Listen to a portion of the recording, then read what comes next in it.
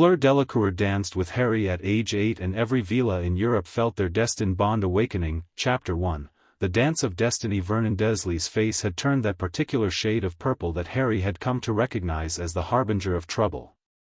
The 8-year-old pressed himself against the car door, trying to become as small and unnoticeable as possible while his uncle bellowed directions at his aunt from the passenger seat. "I told you to turn left at that blasted sign, Petunia." "Left. Now we're lost in this godforsaken French countryside." Harry caught Dudley's smug grin from the middle seat. His cousin had already elbowed him twice since they'd crossed into the rural outskirts of Marseille, and Harry knew a third was coming as soon as the adults were sufficiently distracted. The Dursleys' European vacation had been Vernon's idea, a chance to impress his bosses at Grunnings by gaining continental sophistication. Harry had only been brought along because Mrs.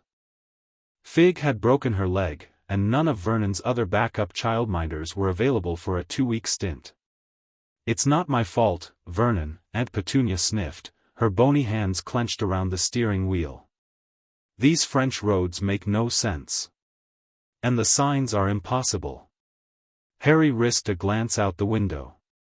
The rolling hills of Provence stretched out beneath a perfect blue sky, olive groves and vineyards creating a patchwork across the landscape.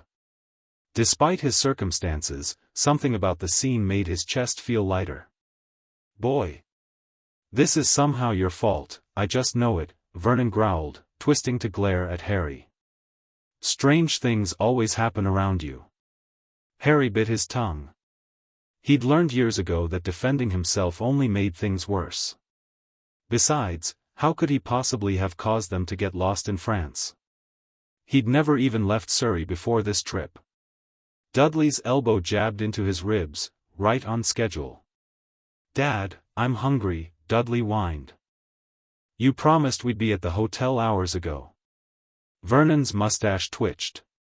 "Yes, well, we would be if..." A sharp popping sound interrupted him as the rental car shuddered. Harry gripped the door handle as Aunt Petunia shrieked and yanked the wheel, guiding the vehicle to the shoulder of the narrow country road. "Now what?" Vernon bellowed, flinging his door open. His considerable bulk heaved out of the car to inspect the damage. Harry peered through the windshield. A wisp of steam curled up from under the hood. "Blown tire and something's wrong with the radiator," Vernon announced after a moment, his voice tight with fury. He pointed a sausage-like finger at Harry.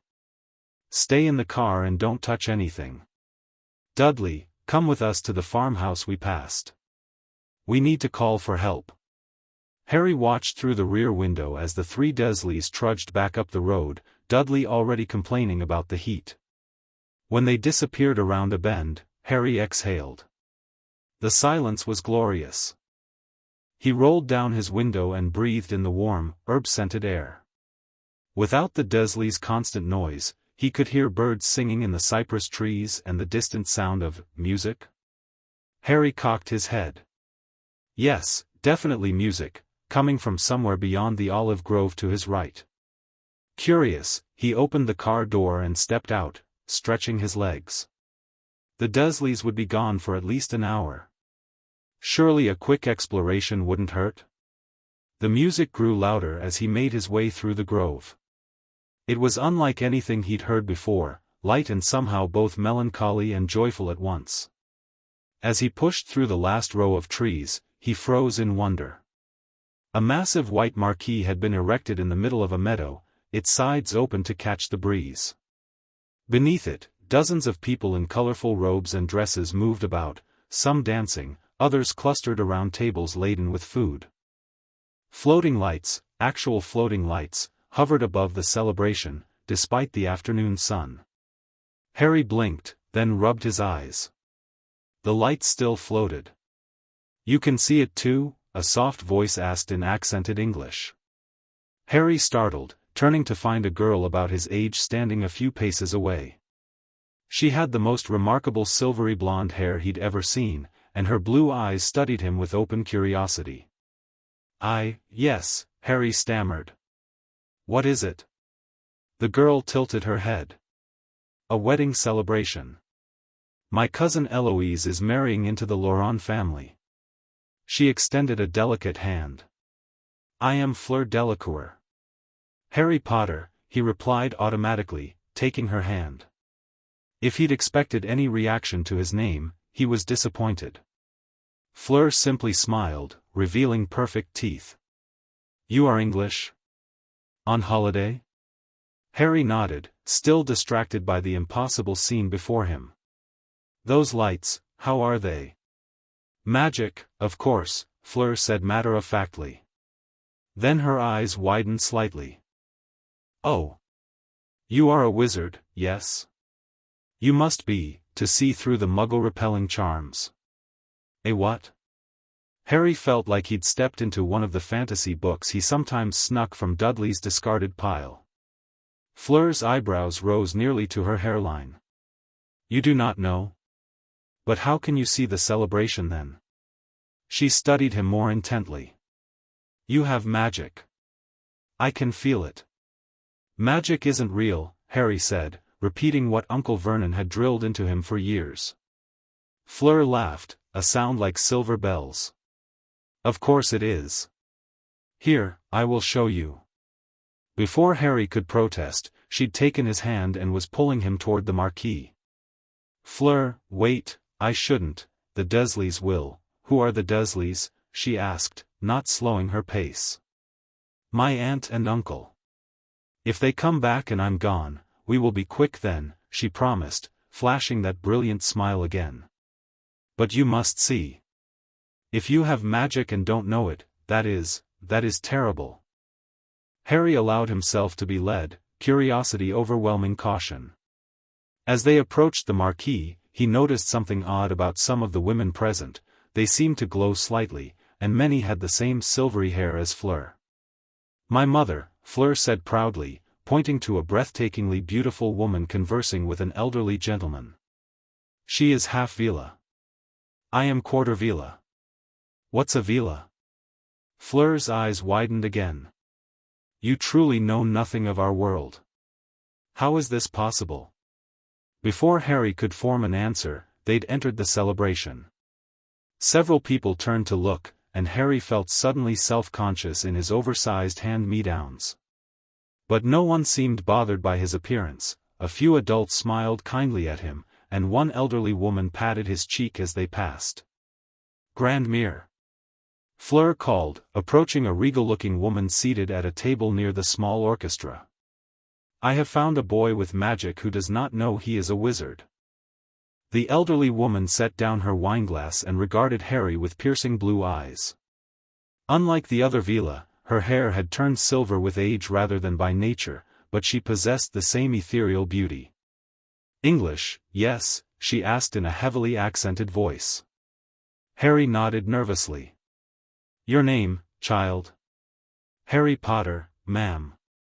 A curious expression crossed the woman's face.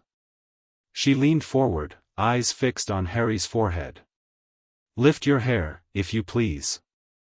Harry hesitated, then pushed back his fringe, revealing the lightning-shaped scar that had always been there. Grandmere Delacour inhaled sharply. She exchanged rapid French with Fleur, who looked increasingly excited. What is it? Harry asked, letting his hair fall back into place. You are famous, Harry Potter, Grandmere said softly. In our world, the wizarding world, your name is known to all. Harry laughed uncertainly. There must be some mistake. None. The old woman shook her head firmly. No mistake. You survived what none should survive. But how is it you do not know of magic? Who has raised you? My aunt and uncle, Harry said. They don't like anything unusual. Understanding dawned in the woman's eyes, along with something that looked like anger. Ah. Muggles who fear what they do not understand. And they have told you nothing of your parents? Of your heritage? Harry shifted uncomfortably. They told me my parents died in a car crash. That's how I got this. He touched his forehead. Grandmere's lips thinned. A car crash? Non, this is not right." She spoke rapidly to a nearby man, who nodded and departed quickly. "Harry will stay for a while," Fleur announced, as if the matter were settled. "I will show him magic." "Fleur," her grandmother cautioned. "We cannot keep the boy from his family, however unsuitable they may be. But yes, he should stay for a little while. Sometimes fate brings people together for a reason." Harry knew he should protest, should run back to the car before the Desleys returned. But the chance to learn about magic, real magic, and about his parents was too tempting. Just for a little while, he agreed. Fleur beamed and tugged him toward the refreshment tables. "You must try the galettes and the marzipan fruits. Everything is made with magic." For the next hour, Harry found himself in a whirlwind of new experiences. He tasted foods that changed flavor with each bite, watched witches and wizards perform casual spells to refill glasses or adjust the temperature beneath the marquee, and listened as Fleur explained the basics of the wizarding world. "Every magical child in France goes to Beauxbatons Academy," she told him proudly. "I will go when I am 11. You will probably go to Hogwarts, that's the British school. They are rivals, but Beauxbatons is better, of course." "There are schools for magic?" Harry asked, amazed. "But of course. How else would we learn? Wingardium Leviosa does not teach itself." She giggled at his baffled expression. "That's a levitation charm. One of the first we learn." As the afternoon light softened toward evening, the orchestra struck up a livelier tune. Couples moved to the center of the marquee to dance. "Come." Fleur grabbed his hand again. "We must dance too." Harry pulled back, alarmed. "I don't know how." "It is easy," she insisted. "I will show you."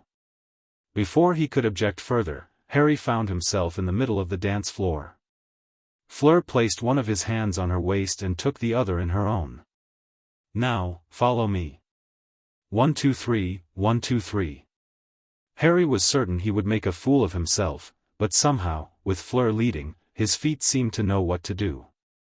They moved together as if they'd been dancing for years, spinning among the adults who smiled indulgently at the children. "You see? You are a natural," Fleur declared. Harry grinned, caught up in the sheer joy of the moment. For once in his life, he didn't feel awkward or unwanted. The magic around him, the music, and Fleur's obvious delight in his company created a bubble of happiness unlike anything he'd experienced. That's when it happened. Mid-spin, a current of warmth rushed through Harry's body, from his fingertips where they touched Fleur's all the way to his core. The sensation wasn't unpleasant, quite the opposite, but it was startling in its intensity. A golden glow briefly enveloped their joined hands. Fleur gasped, her eyes widening. Around them, every Veela in the marquee had stopped what they were doing, heads turning in their direction. Even the non-Veela guests seemed to sense something had occurred, the conversations dying as a hush fell over the gathering. "What was that?" Harry whispered.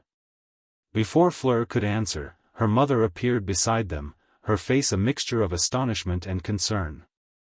"Fleur, come," she said softly. "Grandmere wishes to speak with you both." Fleur didn't release Harry's hand as they followed Fleur Delacour to where her grandmother sat. The elderly Veela was now surrounded by several other women with the same silvery hair, all speaking in rapid French with expressions ranging from excitement to apprehension. They fell silent as Harry and Fleur approached. Grandmere looked at their still joined hands, then at Harry's face. "You felt it?" she asked simply. Harry nodded. "Like a warm current." "And there was a light." "Gold?" one of the other Veela asked sharply. "Yes," Fleur answered for him. "It was beautiful." The women exchanged meaningful glances. Grandmere leaned back in her chair, looking troubled. "This is most unexpected," she murmured. "Most unusual." "What is?" Harry asked, a tendril of anxiety curling in his stomach. "Did I do something wrong?"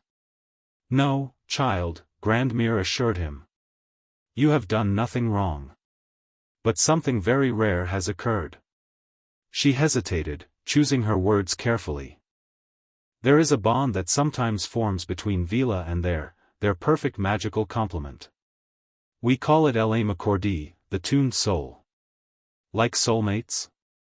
Harry asked, recalling a term from one of Aunt Petunia's romance novels. Similar, but deeper. More complex. The elderly woman's gaze moved between the two children. It is exceptionally rare, especially with one so young, and a quarter Veela at that. In all my years, I have never witnessed its formation. Fleur squeezed Harry's hand, looking both frightened and thrilled. What does it mean, Grandmere? That remains to be seen, little one. Such bonds develop over time, influenced by choices and circumstances. She focused on Harry again. You must understand, this is not a chain, but a bridge. It cannot force feelings that are not there, but it creates possibilities. Harry's head was spinning. Less than 2 hours ago, he'd been sitting in the Desleys' rental car, and now he was being told he had some magical bond with a girl he'd just met. I need to get back, he said suddenly, the reality of his situation crashing down on him. The Desleys, if they find me gone, you must return, Grandmere agreed. But first, we must discuss what happens next. The man who had left earlier returned, approaching Grandmere with a respectful bow. I've made inquiries, Madame Delacour. The British Ministry confirms the boy's guardianship arrangement. It seems Dumbledore himself placed him with the Muggle relatives. Albus Dumbledore, she asked sharply. He personally arranged this? The man nodded. Grandmere's expression tightened. Then we must proceed with caution. Apollon, contact Monsieur Delacour immediately. We need legal counsel. Harry looked between them in confusion. Who's Dumbledore? The headmaster of Hogwarts, Fleur's mother explained. And a very powerful wizard in Britain. Why does it matter if he placed me with the Desleys? The adults exchanged glances again. Because, child, Grandmere said gently, if he went to such lengths, he had reasons. Good ones, perhaps. We cannot simply interfere, no matter how much we might wish to. Harry felt a flash of disappointment. For a brief, wild moment, he'd imagined being whisked away into this magical world, never to see the Desleys again. But we will not abandon you either, Apollon added, seeming to read his thoughts. The bond you share with Fleur creates certain obligations within our community. We will find a way to maintain contact, Grandmere declared. And ensure you learn about your heritage, despite your guardian's wishes. Fleur, who had been uncharacteristically quiet, suddenly spoke up. I will write to him. Every week. And send him books about magic. Harry gave her a small, grateful smile, though doubt gnawed at him. The Desleys check my mail. And they'd never let me keep books about magic. Ah, but magic can solve such problems, Apollon said with a wink. We have ways of ensuring our letters find only the intended recipient. Grandmere nodded decisively. It is settled then. For now, you must return to your family before you are missed. Gaston will escort you. She gestured to a kind-faced man nearby. But what about? Harry gestured vaguely between himself and Fleur, not sure how to refer to the strange bond. The connection will remain, regardless of distance, Grandmere assured him. In time, as you both grow and learn, its nature will become clearer. Harry nodded, though he understood little of what was happening. He turned to Fleur, suddenly reluctant to leave her. I'll write soon, she promised fiercely. And we will meet again, Harry Potter. I am certain of it. With a boldness that surprised him, she leaned forward and kissed him lightly on both cheeks in the French manner. The same warm current flickered between them at the contact, though fainter than during their dance. Au revoir, he managed, the foreign words awkward on his tongue. Gaston led him away from the marquee, back through the olive grove toward the road. As they walked, the man pulled a slender wooden stick, a wand, Harry realized, from his robes. "Your relatives," he said in careful English. "They are not kind to you?" Harry shrugged, uncomfortable with the direct question. "They don't like me much." Gaston's expression darkened. "If they harm you, young one, you must tell us. The bond you share with Fleur, it gives you certain protections in our community." "I'll be fine," Harry said automatically. "They mostly just ignore me." They had reached the edge of the grove. The rental car sat where Harry had left it, no sign of the Desleys yet. "Take this," Gaston said, pressing a small blue stone into Harry's palm. "If you are ever in true danger, hold it and say, 'Sanctuaire.' It will alert the Delacours." Harry closed his fingers around the stone, a lump forming in his throat at the unexpected kindness. "Thank you. Now, one moment." Gaston waved his wand in a complex pattern. "A small charm to remove evidence of magic from you. Your relatives would notice otherwise." A tingling sensation washed over Harry, like static electricity but pleasant. "There," Gaston said, satisfied. "Remember, young Harry Potter, you are not alone anymore." With a final nod, the wizard turned and walked back toward the celebration. Harry watched until he disappeared among the trees, then reluctantly made his way to the car. He climbed inside and carefully tucked the blue stone into the lining of his oversized shoe, where the Desleys would never think to look. 10 minutes later, Vernon's flushed face appeared around the bend in the road, followed by Petunia and a whining Dudley.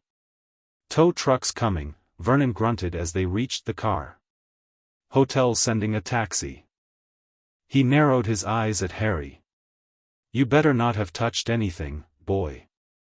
"No, Uncle Vernon," Harry replied dutifully, his mind still in the meadow with Fleur and the dancing lights.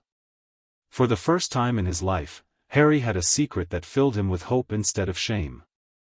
300 miles away, in a modest flat in London, Raina Rossi jerked upright in bed, her silver blonde hair cascading over bare shoulders.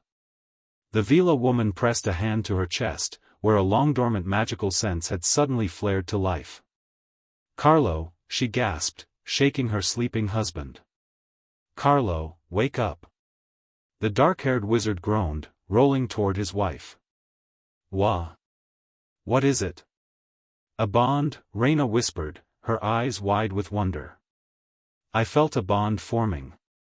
An ame accordé." Carlo sat up, instantly alert. "That's impossible. There hasn't been a confirmed bond in decades." "I know what I felt," she insisted. "Every Veela in Europe must have felt it. It was powerful, Carlo. Pure." Her husband frowned thoughtfully. "Do you know who?" Raina shook her head. "No, but I could find out." "The Veela network." "Wait," Carlo cautioned, fully awake now. "If it's as significant as you say, others will have felt it too. Including those who might exploit such a bond." A shadow crossed Raina's delicate features. "The consortium." "Exactly." Carlo reached for his wand on the nightstand. "We need to be careful how we proceed." "But we must do something," Raina argued. "If it's as powerful as I sensed, those children will need protection." Carlo nodded grimly. "I'll contact Tiberius tomorrow. For now, let's keep this between us." As her husband cast protective enchantments around their flat, Raina gazed out the window at the London skyline, her thoughts on the unknown children who had just become the focus of forces they couldn't begin to comprehend. In northern Scotland, in a castle hidden from Muggle eyes, Albus Dumbledore stood at his office window, a troubled expression on his lined face. "You're certain?" he asked the elegant silver-haired woman sitting across from his desk. "Absolutely," Emmeline Rosewood replied, her French accent still pronounced despite decades in Britain. "Every Veela in Europe would have felt it, Albus. My sources confirm it originated in southern France, near Marseille." Dumbledore stroked his long beard thoughtfully. And the participants? A young Veela girl from the Delacour family. And? Emmeline hesitated. Yes? Dumbledore prompted gently. Harry Potter. The headmaster closed his eyes briefly. You're certain it was Harry? The description matches. And the timing, he's traveling with his Muggle relatives in France currently. Dumbledore returned to his desk, sinking heavily into his chair. This complicates matters. The Veela community will protect him, Emmeline pointed out. They take these bonds very seriously.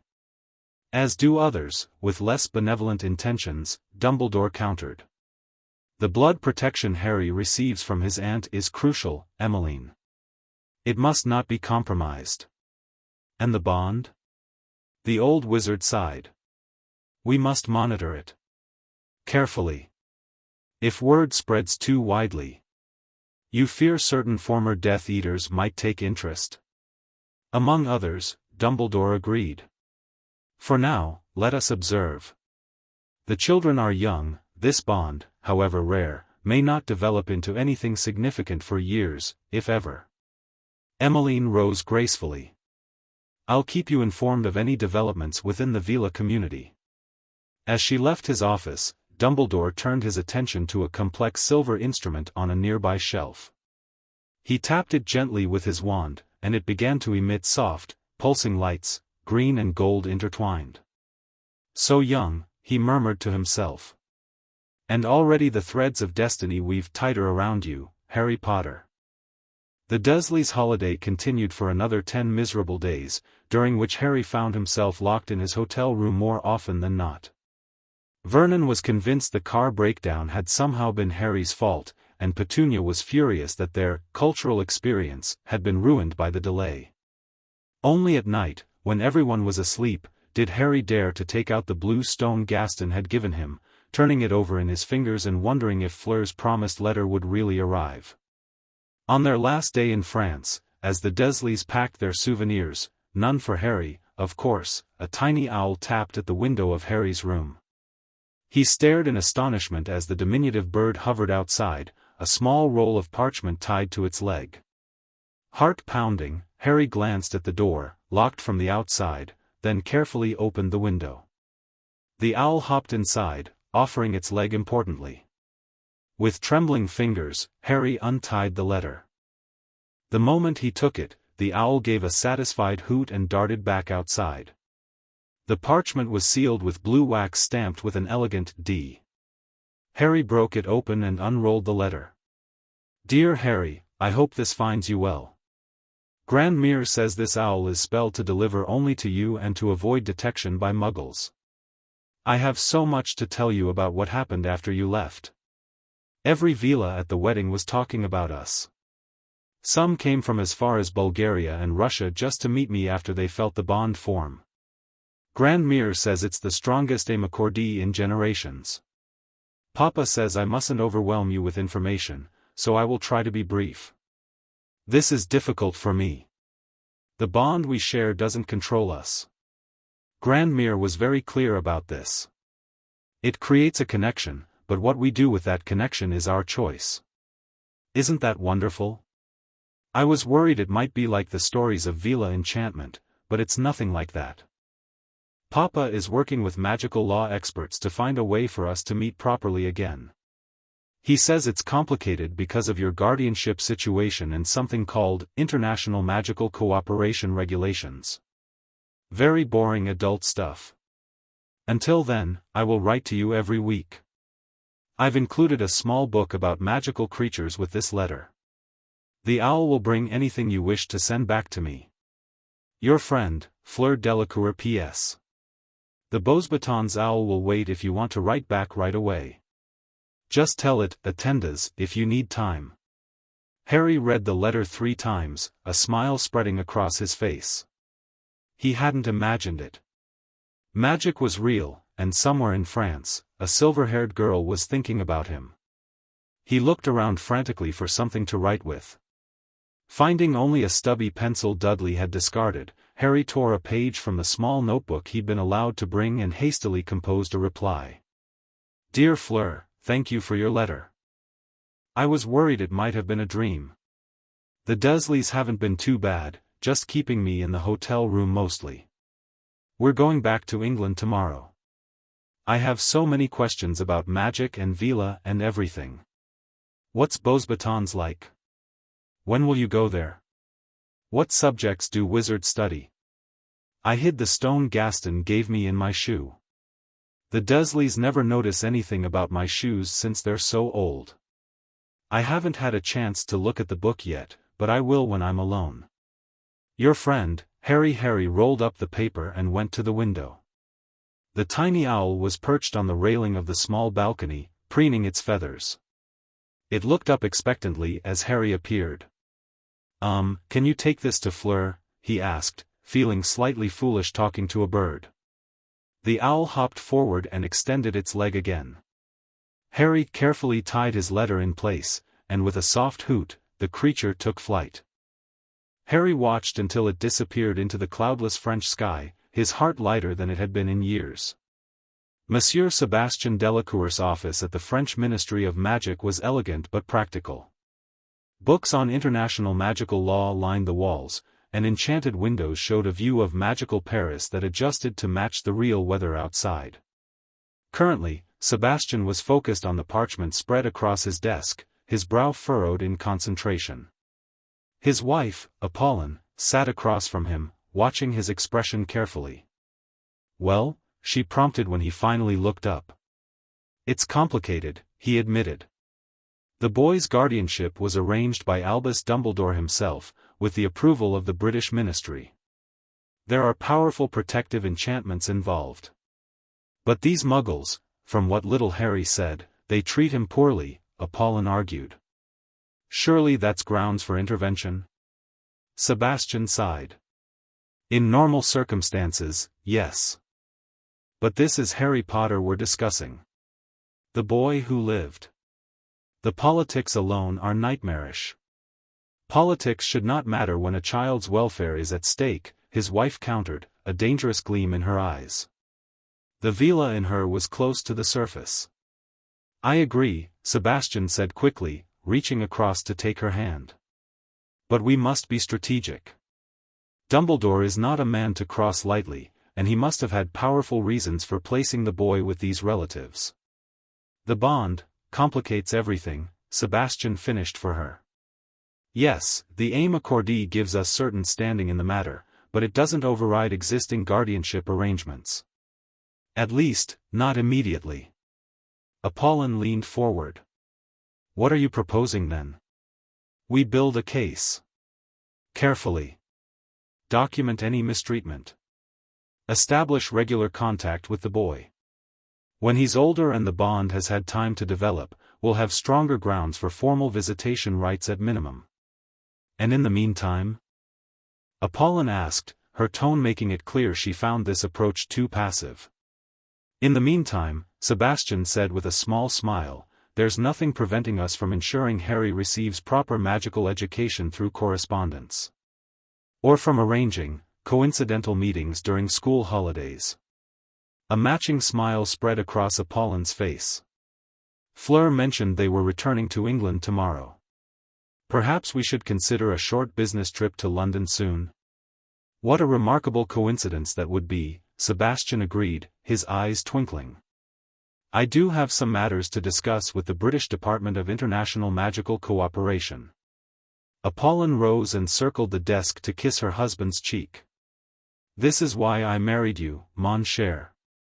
You always find the path between what is right and what is possible.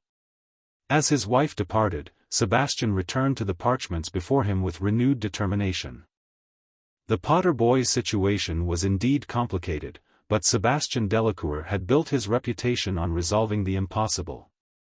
And he'd be damned if he allowed a magical bond of this significance to be stifled by Muggle ignorance or wizarding politics. Back in Surrey, life at number 4, Privet Drive resumed its dreary pattern. Harry returned to his cupboard under the stairs, to Dudley's bullying, and to the endless list of chores from Aunt Petunia. But everything had changed. Each week, without fail, a different owl would arrive at night, bearing letters from Fleur and small, concealable books about the wizarding world. Harry devoured the information, learning about Hogwarts and Beauxbatons, about famous witches and wizards, and about his own parents, James and Lily Potter, who had been powerful magic users murdered by a dark wizard named Voldemort. The knowledge was both wonderful and painful. Harry grieved anew for the parents he'd never known, but also felt closer to them now that he understood who they had truly been. Fleur's letters were a lifeline. She wrote of her daily life, her magic lessons. All young witches and wizards received preliminary education before attending formal school, and her growing understanding of Veela heritage. "The bond we share has made me something of a celebrity among Veela," she wrote 3 months after their meeting. "It's rather annoying, actually. Grandmere has to chase away visitors who come just to gawk at me. But some have been helpful. An old Veela from Romania taught me a meditation technique that helps me sense the connection between us." Have you felt anything? Occasionally, Harry did feel something, a warm pulse when he was particularly happy or sad, as if someone far away was responding to his emotions. He described these moments to Fleur, who confirmed she experienced similar sensations. For months after their meeting, Harry received a different kind of letter. The owl that delivered it was large and official-looking, and the parchment bore a seal he didn't recognize. "Dear Mr. Potter, allow me to introduce myself. I am Sebastian Delacour, Fleur's father and a diplomatic representative of the French Ministry of Magic. I will be in London next week on official business and would very much like to meet with you. I understand your home situation makes this challenging, but if you could find a way to visit the London Zoo on Saturday at 11 a.m., I will ensure we have an opportunity to speak privately. This invitation extends only to you, not your relatives. I have enclosed a special token that will assist with transportation if needed. With highest regards, Sebastian Delacour." The special token turned out to be what looked like an ordinary bus ticket. But when Harry examined it closely, the destination kept shifting between London Zoo and where you need to go. Harry bit his lip, considering. He'd never been allowed to go anywhere alone. But next Saturday was Dudley's friend Piers Pocus's birthday party, and the Dursleys were taking him out for the day. They'd planned to leave Harry with Mrs. Figg, but she had mentioned having a doctor's appointment. For once, timing might be on his side. When Saturday came, Harry waited until the Dursleys had pulled out of the driveway, then walked calmly to the nearest bus stop.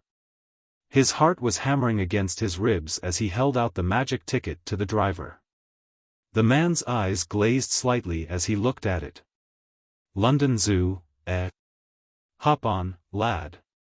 The journey passed in a blur of anxiety and excitement. What if he couldn't find Monsieur Delacour? What if the Dursleys somehow found out? What if it was all an elaborate trap?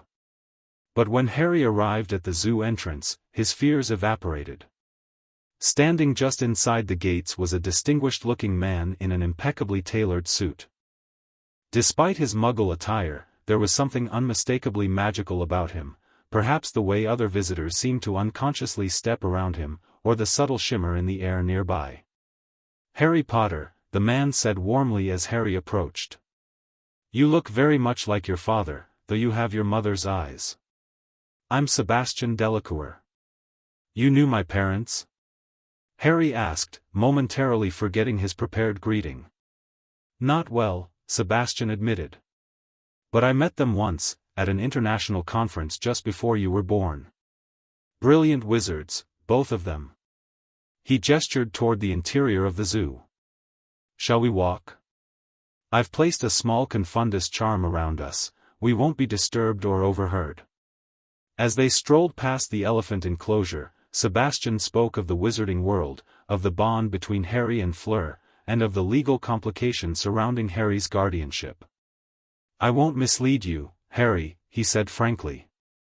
"The situation is complex. Dumbledore placed you with your aunt for specific protective reasons. While I don't fully agree with his methods, I understand the necessity. So I have to stay with the Desleys? Harry asked, unable to keep the disappointment from his voice. For now, yes, Sebastian confirmed. But that doesn't mean we can't improve your circumstances. They paused by a bench near the reptile house. Tell me honestly, Sebastian said, his expression serious. Do your relatives abuse you? Harry shifted uncomfortably. Not really. I mean, they don't hit me much.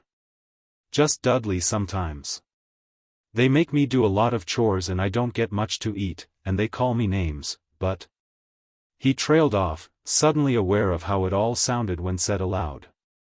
Sebastian's jaw tightened briefly. I see. And where do you sleep?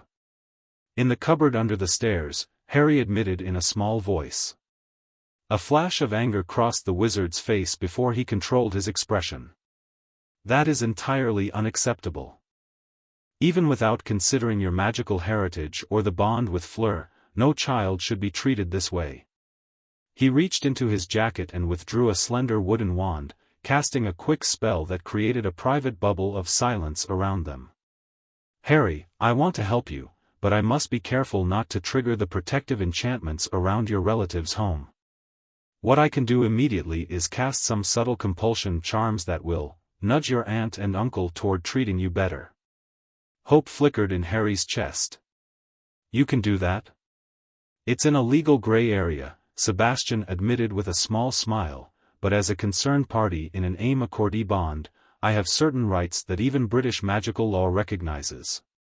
He reached into his pocket again and produced a small golden pendant on a fine chain. This is a protection amulet. It won't prevent all mistreatment, but it will alert us if you're in serious danger and will deflect the worst of any physical harm. Keep it hidden, it's enchanted to be unnoticeable to muggles, but best not to take chances. Harry took the pendant reverently, slipping it beneath his oversized shirt. Thank you, sir. Additionally, Sebastian continued, my wife and I would like to invite you to spend 2 weeks with us in France this summer. I've already begun the paperwork to make this a formal magical cultural exchange, something even your relatives will find difficult to refuse. Harry's eyes widened. Really? I could see Fleur again? Indeed, Sebastian smiled. She talks of little else. The bond between you is still developing, of course, but it's important you have opportunities to understand it properly. They continued walking, Sebastian explaining more about the steps he was taking to improve Harry's situation while respecting the existing protective magic. By the time they reached the zoo exit, Harry felt something he hadn't experienced often, genuine hope for the future. One last thing, Sebastian said, handing Harry what appeared to be an ordinary watch. This is a portkey disguised as a Muggle timepiece. If you are ever in immediate danger, twist the dial 3 times counterclockwise and say, refuge. It will transport you directly to our home in France. Like the blue stone? Similar, but more direct. The stone alerts us, this brings you to safety. Sebastian's expression grew serious. Use it only in true emergencies, Harry. Activating a portkey of this distance will be noticed by magical authorities. Harry nodded solemnly, strapping the watch to his wrist. It adjusted itself automatically to fit his small arm. I should get back before the Desleys, he said reluctantly. Your return ticket will take you directly home, Sebastian assured him. And Harry? Things will improve. I promise you that. The journey back to Privet Drive was a stark contrast to the tense trip to London. Harry's mind was filled with new possibilities, a summer in France, protection from the worst of the Desleys' treatment, and the knowledge that powerful wizards were working to help him. As the bus dropped him at the end of Privet Drive, Harry touched the pendant beneath his shirt and felt a reassuring warmth. For the first time since he could remember, the walk to number 4 didn't feel like approaching a prison. In a dimly lit chamber beneath the streets of Zurich, 12 figures in deep purple robes sat around a circular table. Their faces were obscured by the shadows of their hoods, identifiable only by the silver emblems pinned to their chests, each a different magical symbol. "The reports are confirmed then?" asked the figure with a phoenix emblem. "Without doubt," replied the one marked with a dragon. "An amicordie bond has formed between a quarter Veela girl and Harry Potter." A murmur ran around the table. "The boy who lived," mused the figure with a unicorn symbol. "This changes everything." "Or changes nothing," countered the member with a sphinx emblem. "The children are young. The bond may never fully mature." "But if it does," said Phoenix quietly, "it could be the most significant magical development of the century. A Veela bond amplifying the power that already destroyed the Dark Lord once? The possibilities are extraordinary." "We should acquire them for study," suggested Dragon bluntly. "Impossible," Unicorn scoffed. "The girl is protected by one of the most prominent magical families in France, and the boy is under Dumbledore's direct protection." "There are other ways to monitor the situation," Sphinx pointed out. "We have associates in both countries." Phoenix leaned forward, the movement causing a brief illumination of sharp, aristocratic features beneath the hood. "I propose a measured approach. Observation only, for now. The bond will take years to mature, and forcing the issue could destroy what we hope to study." "And if others become aware of its significance?" Dragon challenged. "Then we adjust accordingly." Phoenix's tone left no room for argument. "The consortium has existed for 7 centuries by choosing the right moment to act. Patience has served us well." After further discussion, a vote was taken. The motion for observation passed with 10 in favor, 2 against. "It is decided," Phoenix declared. "We monitor the Potter Delacour bond but take no direct action at this time.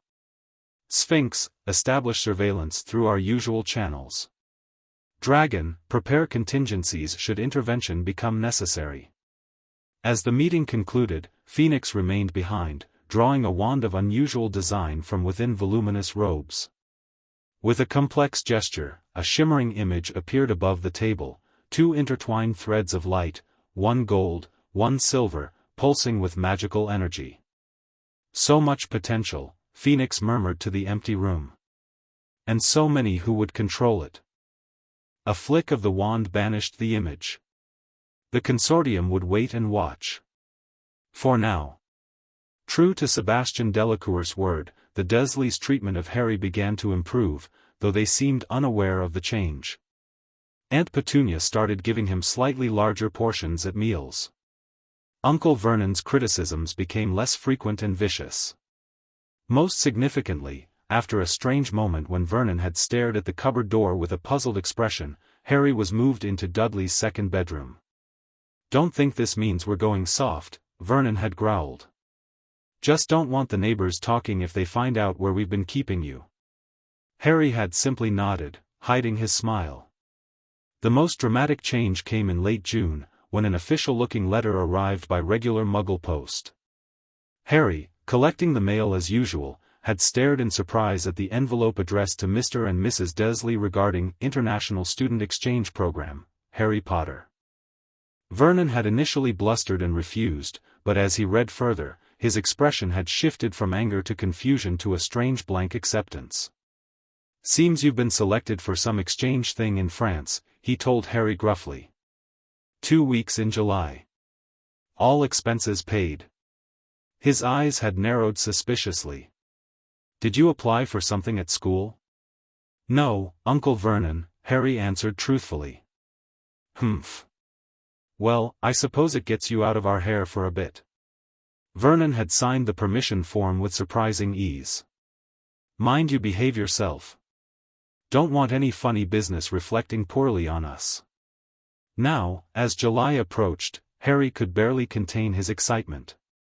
His correspondence with Fleur had grown more frequent, with owls arriving almost every other day. "Papa says everything is arranged," her most recent letter declared. "We'll send a magical car to collect you on July 10th. I can't wait to show you everything. Grandmere has been teaching me about the bond, and there are so many interesting things I've learned." Did you know that historically, bonded pairs have been able to share magical abilities? It's not guaranteed, of course, but the potential is there. I've told my friends Celeste and Marie about you, though not about the bond, that's private. They're so jealous I'm friends with Harry Potter. Everyone in the wizarding world knows your story. I've had to correct them, though, because the books get so many details wrong. They say you live in a castle and practice advanced magic already. Harry had smiled at that. If only they could see his actual life at Privet Drive. On July 9th, the night before his departure, Harry lay awake in his small bed, too excited to sleep.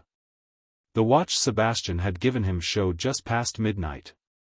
In less than 12 hours, he would be leaving for France, for a magical home, for Fleur, for a glimpse of what his life could have been. He touched the pendant beneath his pajama top, now a habitual gesture of comfort. A faint warmth pulsed from it, as if in response. Just one more day, Harry whispered to himself. From her bedroom in the Delacour estate outside Paris, Fleur Delacour stared out at the moonlit gardens, one hand pressed to her own pendant, the sister to Harry's. One more day, she echoed across the miles, feeling the faintest echo of excitement that wasn't entirely her own. The morning of Harry's departure dawned bright and clear. He'd been packed for days, his few belongings fitting easily into the small suitcase Aunt Petunia had grudgingly purchased for the trip. The magical books and letters from Fleur were carefully hidden in the false bottom Sebastian had enchanted during their meeting at the zoo. The Delacour's car was scheduled to arrive at 10 o'clock. By 9, Harry was sitting on the edge of his bed, fully dressed, watching the minutes crawl by on his magical watch. At precisely 10, the doorbell rang. Harry hurried downstairs to find Uncle Vernon already answering the door, his expression guarded. On the doorstep stood a tall, elegantly dressed chauffeur who somehow managed to look perfectly ordinary despite a subtle magical aura that Harry could now recognize. "Good morning, sir," the man said with a slight French accent. "I am Henri, sent to collect young Mr. Potter for the exchange program." Vernon grunted, eyeing the sleek black car parked in the driveway. It looked expensive and perfectly normal, clearly part of the Delacour's strategy to avoid alarming the Desleys. "His things are ready," Vernon said gruffly. "Boy, get your suitcase." Harry was already at the bottom of the stairs, suitcase in hand. "I'm ready, Uncle Vernon." Vernon awkwardly patted his pockets, then thrust a small envelope at Harry. "Emergency money," he muttered. "Don't waste it." Harry blinked in surprise, taking the envelope. It contained £50, more money than the Desleys had ever given him. "Thank you," he said, genuinely startled. Vernon looked uncomfortable. "Yes, well. Can't have you representing the family without proper funds, can we?" He cleared his throat. "Right. Off you go then. Mind your manners." Harry followed Henri to the car, a strange feeling in his chest. He glanced back once to see Aunt Petunia watching from the window, her expression unreadable.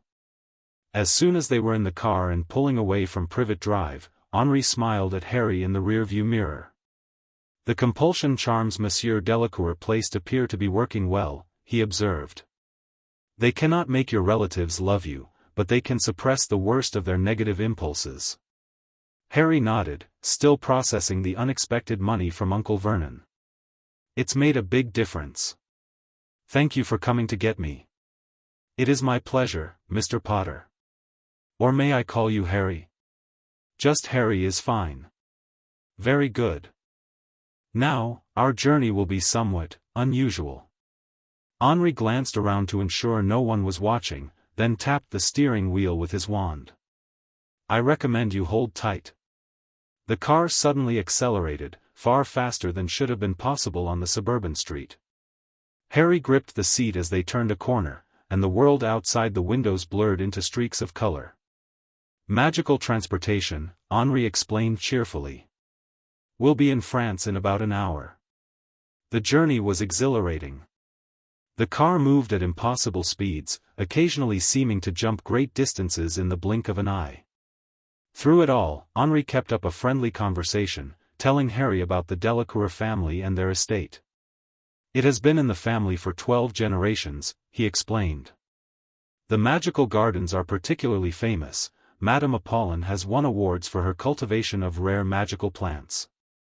As they talked, Harry felt a growing warmth in his chest that had nothing to do with the pendant. The bond, he realized. They were getting closer to Fleur. Finally, after what seemed both an eternity and no time at all, the car slowed. The blurred landscapes outside the windows resolved into a winding country road flanked by tall cypress trees. Ahead, wrought iron gates opened onto a sweeping driveway that led to a magnificent manor house. Bienvenue à la Maison Delacour, Henri announced as they passed through the gates. Welcome to Delacour House. The estate was breathtaking. The manor itself was built of pale stone that seemed to capture the sunlight, with elegant turrets and wide windows. Gardens stretched in every direction, some formal with sculpted hedges, others wild with colorful flowers Harry had never seen before. Small lights, like the ones from the wedding marquee, danced among the foliage, even in daylight. As the car pulled up to the entrance, the massive oak doors of the manor swung open. Standing on the steps was the entire Delacour family, Sebastian and Apollon, an adorable little girl who must be Fleur's younger sister, Grandmère Delacour leaning on a silver cane, and at the center, practically bouncing with excitement, Fleur herself. The moment Harry stepped from the car, Fleur broke away from the group, racing down the steps to throw her arms around him. The contact sent a shock of warmth through Harry's entire body, like stepping from shadow into brilliant sunshine. "You're here," she exclaimed, pulling back to beam at him. "Finally." "I'm here," Harry agreed, grinning back at her. For a moment, they simply stared at each other, reacquainting themselves with faces that had existed only in memories for the past year. Fleur looked the same but different, her silvery hair longer, her face perhaps a bit less childlike than he remembered. "Come," she said, taking his hand. "Everyone is waiting to meet you properly." As Fleur led him up the steps to meet her family, Harry felt a certainty he'd never experienced before. Whatever this bond was, wherever it might lead, it had already given him something precious, a connection to a world where he belonged. The 2 weeks at Delacour House passed like a dream. Harry was given a beautiful room in the East Wing, with windows overlooking the magical gardens. Each day brought new wonders, lessons in basic magic from Sebastian, tours of the estate with Fleur, elaborate French meals that made the Desleys' cooking seem bland and unimaginative by comparison. Grandmère Delacour took a particular interest in Harry, often inviting him to join her for tea in her private sitting room. "The bond you share with my granddaughter is a rare gift," she told him during one such meeting. "But it is also a responsibility." "What does it mean, exactly?" Harry asked. Despite all of Fleur's letters and his reading, he still didn't fully understand what had happened between them. The elderly Veela regarded him thoughtfully. The aim accordée is ancient magic, predating wands or formal spellcraft. When Veela were more numerous, such bonds formed occasionally between Veela and wizards or witches whose magic resonated perfectly with their own. She sipped her tea before continuing. "It is not love, though love may grow within it. It is not control or compulsion. Think of it as a bridge between two magical cores, allowing for harmony and amplification." "So we make each other's magic stronger?" Harry asked, trying to understand. "Potentially, yes. But more importantly, you make each other's magic more complete." Grandmère set down her cup. "Magic is not merely a tool, Harry. It is a living force, an expression of something deeper. The bond creates a resonance between your magical natures." Harry nodded slowly. Fleur said bonded pairs can sometimes share abilities. In rare cases, yes. More commonly, they develop complementary skills that work in perfect tandem. Her blue eyes twinkled. "But you are both so young. These aspects of the bond may not manifest for years, if ever." "Is it, forever?" Harry asked hesitantly. Grandmere's expression softened. The potential is eternal, but its development depends on choices. If you and Fleur grow in separate directions as you mature, the bond may fade to a mere affinity. If you cultivate it, it could become one of the most profound magical connections known to our kind. She reached across to pat his hand. But do not worry about forever, child. For now, simply enjoy the friendship it has brought you. Those words stayed with Harry throughout his visit. He and Fleur spent every possible moment together, exploring the estate, practicing simple magic under Sebastian's guidance, and talking endlessly about everything and nothing. Unlike his awkward relationships with children at school in Little Whinging, his friendship with Fleur felt effortless. They disagreed sometimes. Fleur could be stubborn and occasionally haughty, while Harry sometimes retreated into quiet defensiveness, but the disagreements always resolved naturally, without lasting tension. And sometimes, when they practiced magic together, Harry experienced moments of synchronicity that took his breath away. Once, as they attempted to levitate feathers with borrowed training wands, their spells had collided midair. Instead of canceling each other out, the magic had merged, creating a swirl of golden light that transformed the feathers into a pair of tiny, fluttering birds that flew 3 circles around them before dissolving into sparks. Sebastian, supervising the lesson, had looked both startled and impressed. Spontaneous transfiguration, he'd murmured. Through combined casting, no less. Extraordinary. Such moments reinforced what Grandmere had told Harry about the bond creating magical harmony between them. But mostly, Harry simply enjoyed having a true friend for the first time in his life.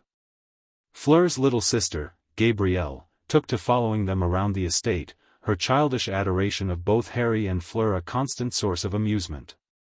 Though only 5 years old, she already showed signs of inheriting the Delacour Veela heritage, with silvery blonde hair and an uncanny perceptiveness. Harry is sad inside, she announced one afternoon as they sat by the ornamental lake on the estate grounds. But less sad now. Fleur had shushed her, embarrassed, but Harry had simply smiled. She's right. I am less sad here. As the end of his stay approached, Harry found himself dreading the return to Privet Drive more and more. The Delacours had shown him what a real family could be like, supportive, loving, full of laughter and learning. On his final evening, Sebastian called Harry to his study for a private conversation. I want you to know that we've made progress on improving your situation, he said without preamble. The compulsion charms should continue to work, and I've arranged for regular monitoring by a contact in Britain. Harry nodded gratefully. Thank you for everything, sir. Additionally, Sebastian continued, we've secured permission for you to spend part of next summer with us as well. And Apollon is working on arrangements for the winter holidays, though that may be more challenging. He leaned forward, his expression serious. Harry, I know returning to your relatives will be difficult after your time here. But I want you to remember that you now have people who care about you, who consider you family. Family. The word echoed in Harry's mind, filling a hollow space he hadn't realized was there. I won't forget, he promised. Good. Sebastian smiled. Now, there's one more thing. He reached into his desk and withdrew an elegant wooden box. A gift from all of us. Inside the box was a small, leather-bound journal with Harry's initials embossed on the cover. This is a paired journal, Sebastian explained. Fleur has its twin. Whatever you write in it will appear in hers, and vice versa. It's more reliable than Owl Post for regular communication, especially given your living situation. Harry ran his fingers over the soft leather, speechless with gratitude. The journal is spelled to appear as ordinary homework to Muggle eyes, Sebastian continued. You can write in it without fear of discovery. Thank you, Harry managed finally.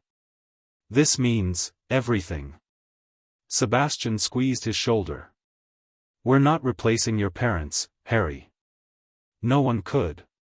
But you will always have a place here with us. That night, at the farewell dinner, Harry looked around the table at the Delacours, Sebastian's quiet strength, Apollin's graceful warmth, Grandmere's wise eyes, Gabrielle's innocent laughter, and Fleur's bright smile that somehow felt like coming home. For the first time since learning about magic, about his parents, about the bond, Harry understood what Grandmere had meant about it being a gift. Not because of the potential for shared power or magical resonance, but because it had brought these people into his life when he'd needed them most. Tomorrow he would return to Privet Drive, to the Dursleys, to his other life. But he would carry this feeling with him, the knowledge that somewhere in France, a silver-haired girl and her family were thinking of him, waiting for him, considering him one of their own. It wasn't the ending of his old life, Harry realized. It was the beginning of something new, a life with magic, with connection, with possibility. With family. Chapter 2, Tournament of Flames. Harry's hand trembled slightly as he adjusted his school robes, trying not to look as nervous as he felt. The Great Hall of Hogwarts had never seemed so vast or imposing as it did tonight, filled to capacity with students from 3 magical schools. The enchanted ceiling reflected a clear autumn night, stars twinkling above the floating candles as if nature itself was watching the proceedings with interest. "You look like you're about to face a Hungarian horntail," Ron muttered beside him, stuffing a bread roll into his mouth. "Feels that way," Harry admitted, his eyes fixed on the entrance where the Beauxbatons delegation would soon appear. 6 years had passed since that summer at Delacour House. 6 years of secret correspondence through their paired journals, of brief meetings during summer holidays, and of a bond that had grown steadily stronger despite the distance between them. And now, finally, Fleur would be here, at Hogwarts, for the entire Triwizard Tournament. Hermione glanced between Harry and the doors, her expression knowing. "You're sure she's coming?" She might have decided not to put her name forward. Harry shook his head. "She's coming. She wrote me last night." What he didn't tell his friends was how he knew with absolute certainty that Fleur was approaching. The familiar warmth had been building in his chest all afternoon, growing stronger with every mile the Beauxbatons' carriage flew toward Scotland. The bond had evolved over the years, becoming more defined yet somehow more subtle. Where once it had manifested as dramatic bursts of shared magic, now it existed as a constant awareness, a thread of connection that pulled taut whenever they were in proximity to each other. "There they are," someone shouted as the great doors swung open. A hush fell over the hall as Madame Maxime led her students into Hogwarts, their elegant blue uniforms a stark contrast to the black Hogwarts robes. Harry's eyes scanned the group, searching. And then he saw her. Fleur walked with the grace that came naturally to her Veela heritage, her silvery hair flowing down her back, her posture perfect. At 17, she had grown into her beauty in a way that made heads turn throughout the hall. But Harry barely noticed the effect she had on others. His focus was entirely on the slight smile that touched her lips when their eyes met across the crowd. The bond hummed between them like a plucked harp string. "Hello, Harry," her voice seemed to whisper in his mind, though her lips didn't move.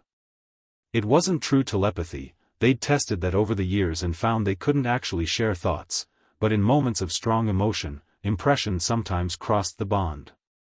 Right now, Harry felt her excitement, her nervousness, and beneath it all, a fierce joy at seeing him again.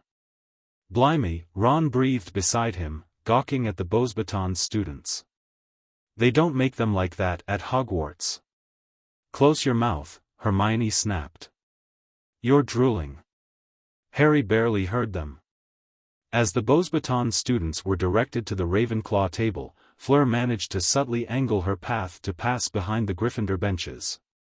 Later, she murmured as she swept past him, her fingers brushing his shoulder so lightly it might have been accidental. That single touch sent a cascade of warmth down Harry's arm. After years of separation punctuated by brief summer visits, even this fleeting contact felt like coming home. The Sorting Hat began its special welcome song, but Harry found it hard to focus on the words.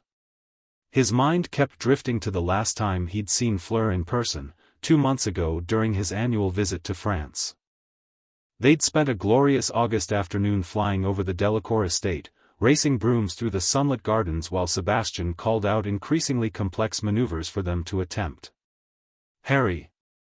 Hermione's elbow jabbed his ribs, jolting him back to the present. Dumbledore's speaking about the tournament.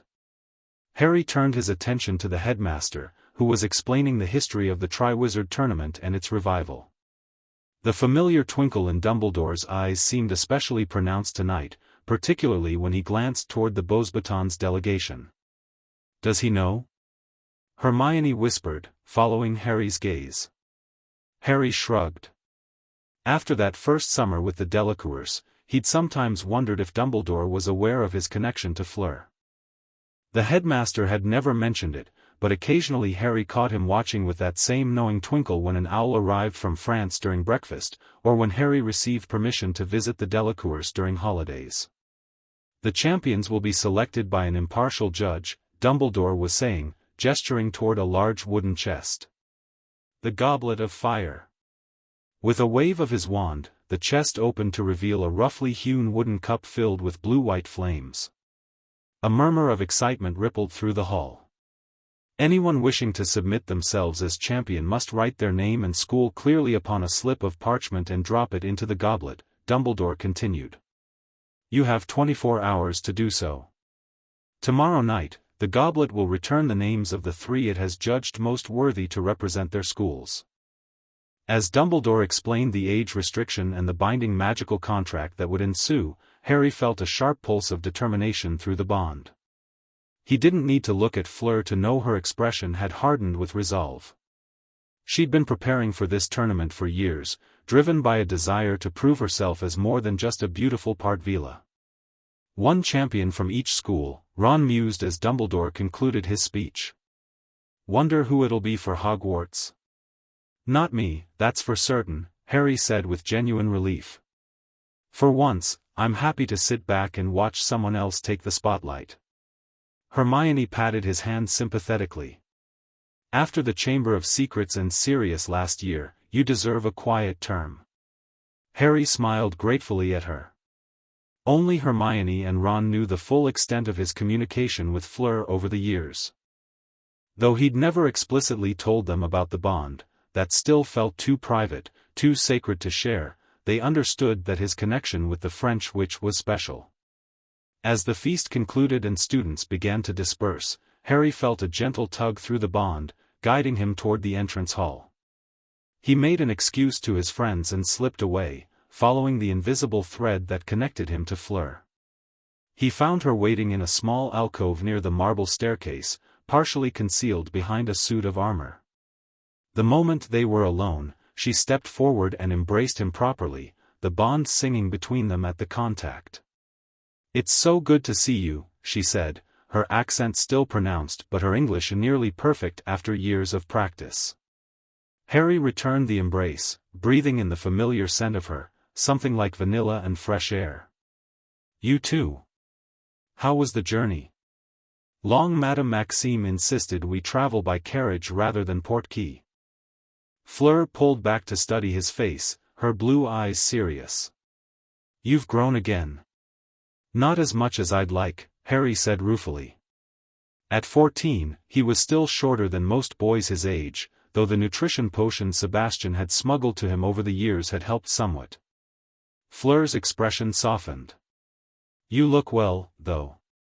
Happier than when I saw you last." It was true. This year at Hogwarts had started better than most. The Dursleys, still under the influence of Sebastian's compulsion charms, had been almost tolerable over the summer. Sirius, though still in hiding, wrote regularly. And now Fleur was here, close enough to see every day. "I am happy," he admitted. "Especially now." A faint blush colored her cheeks, visible even in the dim light of the alcove. Over the years, their friendship had begun to shift into something more complex, though neither had put it into words. At 17 and 14, they stood at different stages of adolescence, Fleur already elegant and self-possessed, Harry still navigating the awkward transition to adulthood. Yet the bond remained, a constant through all the changes, deepening and evolving along with them. "You're entering the tournament," Harry said. It wasn't a question. Fleur nodded, her expression determined. "I must. Not just for myself or Beaux Batons, but for all part Veela. To show we are more than just," she waved a hand dismissively. "Pretty faces. You'll be chosen," Harry said with certainty. The goblet would be mad to pick anyone else. Her lips curved into a smile. Such confidence. "We'll see tomorrow." She glanced over her shoulder. "I should go. Madame Maxime will be looking for us. Will I see you tomorrow?" "Of course. I'll find you after I submit my name." She hesitated, then leaned forward to kiss his cheek, her lips lingering just a moment longer than propriety dictated. "Bonne nuit, Harry." As she slipped away to join her schoolmates, Harry touched his cheek where the warmth of her kiss still lingered. The bond hummed contentedly, like a cat that had found a particularly comfortable spot in the sun. Whatever the Triwizard Tournament might bring, having Fleur at Hogwarts made everything brighter. The following evening found Harry once again in the Great Hall, this time squashed between Ron and Hermione on the packed benches as everyone awaited the champion selection. The goblet had been moved to stand before Dumbledore's chair, its blue-white flames casting eerie shadows across the headmaster's face. "Any moment now," Hermione whispered, checking her watch.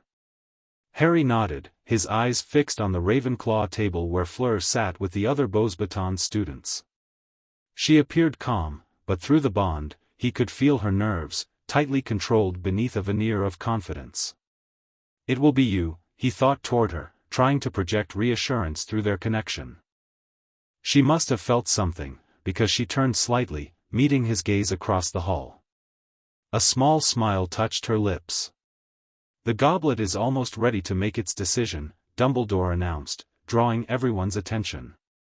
"When the champions' names are called, I ask them to come up to the top of the hall, walk along the staff table, and go through into the next chamber where they will receive their first instructions." With a sweeping gesture, he extinguished most of the candles in the hall, leaving the goblet's flame as the brightest light source. The blue fire suddenly turned red, sparks flying. A tongue of flame shot into the air, and a charred piece of parchment fluttered down into Dumbledore's waiting hand. "The champion for Durmstrang," he read in a clear voice, "will be Victor Krum." A storm of applause swept the hall as the famous Quidditch player rose from the Slytherin table and headed toward the chamber Dumbledore had indicated. "No surprise there," Ron shouted over the noise. "Krum's brilliant." The flames turned red again, and a second piece of parchment shot out. "The champion for Beaux Batons," Dumbledore called, "is Fleur Delacour." Harry's heart leapt as Fleur rose gracefully from her seat. Through the bond, he felt a surge of triumph and vindication that nearly took his breath away. She had worked so hard for this moment, preparing meticulously for years. "Look at the others," Hermione murmured as Fleur swept past. Harry glanced at the remaining Beaux Batons students. Several girls were sobbing in disappointment, but a few, the ones who had been less than kind about Fleur's part Veela heritage, according to her journal entries, looked almost mutinous. The goblet turned red a final time, and the last champion was announced, Cedric Diggory for Hogwarts. The Hufflepuff table exploded with cheers as the handsome seventh year stood to join the other champions. "Excellent!" Dumbledore called happily as the tumult died down. "Well, we now have our 3 champions. I am sure I can count upon all of you, including the remaining students from Beaux Batons and Durmstrang, to give your champions every ounce of support you can muster. By cheering your champion on, you will contribute in a very real." The headmaster suddenly stopped speaking, his attention caught by the goblet, which had turned red once more. A long flame shot suddenly into the air, bearing another piece of parchment. Automatically, Dumbledore reached out and seized it. There was a long pause as he stared at the name written upon it. Then, with a voice devoid of its usual warmth, he read, "Harry Potter." The world seemed to stop. Harry sat frozen, unable to process what he'd just heard. Around him, the great hall had gone completely silent, every face turned toward him in shock or suspicion or confusion. "I didn't put my name in," he said automatically, looking to Ron and Hermione. "You know I didn't." Hermione's face had drained of color. "Oh, Harry. Harry Potter." Dumbledore called again. "Harry. Up here, if you please." "Go on," Hermione whispered, giving him a gentle push. Harry stood on legs that felt disconnected from his body. As he walked toward the staff table, the silence gave way to a buzzing whisper that filled the hall like angry bees. He could feel hundreds of eyes on him, judging, questioning. But most acutely, he felt Fleur's shock and confusion pulsing through the bond, a silent question that he had no answer for. "I didn't do this," he tried to project to her as he passed the staff table. "I swear it." Whether she received the message or not, Harry couldn't tell. His mind was too chaotic, his emotions too turbulent to sense anything clearly through their connection. He entered the small chamber where the other champions waited. Fleur turned as he entered, her expression shifting from confusion to concern as she took in his pale face. "What is it?" she asked. "Do they want us back in ZE Hall?" Harry couldn't find words to explain. Before he could try, the door burst open behind him, and Ludo Bagman entered, his round face alive with excitement. "Extraordinary," he muttered, seizing Harry's arm. "Absolutely extraordinary. Gentlemen, lady," he added, approaching the other champions. "May I introduce, incredible though it may seem, the fourth Triwizard champion?"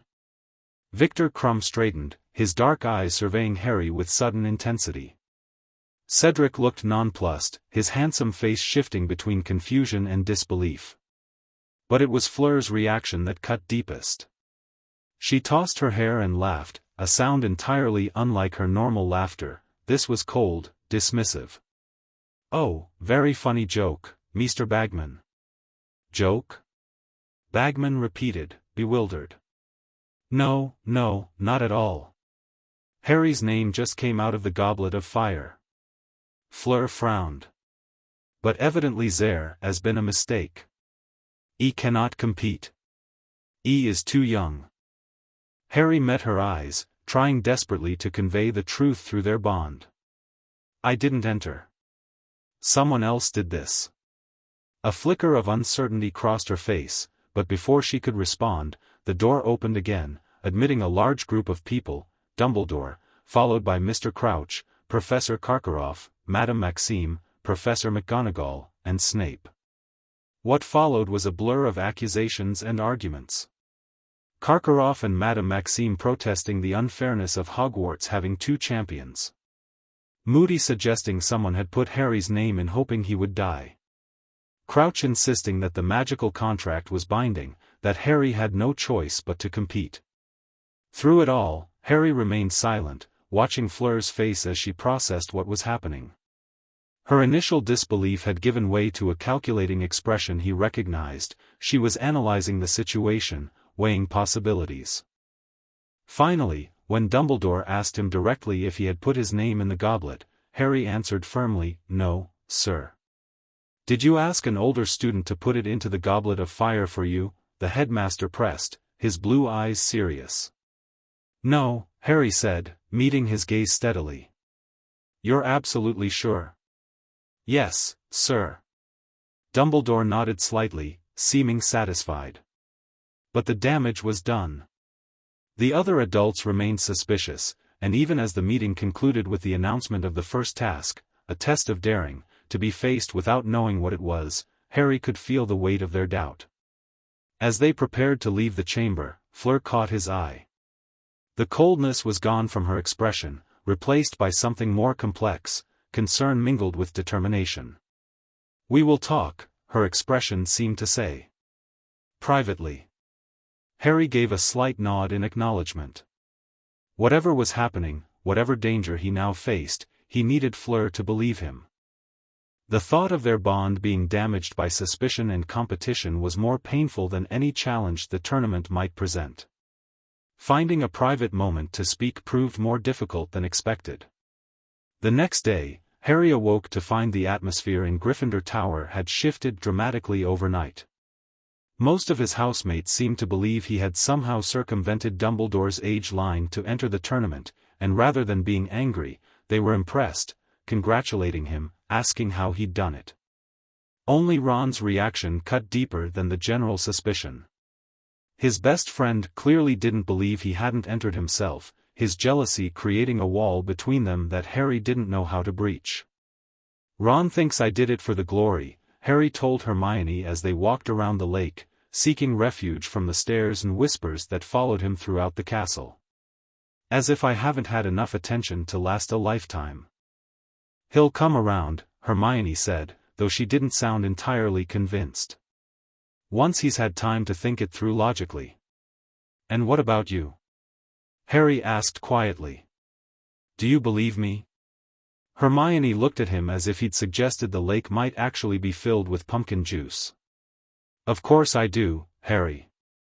You looked absolutely shocked when your name was called. Besides, you've been saying all along how nice it would be to have a normal year for once." Relief washed over him. "Thanks, Hermione. That means a lot." She squeezed his arm sympathetically, then glanced toward the Beauxbatons carriage parked near Hagrid's hut. "Have you spoken to Fleur yet?" Harry shook his head. "Not properly. She's been surrounded by her schoolmates, and I've been." He gestured vaguely, encompassing the entire bizarre situation. "You should try to talk to her soon," Hermione advised. "The longer you wait, the harder it will be." She was right, of course. Harry had felt Fleur's confusion and hurt through the bond all day, a distant emotional echo that made his own distress sharper. He needed to explain, to make her understand that he hadn't betrayed her by seeking glory in a competition she had worked so hard to enter. "I will," he promised. "Tonight, if I can manage it." As it happened, the opportunity came sooner than expected. As they rounded the lake, Harry spotted a familiar silver-blonde head near the water's edge. Fleur was alone, skipping stones across the lake's surface with elegant flicks of her wand. "Go," Hermione said, giving him a gentle push. "I'll head back to the castle." Harry approached cautiously, watching as Fleur guided a flat stone to bounce 7 times across the water before sinking. The casual display of control was typical of her. Even in moments of relaxation, she practiced precision. "Nice technique," he said when he was a few paces away. Fleur turned, unsurprised by his presence. The bond would have alerted her to his approach. "I find it calming," she replied, her tone carefully neutral. "And I needed calm today." Harry stopped beside her, close enough to feel the bond humming between them but maintaining a respectful distance. "I didn't put my name in, Fleur. I swear it." She studied him for a long moment, her blue eyes searching his. Then, unexpectedly, she smiled, a small, tight smile, but genuine nonetheless. "I know, Harry. I felt your shock through Z-Bond. No one can fake that kind of surprise, not even to themselves." The relief that flooded through him must have been palpable, because her expression softened further. "Did you think I would not believe you?" she asked. "You seemed angry last night," he said carefully. "In the chamber, when Bagman announced me as a champion." Fleur sighed, skipping another stone with a precise movement of her wand. "I was surprised, then confused, then." She hesitated. "For a moment, yes, I was angry. Not at you, but at the situation." She turned to face him fully. "Do you understand what this means, Harry? We will be competing against each other. The bond, it could be affected." "How?" Harry asked, genuinely confused. "You said yourself it doesn't control us. We can still be friends while competing." "It is not about friendship," Fleur said, frustration creeping into her voice. "The aim accordee connects our magic, our very essences. In competition, especially magical competition, that creates complications." Harry frowned. "What kind of complications?" Fleur glanced around to ensure they were truly alone, then lowered her voice. Grandmere wrote to me this morning. She felt the disturbance in the bond last night, many Veela did. All the way in France? Harry asked, startled. The older ones, yes. Those most sensitive to bond magic. Fleur wrapped her arms around herself, suddenly looking vulnerable despite her usual poise. She warned that the tournament could strain the bond in ways we cannot predict. Or it could strengthen it dramatically. Either way. It draws attention, Harry finished, understanding dawning. The kind of attention you've been trying to avoid.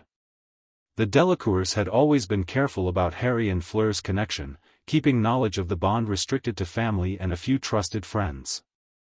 Sebastian had explained once that such rare magical phenomena often attracted unwanted interest from various quarters, researchers, power seekers, even dark wizards looking for advantages. Precisely, Fleur confirmed. Already there are whispers among the Veela community. If our magic interacts unusually during tournament tasks, then everyone will know there's something special between us, Harry concluded grimly. Fleur nodded, her expression serious. Not that we should be ashamed of the bond. But discretion has protected us both. Harry thought for a moment, weighing their options. So what do we do? Pretend not to know each other? Non, that would look suspicious given our family's connection. Fleur's brow furrowed in thought. Perhaps we should simply be circumspect. Friendly but not unusually close. Competitors who respect each other. It wasn't an appealing solution, but Harry understood the necessity. All right. In public, we're just acquaintances. But privately? A smile touched Fleur's lips, warming her eyes. Privately, we are what we have always been. Friends, confidants. She hesitated, then added softly, perhaps more, someday.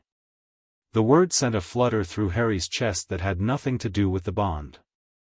At 14, he was still navigating the confusing terrain of attraction and relationships, but with Fleur, there had always been a certainty, a sense that whatever grew between them, it would unfold in its own time, neither rushed nor restrained. I'd like that, he admitted, feeling his cheeks warm. Fleur's smile widened, and for a moment, they simply stood together, letting the bond settle into its familiar rhythm between them, a gentle current of warmth and connection that made the world seem less daunting. We should return, Fleur said eventually. People will wonder where we are. As they walked back toward the castle, maintaining a careful distance between them, Harry felt marginally better about the tournament ahead. Whatever challenges it presented, he and Fleur would face them with understanding between them, and that made all the difference. In the days that followed, news of Harry's unexpected championship spread throughout the wizarding world, fueled by Rita Skeeter's inflammatory articles in the Daily Prophet. The reporter seemed determined to paint Harry as an attention-seeking glory hound, hungry for the spotlight at any cost. The articles made his life at Hogwarts increasingly uncomfortable. Many students, including most of Hufflepuff House, had taken to wearing "Support Cedric Diggory" badges that flashed "Potter stinks" when pressed. Even Ron remained distant, his jealousy hardening into a stubborn silence that left Harry feeling more isolated than ever. Only Hermione's unwavering support and his secret meetings with Fleur kept Harry's spirits from plummeting completely. They had taken to meeting in the evenings at the edge of the lake, far from prying eyes, to talk through the situation and occasionally practice spells that might help in the tournament. Your summoning charm is improving, Fleur observed one evening, 2 weeks before the first task. She was perched on a flat rock near the water, watching as Harry successfully called a pinecone from 20 yards away. But you need to focus more on the visualization. See the object flying to your hand, not just moving in your direction. Harry nodded, concentrating harder on his next attempt. The pinecone zoomed directly to his palm with newfound precision. Better, Fleur approved. This could be useful in the first task, whatever it may be. Have you heard anything about what we'll be facing? Harry asked, pocketing his wand. Fleur shook her head. Madame Maxime is being very secretive. All we know is that it tests our daring. That's what worries me, Harry admitted. What if they expect skills I haven't learned yet? You and the others have 3 more years of magical education than I do. Then you will adapt, Fleur said simply. It is what you do best, Harry. You think on your feet. Her confidence in him was touching, especially given that they were, technically, competitors. But that was Fleur, fiercely competitive yet unfailingly fair. She wanted to win on her own merits, not because her opponents were disadvantaged. I just wish I knew what I was preparing for, Harry sighed, sitting beside her on the rock. Fleur hesitated, then reached into her robes to withdraw an envelope. This arrived this morning from Papa. I think you should read it. Harry took the letter curiously. Sébastien Delacour's elegant handwriting covered the page, first in French for Fleur, then switching to English in a section clearly meant for Harry. Harry, it read, news of your championship has reached us with some concern. While I have no doubt of your capabilities, I fear you may be the target of someone's machinations. Be vigilant. Trust those you know well, but be cautious with new acquaintances. Regarding the first task, I cannot be specific, but consider this, historically, the tournament has often included magical creatures. Your experience with your godfather's hippogriff last year may prove relevant. Research accordingly. We are taking steps to ensure additional protection during tournament events. Do not be alarmed if you notice unfamiliar wizards observing, not all who watch have malicious intent. The bond between you and Fleur may manifest unpredictably under tournament stress. This is neither good nor bad in itself, merely something to be prepared for. Should anything unusual occur, correspond immediately. With confidence in you both, Sébastien. Harry read the letter twice, his mind racing. Magical creatures, like Buckbeak? Does he mean hippogriffs specifically, or just dangerous creatures in general? I think he is being deliberately vague, Fleur said. There are rules against giving champions direct help. But why mention Buckbeak specifically? Harry mused. Then it clicked. Flight. Creatures that fly. Fleur's eyes widened slightly. That would certainly test daring. Dragons, Harry whispered, sudden certainty flooding him. It has to be. Nothing else would be spectacular enough for the first task of the revived tournament. Fleur paled slightly but nodded. It makes sense. And Papa would know, he has connections in the Department for Regulation and Control of Magical Creatures. Harry felt a cold knot form in his stomach. Dragons. How was he supposed to face a dragon with only 4th-year magic? As if sensing his anxiety, which, through the bond, she probably did, Fleur placed her hand over his. We will prepare, Harry. Together. There are ways to handle dragons that don't require advanced spell work. But won't that be cheating? Helping each other? Fleur's expression turned determined. We are not giving answers, just studying a subject that might be relevant. And... She hesitated. And I would rather see you safe than win by watching you face a dragon unprepared. The admission seemed to cost her something, a tiny concession in her competitive nature that touched Harry deeply. He turned his hand to squeeze hers briefly. Thank you, he said simply. I feel the same way. They spent the next hour discussing dragon lore, comparing what they knew of various breeds and their weaknesses. Fleur's knowledge, gleaned from advanced care of magical creatures at Beauxbatons, supplemented Harry's practical experience with Hagrid's more dangerous pets. As they walked back toward the castle in the gathering dusk, maintaining their public distance, Harry felt both better prepared and more anxious. Dragons were no small matter, even for fully qualified wizards. We'll continue tomorrow, Fleur murmured as they reached the point where their paths would diverge, she to the Beauxbatons carriage, he to Gryffindor Tower. Bring your invisibility cloak. We'll visit the library after hours, there are texts on dragon handling I want to show you. Harry nodded, grateful for her help yet troubled by a nagging thought. Shouldn't you be focusing on your own strategy instead of helping me? Fleur gave him a look that was half exasperation, half fondness. Do not be noble, Ari. The bond connects us. Your success strengthens me too, in ways we are only beginning to understand. With that cryptic statement, she turned and walked gracefully away, leaving Harry to ponder the increasingly complex nature of their connection. As the first task approached, Harry found himself balancing multiple concerns, preparing for the dragons, confirmed by Hagrid's secret nighttime demonstration, navigating the continued hostility from much of the school, and managing the increasingly active bond with Fleur. That last element had become particularly challenging as the tournament's pressure mounted. During their practice sessions, Harry had noticed unusual effects when they cast spells in close proximity. Once, when they had simultaneously cast shield charms while practicing defensive magic, the shields had merged into a brilliant gold dome that had taken both their magic to dispel. The tournament is accelerating things, Fleur had explained afterward, looking both excited and worried. The magical demands are causing the bond to strengthen more quickly than it might have otherwise.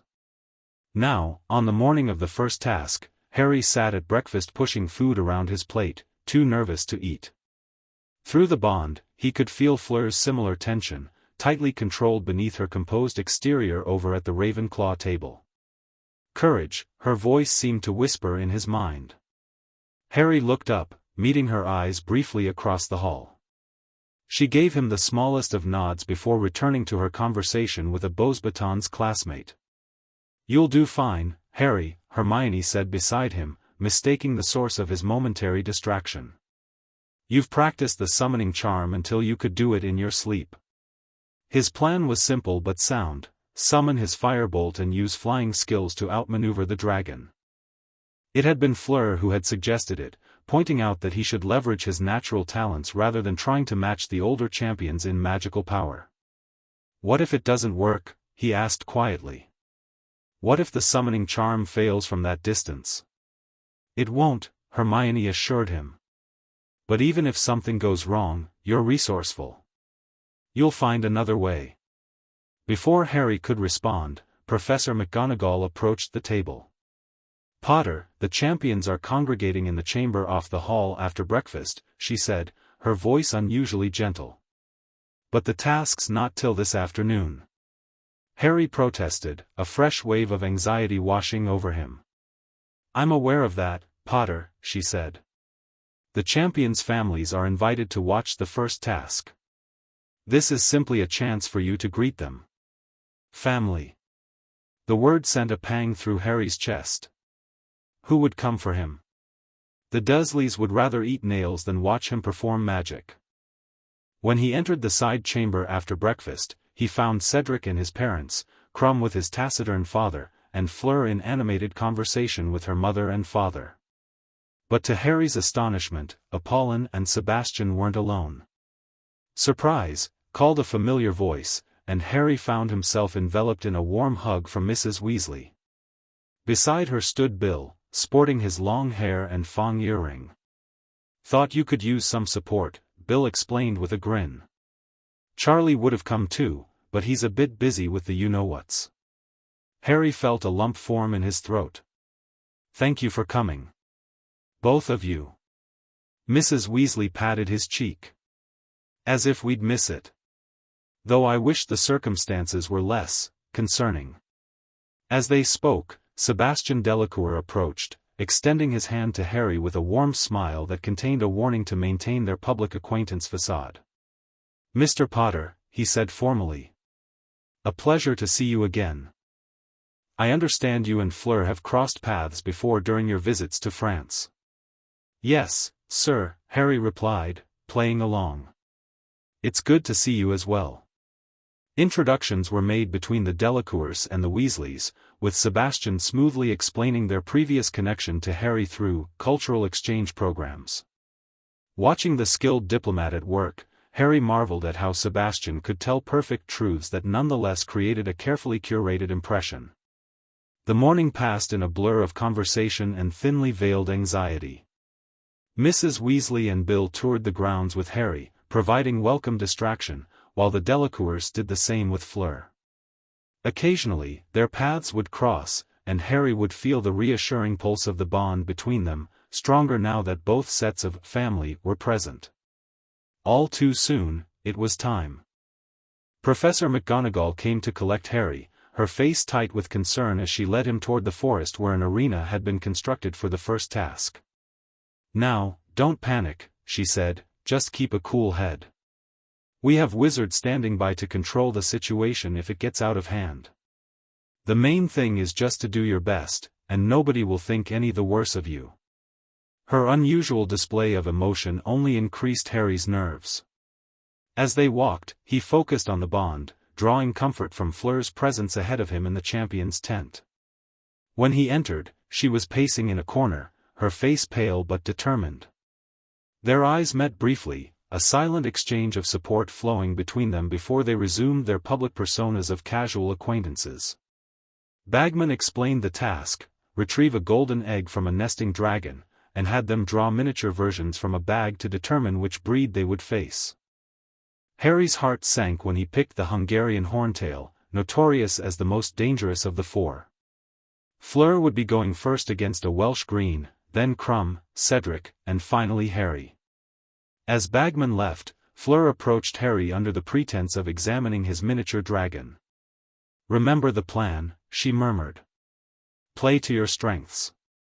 Before he could respond, she was called out to face her dragon. Harry moved to the tent entrance, straining to hear the commentary as the crowd roared and gasped. Through the bond, he felt Fleur's intense concentration, her fear burned away by focus and determination. Suddenly, a sharp pain lanced through his left arm, accompanied by Fleur's cry audible even over the crowd's noise. Harry gasped, clutching his arm where he'd felt the phantom burn. "What is it?"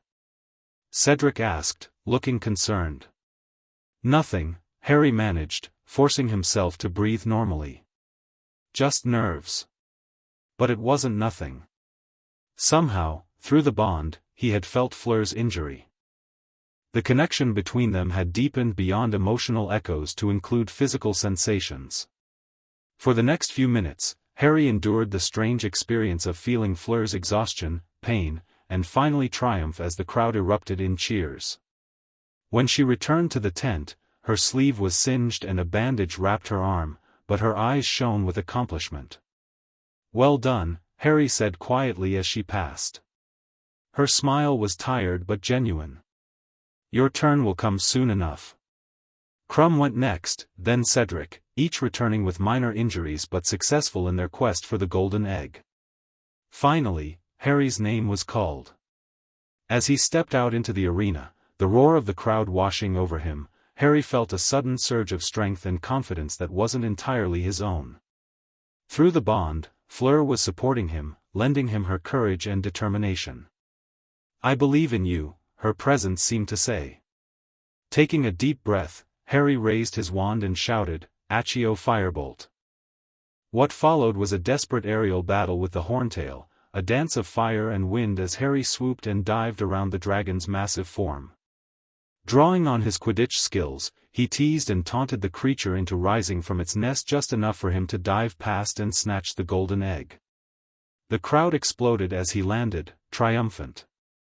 As he was led to the first aid tent for treatment of a minor shoulder wound, Harry felt Fleur's pride and relief flowing through the bond like warm honey. When the scores were announced, Krum and Harry were tied for first place, with Fleur a close second and Cedric in fourth. But the numbers seemed almost irrelevant compared to the knowledge that they had all survived the dragons with relatively minor injuries. The real surprise came as Harry was leaving the medical tent. Ron appeared, finally ready to reconcile after seeing the genuine danger Harry had faced. Their friendship mended with awkward apologies and relief on both sides. As they walked back toward the castle with Hermione, Harry caught sight of Fleur with her parents near the edge of the forest. Sebastian gave him a subtle nod of approval, while Fleur's smile conveyed everything words couldn't say in public. "Looks like Fleur Delacour's watching you," Ron commented, noticing the direction of Harry's gaze. "We've met before," Harry said casually. "During summer holidays in France." Really? Ron looked impressed. Why didn't you ever mention it? Harry shrugged, keeping his expression neutral. Never came up, I guess. As they continued toward the castle, Harry felt a gentle pulse through the bond, Fleur's amusement at his deliberate understatement. But beneath the humor lay something more serious, the knowledge that today's events had altered their connection in ways neither fully understood yet. The dragons had been faced and defeated, but Harry suspected they might prove the least of their challenges before the tournament's end. In the days following the first task, Harry noticed subtle changes in the bond. Where before it had manifested primarily as emotional echoes and a general awareness of Fleur's presence, now it occasionally transmitted physical sensations, a ghost of pain when she accidentally cut her finger in potions, a flutter of her heartbeat when she was particularly excited. It's evolving more rapidly than Grandmere predicted, Fleur explained during one of their evening meetings by the lake. The tournament is pushing our magic to extremes, and the bond responds to that pressure. They had taken to practicing together more frequently now, their public facade of casual acquaintance maintained while they secretly prepared for the second task. The golden egg's screeching remained a mystery, but Sebastian had written suggesting underwater exploration, another hint that had Fleur and Harry researching water-breathing methods. Is it dangerous?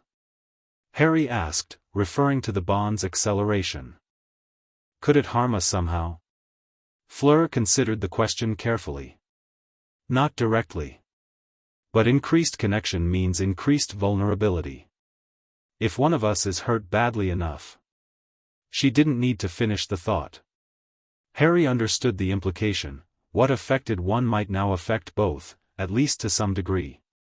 And there's the attention, Fleur continued, lowering her voice despite the privacy charms she'd cast around them. After the first task, when our scores were announced, did you notice the woman in purple robes near the judges' stand? Harry frowned, trying to recall. Vaguely. She was taking notes, I think. She is not a journalist, Fleur said grimly. Papa recognized her as someone associated with a group called the Consortium, researchers who study rare magical phenomena. You think she was watching us specifically? Papa is certain of it.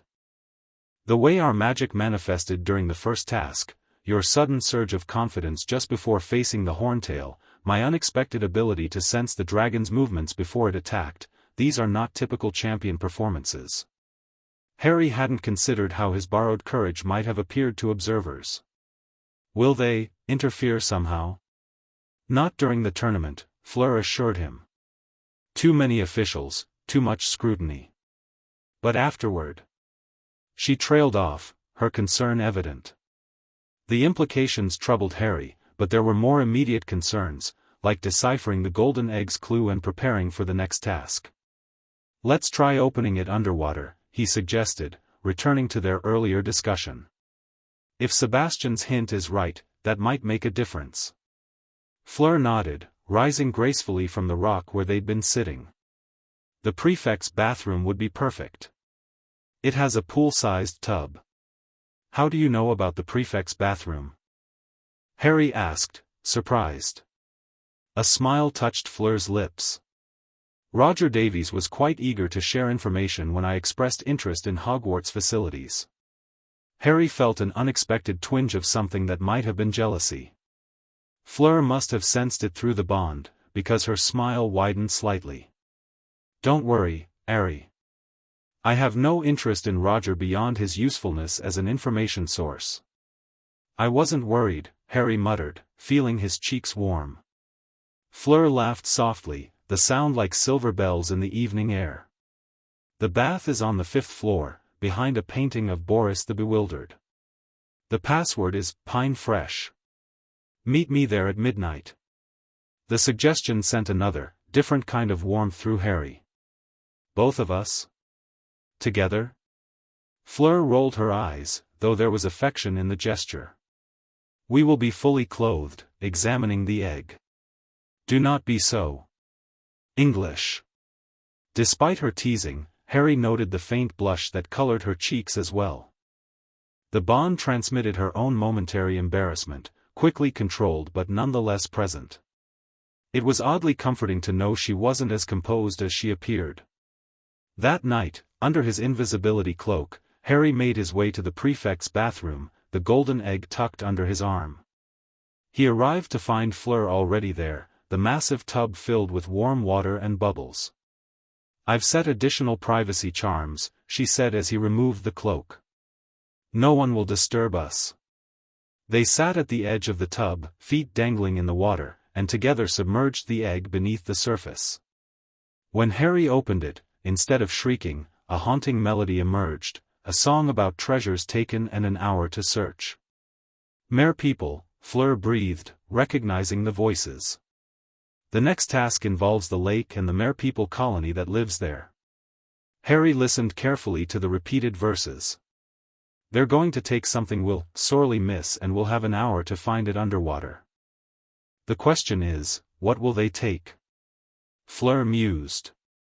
"And how are we supposed to breathe underwater for an hour?"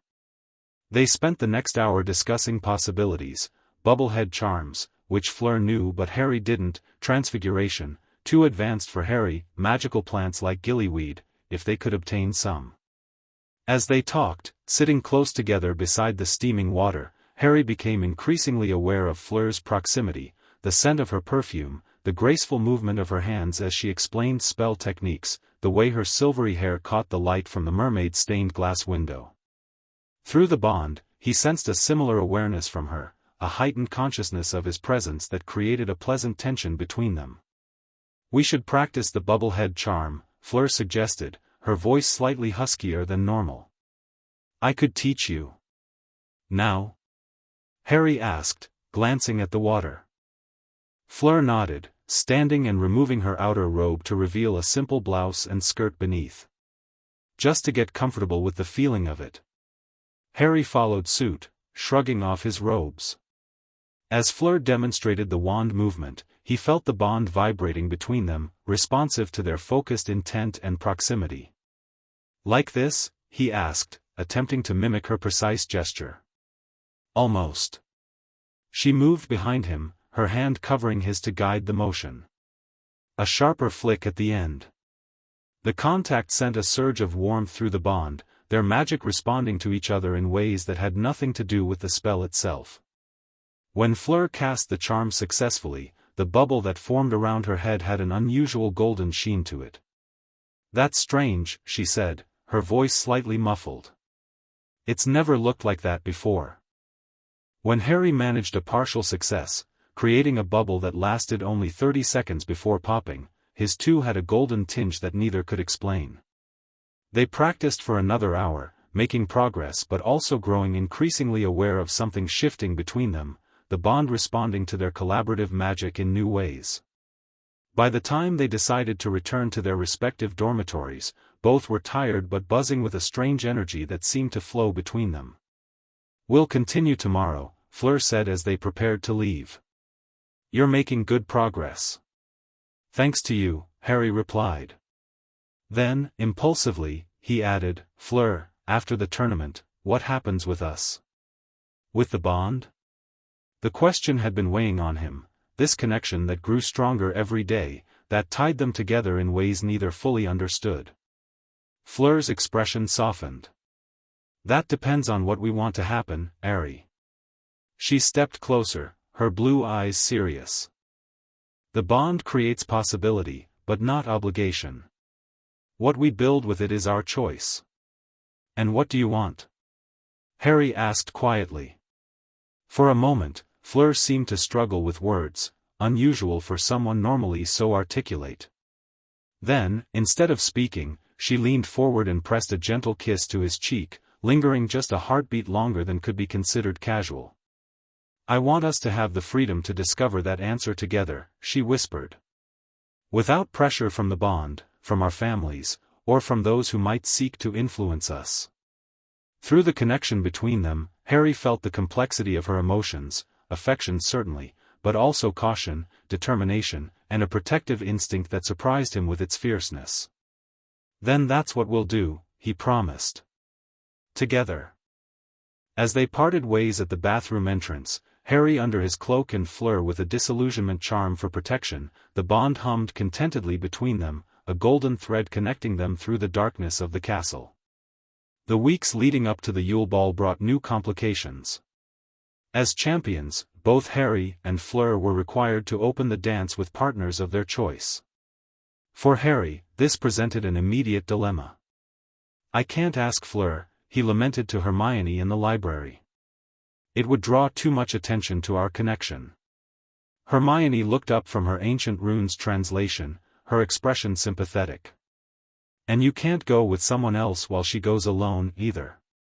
"Exactly." Harry sighed. "Not that she'd have trouble finding a partner. Half the male population of Hogwarts follows her around like lost puppies."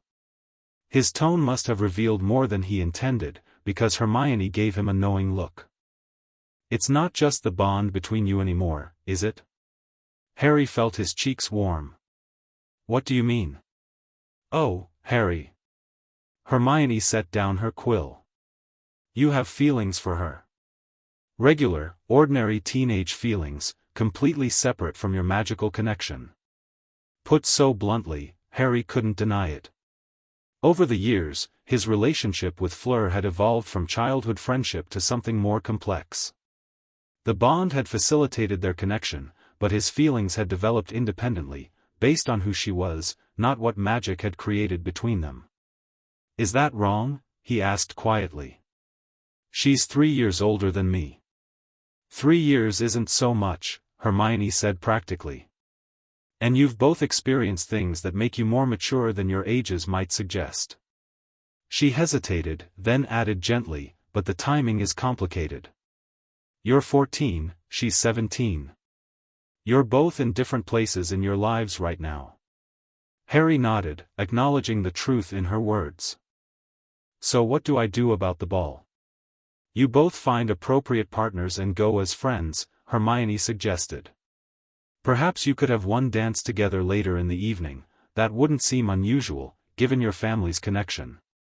It was the sensible solution, but the thought of watching Fleur dance with someone else all evening made Harry's stomach twist uncomfortably. Still, he understood the necessity. That evening, he met Fleur by their usual rock at the lake's edge to discuss the situation. "Roger Davies has already asked me," she admitted, looking somewhat annoyed at the memory. "I said I would consider it." "You should accept," Harry said, trying to keep his voice neutral despite the pang of jealousy. "It makes sense." Fleur studied his face. "And you? Who will you ask?" "I don't know yet," Harry admitted. "Maybe Parvati Patil? She's nice enough, and I think she'd say yes." A brief flicker of something, possessiveness, crossed Fleur's face before she controlled her expression. "That seems sensible." They sat in silence for a moment, both aware of the emotions flowing through the bond, a mixture of reluctant acceptance, jealousy, and understanding. "One dance," Fleur said finally. "We should have at least one dance together." "I'd like that," Harry agreed, relief flooding through him. "Save the third dance for me?" Fleur nodded, a small smile forming. "The third dance is yours." The night of the Yule Ball arrived with a flurry of excitement throughout the castle. Harry, dressed in his new dress robes, a gift from Sebastian that had arrived with a note about proper tournament attire, waited nervously in the entrance hall with Parvati, who looked lovely in robes of shocking pink. When Fleur descended the stairs on Roger Davies' arm, Harry momentarily forgot to breathe. She wore robes of silver-gray satin that matched her eyes, her silvery blonde hair arranged in an elegant twist. Through the bond, he felt her momentary satisfaction at his reaction, followed by her own appreciation of his appearance. "You look handsome," her presence seemed to say.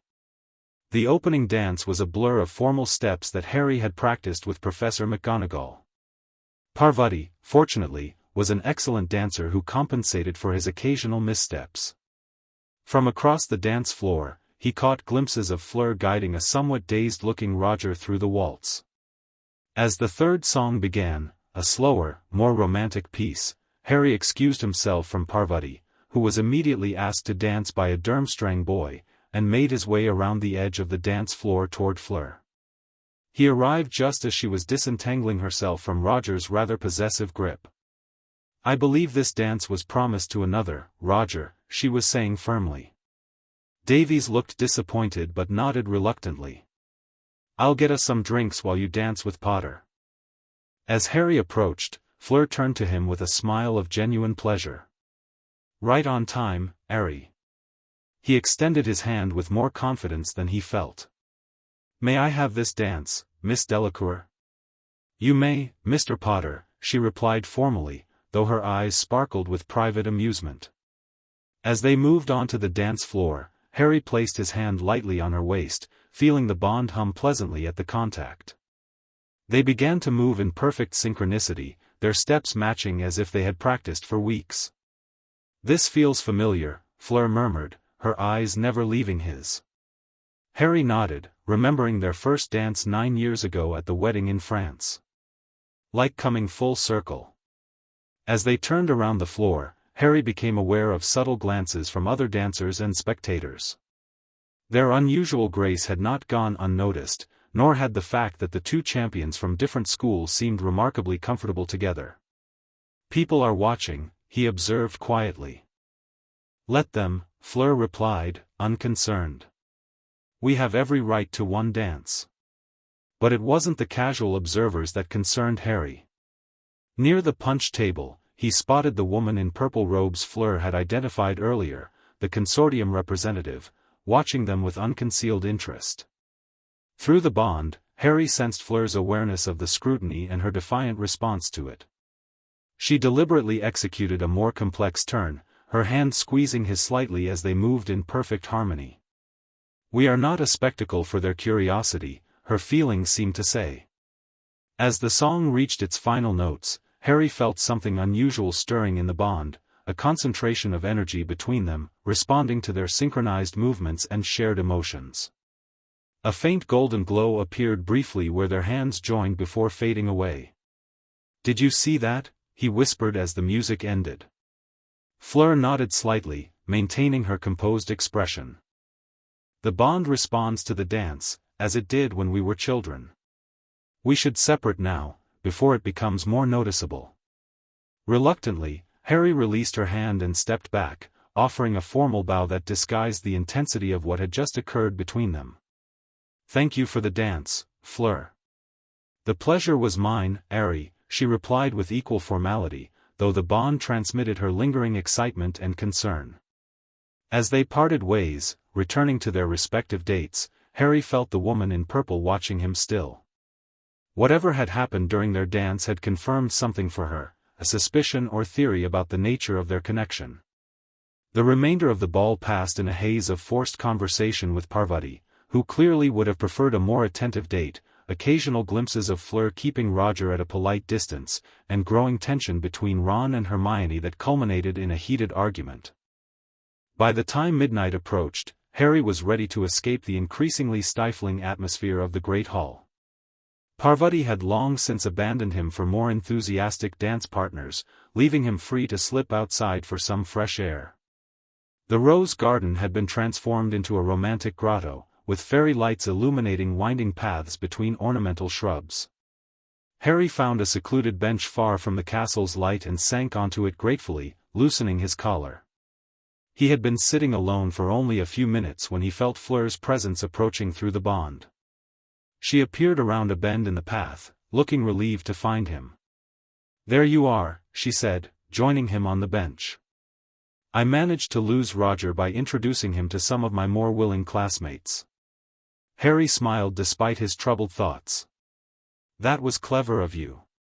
"Self-preservation," Fleur corrected with a small grimace. His hands were becoming increasingly adventurous. The thought made Harry's jaw clench involuntarily.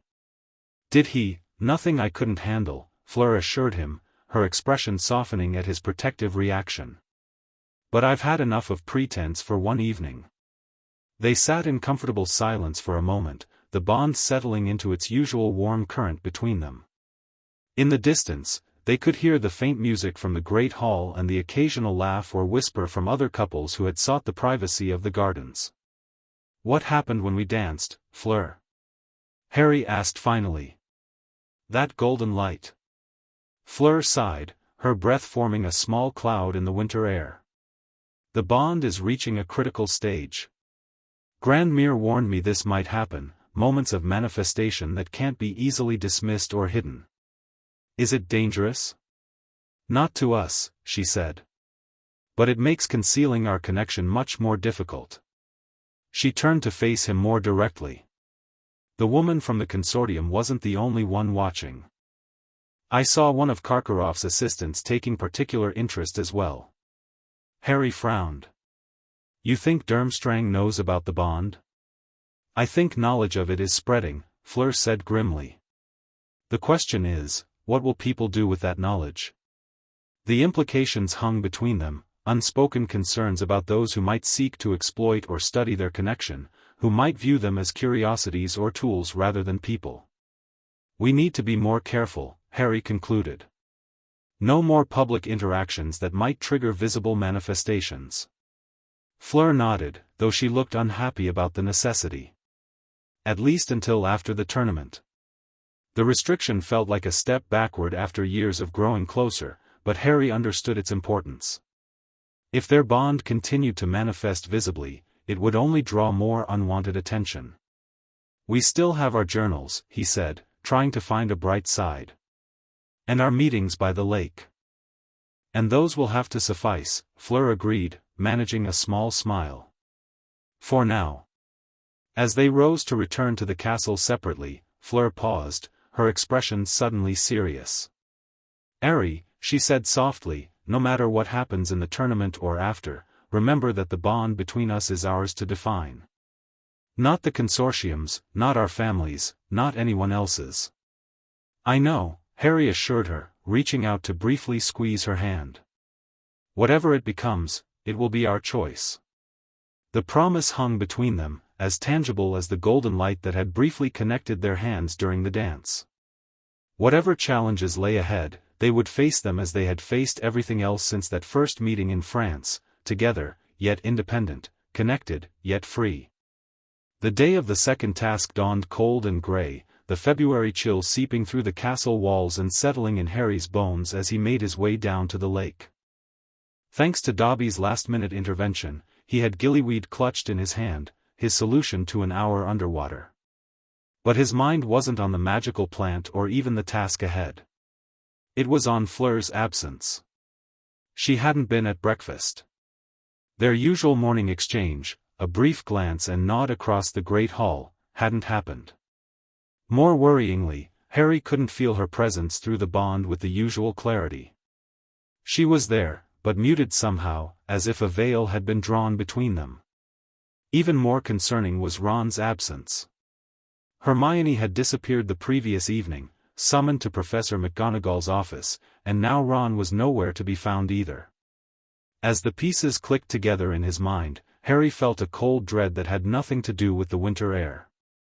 The merpeople's song echoed in his memory, "We've taken what you'll sorely miss." Not what? Who? Fleur's presence in his mind sharpened suddenly as she appeared beside the judge's table, her face pale with worry. Through the bond, Harry felt her frantic concern, centered not on the task but on someone else. Gabrielle, her emotions seemed to say. They've taken Gabrielle. Harry realized with a shock that Fleur's little sister must have come to watch the tournament and now was being used as her hostage beneath the lake. Similarly, Ron and Hermione must be the hostages for Harry and Crumb.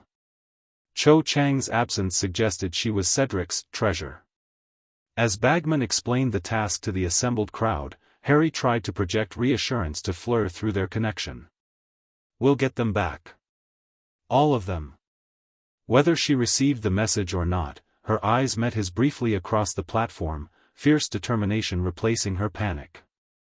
At the whistle, Harry waded into the frigid lake and swallowed the gillyweed.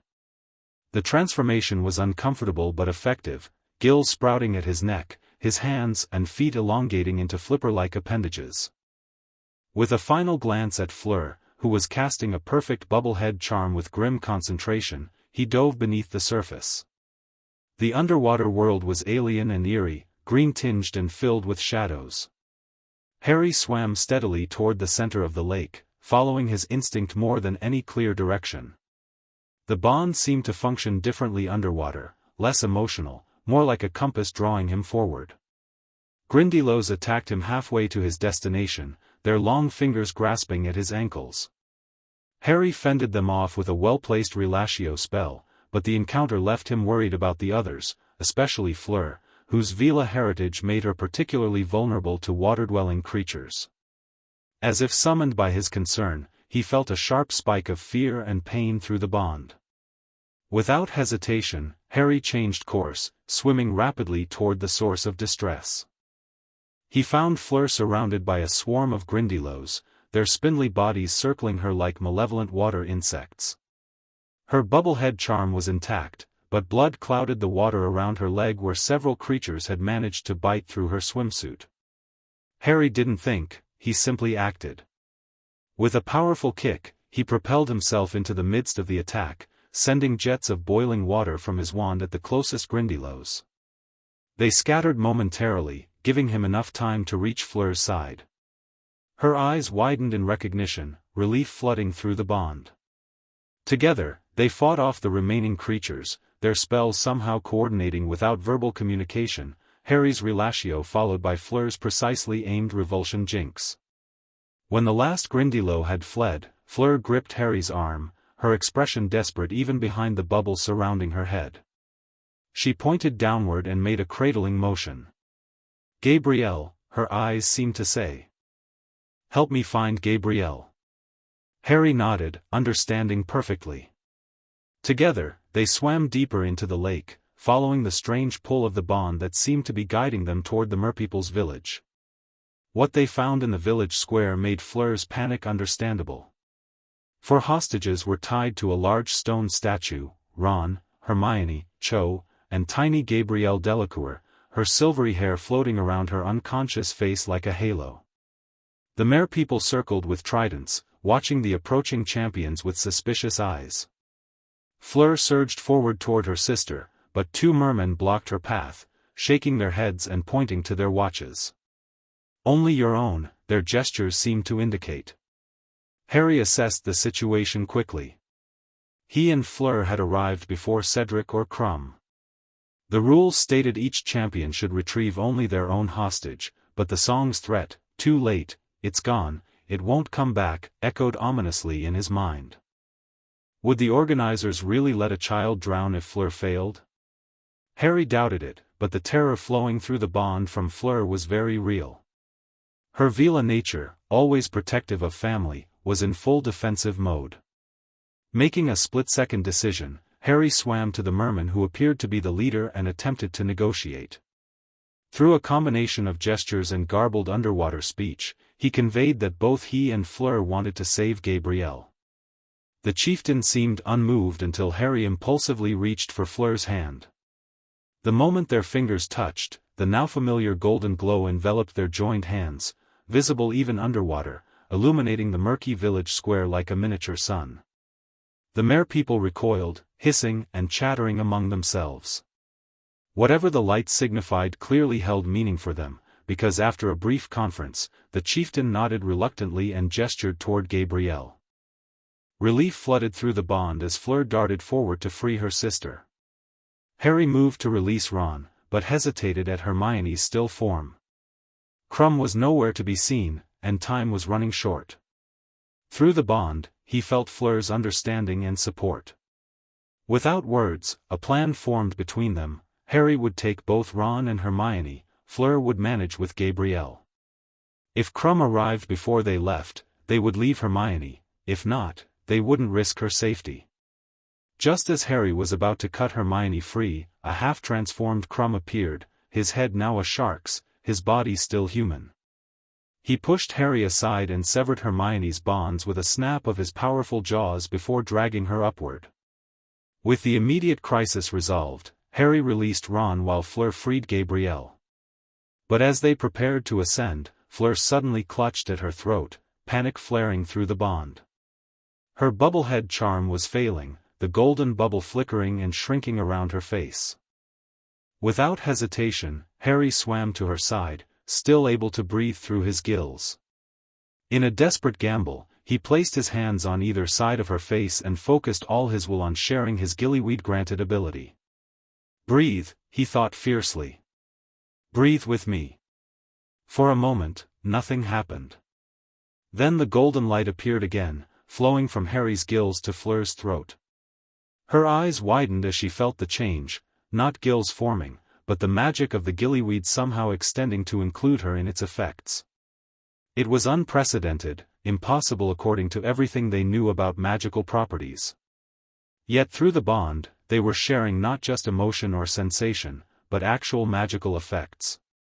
With both of them now able to breathe underwater, they began the ascent, each supporting an unconscious hostage. The journey upward was slow but steady, their synchronized movements making the most of their strengths, Fleur's precision, Harry's power. They broke the surface together, gasping in the cold February air as Ron and Gabrielle spluttered awake. The crowd roared at their appearance, though confusion was evident on many faces.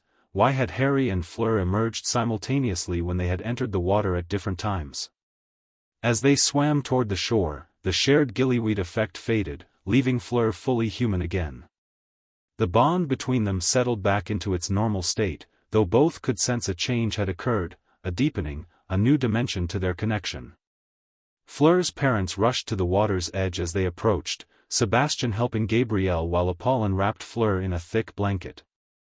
Harry was similarly bundled up by Madame Pomfrey, who muttered about the recklessness of the task as she handed him a pepper-up potion. Through the chaos of medical attention, congratulations, and scoring, Harry and Fleur maintained their public facade of casual association. But when Fleur approached him later, ostensibly to thank him for helping with Gabrielle, her touch on his arm conveyed everything words couldn't. "We need to talk," she murmured. "Tonight. Same place." Harry nodded slightly, understanding the urgency. What had happened underwater had changed things, not just between them, but in terms of who might have witnessed their magical interaction. Sure enough, as he glanced around the lake's edge, he spotted the now familiar purple robes of the consortium observer, her attention fixed unwaveringly on Harry and Fleur despite the activities around her. But there was someone else watching too, someone Harry hadn't noticed before. A tall, thin wizard in nondescript grey robes stood at the edge of the forest, partially concealed by a pine tree. Unlike the excited spectators, his posture was rigid, his focus absolute. Harry nudged Hermione, who had recovered fully from her underwater ordeal. "Do you recognize that man by the trees?" he asked quietly.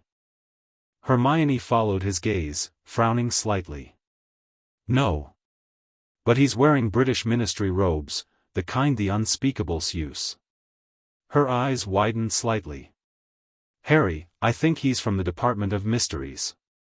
The information sent a chill through Harry that had nothing to do with his wet clothes.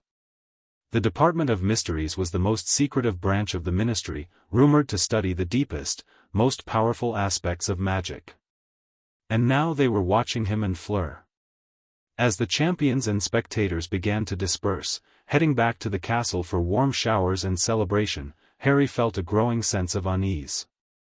The tournament had exposed their bond in ways they hadn't anticipated, drawing attention from multiple quarters. What had been a private connection was becoming a matter of public interest, and potentially, public concern. That night, as he snuck out to meet Fleur by their usual rock at the lake's edge, Harry couldn't shake the feeling that they were approaching a crossroads, one that would determine not just the future of their bond, but perhaps their individual futures as well. "They're calling it synchronistic magic," Fleur said without preamble when Harry arrived at their meeting spot. Despite the late hour and chill, she looked fully alert, her expression tense. "Papa sent an urgent letter this afternoon. It's all the French ministry is talking about." Harry settled beside her on their rock, casting a warming charm around them both. "What exactly is synchronistic magic?" "A theoretical branch of magical cooperation," Fleur explained, "where two casters achieve effects neither could produce alone through perfect magical harmony." She ran a hand through her silver hair, a rare gesture of frustration. It's considered more legend than fact, like wandless magic or true telepathy. Possible in theory, but so rarely observed that most consider it magical folklore. Until today, Harry concluded grimly. Until today, Fleur agreed. When we not only demonstrated it publicly but did so with unprecedented effects. Sharing gillyweed properties should be impossible, Harry. The potion affects the individual physiology of the consumer, not their magical field. Harry absorbed this information, understanding its implications. So we didn't just confirm the bond exists, we demonstrated it has properties unknown to modern magical science, Fleur finished. Which makes us of interest to everyone from researchers to people who might want to use those properties, Harry concluded, thinking of the unspeakable at the lake's edge. Fleur nodded, her expression grave. The tournament's final task is in 4 months. Until then, we're protected by the rules and structure of the competition. But afterward. She trailed off, leaving the concern unspoken. What does your father suggest? Harry asked, knowing Sebastian's diplomatic experience would provide valuable guidance. Restraint, Fleur said simply. No more public demonstrations, accidental or otherwise. Maintain distance except when absolutely necessary. And? She hesitated. And what? And we should consider dampening the bond temporarily. The suggestion felt like a physical blow.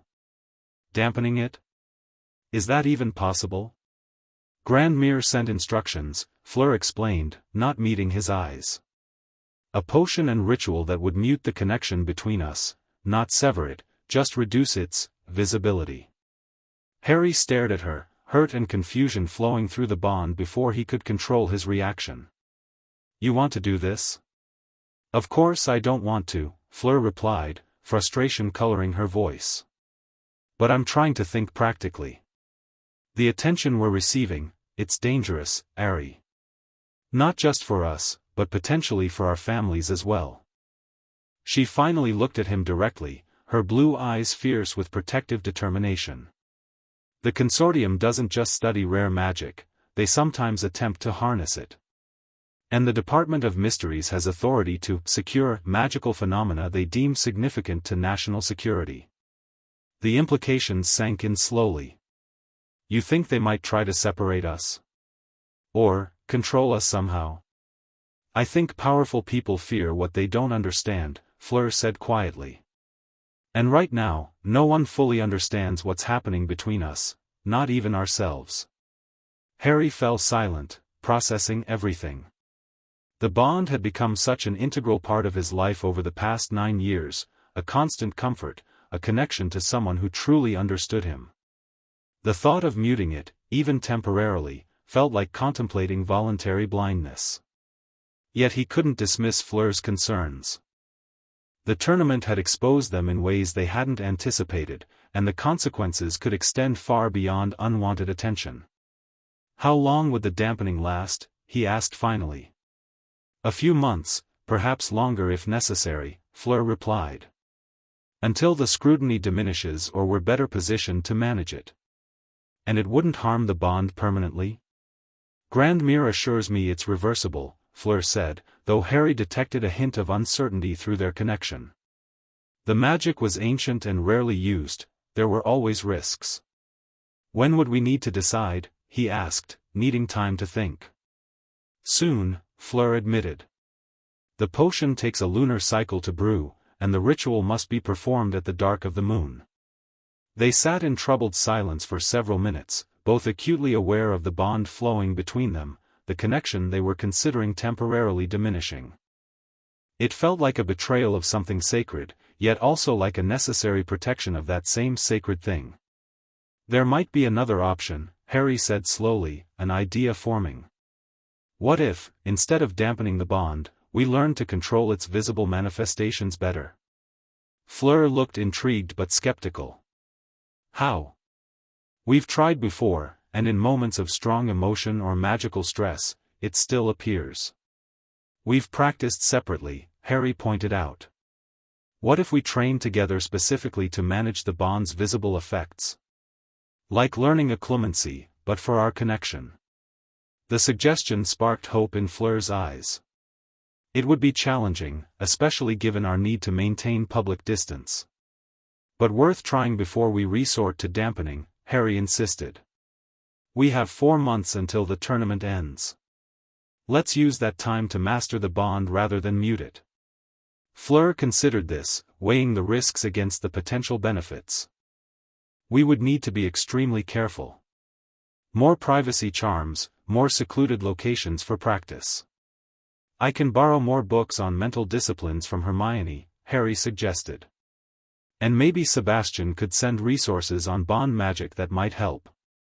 Slowly, a smile formed on Fleur's face, the first real smile since the second task. I like this plan better, she admitted. Fighting for control rather than surrendering it. The relief flowing through the bond was mutual, neither had wanted to diminish their connection, however practical the suggestion might have been. We start tomorrow, Fleur declared, her voice taking on the determined tone Harry recognized from their practice sessions. 1 hour every evening, focused solely on bond control. As they finalized their plan, Harry felt a renewed sense of purpose. The tournament had complicated their lives in unexpected ways, but it had also accelerated their understanding of the bond's potential. If they could learn to harness that potential while concealing it from prying eyes, they might emerge from the tournament stronger rather than more vulnerable. Before they parted ways for the night, Fleur caught Harry's hand, her expression suddenly serious. Whatever happens, Harry, with the tournament, with the bond, with those watching us, remember that what exists between us is ours. Not a phenomenon to be studied, not a weapon to be wielded. Ours. The fierce protectiveness in her voice stirred something equally protective in Harry. Ours, he agreed, squeezing her hand. And we'll keep it that way.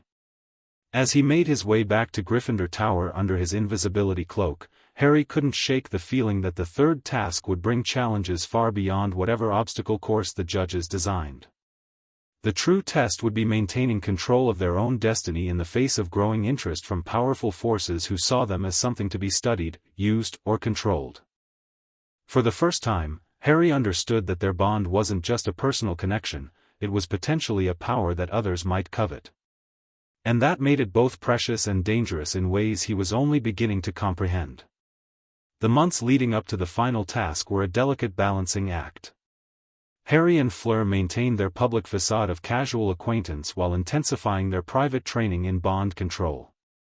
Every evening, they met in increasingly secretive locations, abandoned classrooms in rarely used corridors, hidden glades in the Forbidden Forest's safer regions, even the Chamber of Secrets once, though its grim atmosphere had made concentrating difficult. Their efforts were showing progress. Through a combination of mental exercises derived from occlumency texts and Veela meditation techniques Sebastian had sent, they were learning to control the visible manifestations of the bond. The golden light that had appeared so unpredictably before now responded to their will. They could suppress it entirely in moments of stress or allow it to manifest in controlled, subtle ways when they chose.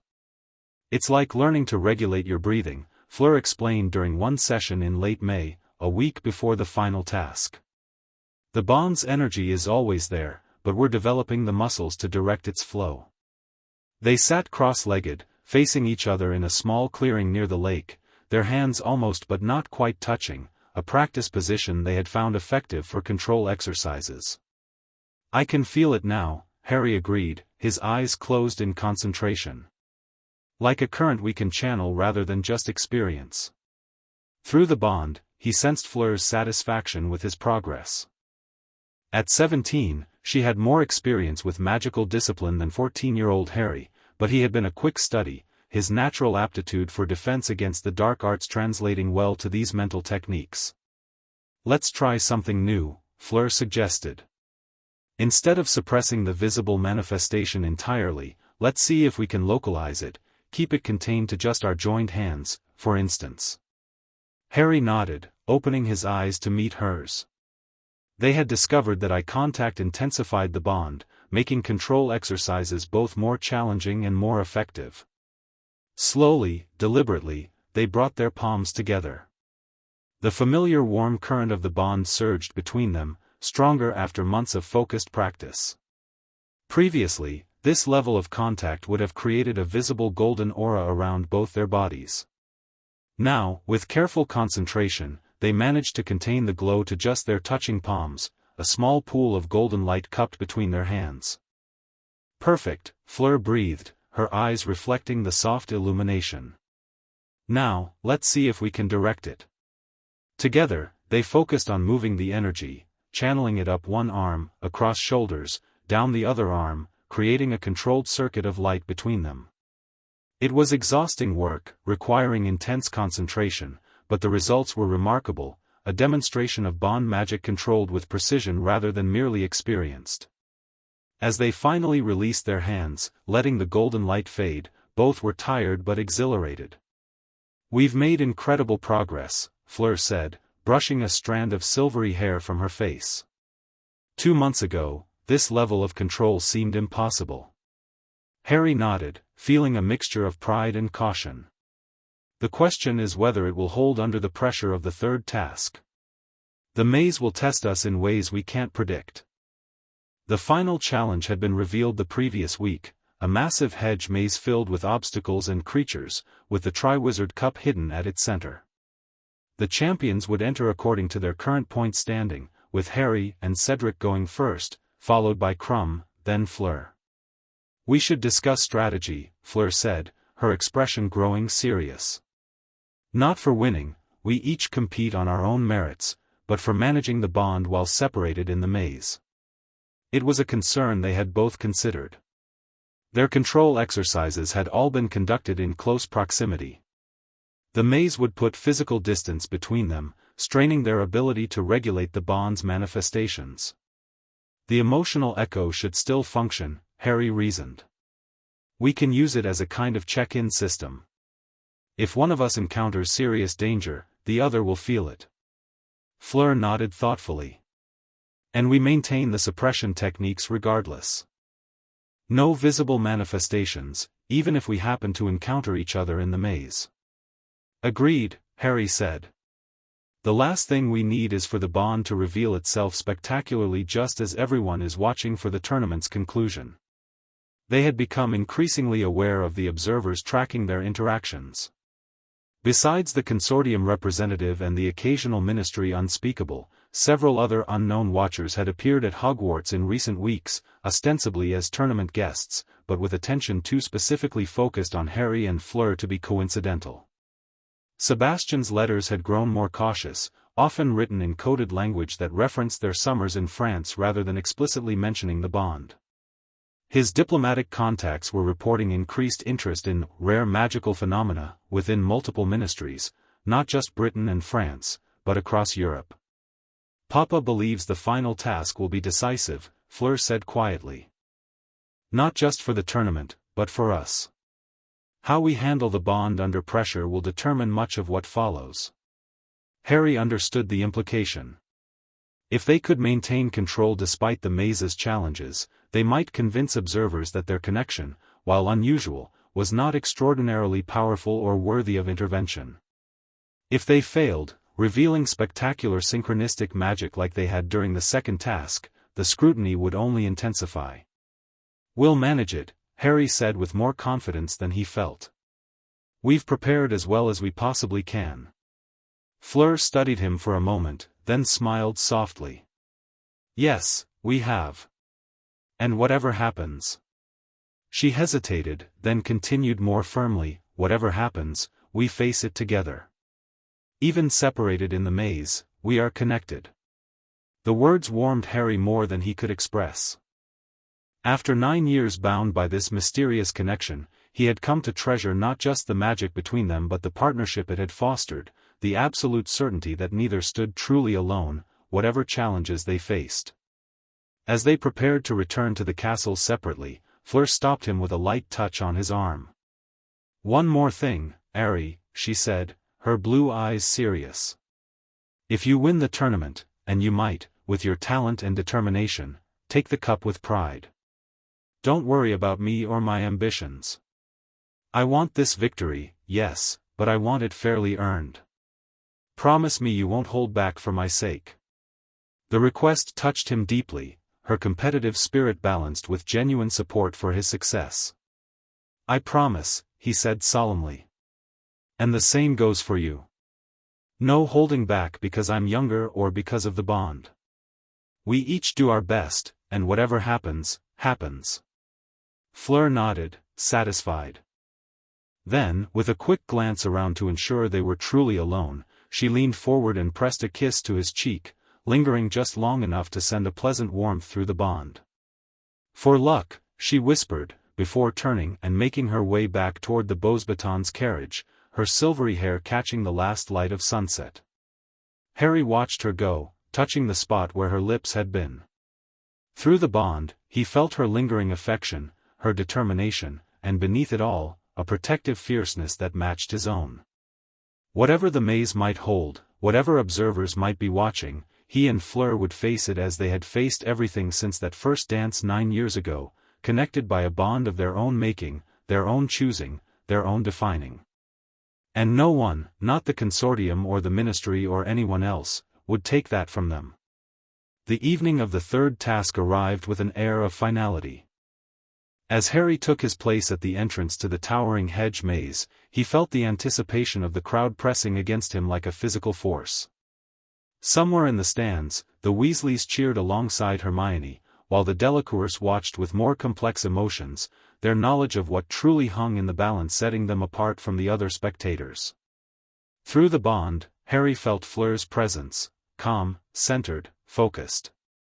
They had agreed to maintain a light connection during the task, enough to sense each other's general state without risking visible manifestations. The control techniques they had practiced over the past months would be put to their ultimate test tonight. Ludo Bagman's amplified voice announced the standings and rules, the words washing over Harry as he concentrated on his breathing. Cedric stood nearby, looking determined but nervous. Krum was his usual stoic self.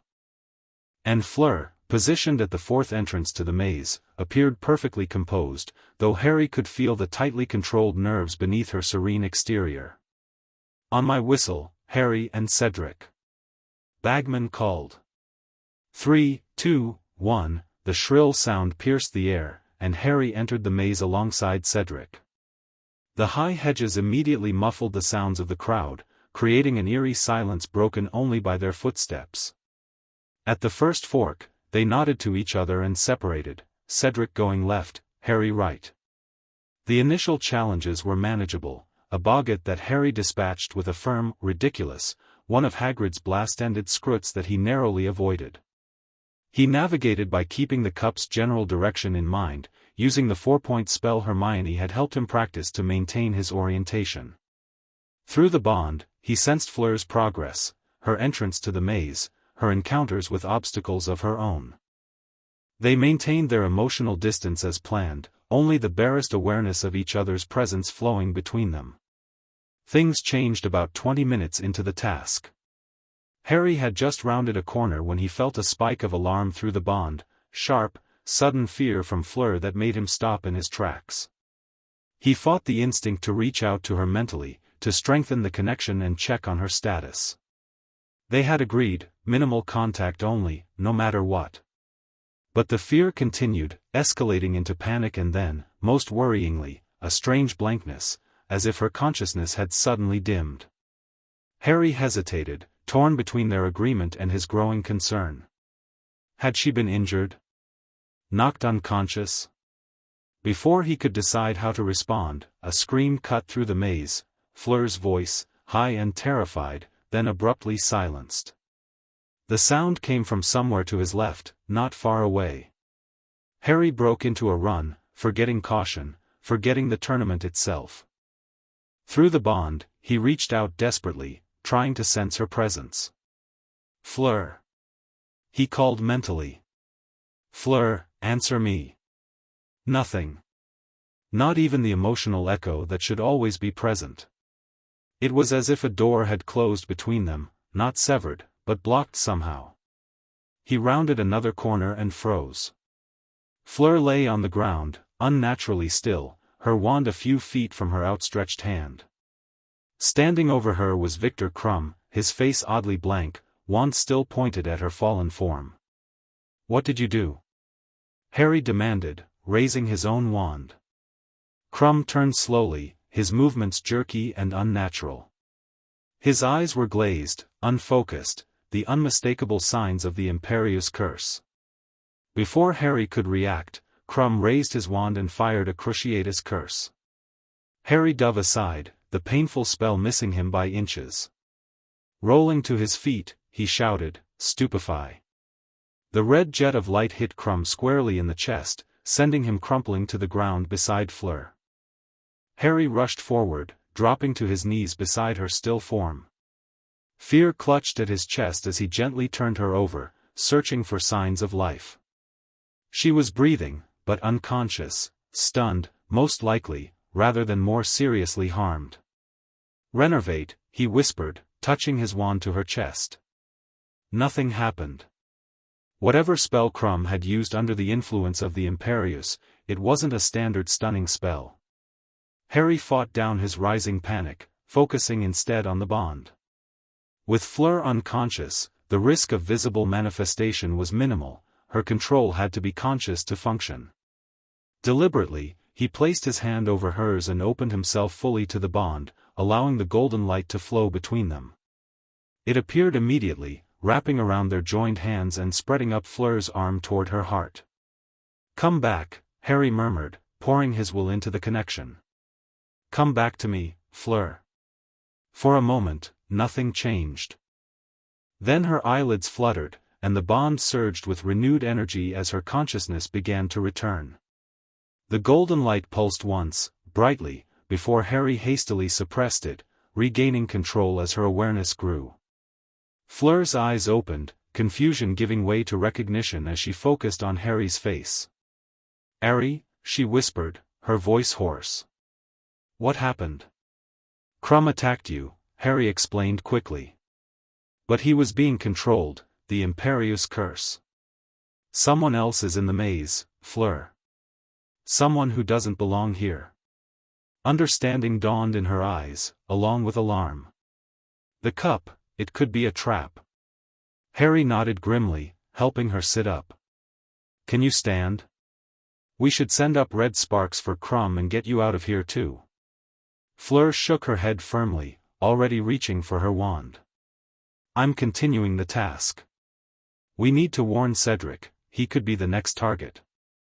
"But you're hurt." "I'm fine," she insisted, though the bond transmitted her lingering pain and disorientation. "And we need to discover who's interfering with the tournament." Harry knew better than to argue with that determined expression. Together, they sent up red sparks above Crumb's unconscious form, then conferred quickly on which direction each would take to search for Cedric. "Be careful," Harry said as they prepared to separate. "Whoever controlled Crumb is still out there." Fleur nodded, her expression grave. "You too. Keep the bond open enough to signal if you find trouble." They parted ways at the next junction, each taking a different path through the maze. Harry moved more cautiously now, aware that the tournament had been compromised. Through the bond, he maintained a stronger connection with Fleur than they had originally planned, not enough to create visible manifestations, but enough to track each other's status. The maze grew darker and more ominous as he progressed toward its center. Twice more he encountered magical creatures, a sphinx with challenging riddles, a giant spider that nearly caught him in its pincers. Each time, he felt Fleur's awareness of his struggle through the bond, her silent support giving him added strength. Finally, after what seemed like hours, Harry rounded a corner and saw it, the Triwizard Cup, glowing on a plinth in the center of a small clearing. And approaching from the opposite direction was Cedric, limping but determined. They reached the cup simultaneously, both stopping short as they recognized each other. "Together, then?" Cedric suggested after a moment, his face showing exhaustion but fairness. "A Hogwarts victory either way." Harry hesitated. Through the bond, he sensed Fleur's approach. She was close, perhaps only a minute or two away. If he waited, all three could reach the cup together, or he could honor the competition and take it with Cedric now. Fleur's words from their last practice session echoed in his mind, "Don't hold back for my sake." He had promised to compete fairly, to respect her as a champion in her own right. Waiting for her now would be a kind of charity she would despise. Together, Harry agreed, nodding to Cedric. On 3? They counted down, hands outstretched toward the gleaming cup. Just before they touched it, Harry felt a surge of alarm through the bond. Fleur had rounded the final corner, seen them, and realized something was wrong with the cup itself. "Wait!" Her emotion seemed to scream. "Don't touch it." But it was too late. Harry's fingers closed around one handle just as Cedric grasped the other. Immediately, Harry felt the distinctive hook behind his navel that signaled a portkey activation. The maze disappeared in a swirl of color and sound. As the world spun around him, Harry maintained his grip on the bond with Fleur, feeling her panic and determination as she realized what was happening. Her final message flowed clear and strong across their connection before the distance stretched it too thin: "I'm coming for you. Hold on." Then he crashed to the ground in a dark graveyard far from Hogwarts, Cedric beside him, and the true nightmare of the third task began. Pain. Blinding, all-consuming pain radiating from his scar. Harry struggled against the ropes binding him to the headstone, forced to watch as the hideous ritual unfolded before him. Wormtail had already killed Cedric, the words, "Kill the spare," still echoing in Harry's mind, and now was completing the dark ceremony to resurrect Lord Voldemort. Blood of the enemy, forcibly taken, you will resurrect your foe. As Wormtail collected Harry's blood, a different kind of pain lanced through him, not physical, but a wrenching sensation in the bond. The distance between him and Fleur was straining their connection to its limits. He could barely sense her now, just the faintest echo of frantic worry and determination. The ritual reached its climax. The cauldron bubbled and smoked, and then a tall, skeletally thin figure rose from its depths. Lord Voldemort had returned. As the Dark Lord called his Death Eaters and began his monologue about his fall and resurrection, Harry desperately clung to the fading thread of the bond. It was his lifeline, his reminder that he wasn't truly alone in this nightmare. Fleur, he thought with all the strength he could muster. Help is coming. Dumbledore. Ministry. Someone. He didn't know if his message reached her. The bond had stretched so thin that it felt like trying to shout across an ocean. But maintaining the connection gave him something to focus on besides his terror and grief. When Voldemort finally turned his attention back to Harry, forcing him to duel, that tenuous connection became his secret weapon. As he fought and hid and desperately tried to survive, Harry channeled everything he had learned about mental control from his bond practice with Fleur. He compartmentalized his fear, focused his will, and maintained a core of calm determination despite the chaos around him.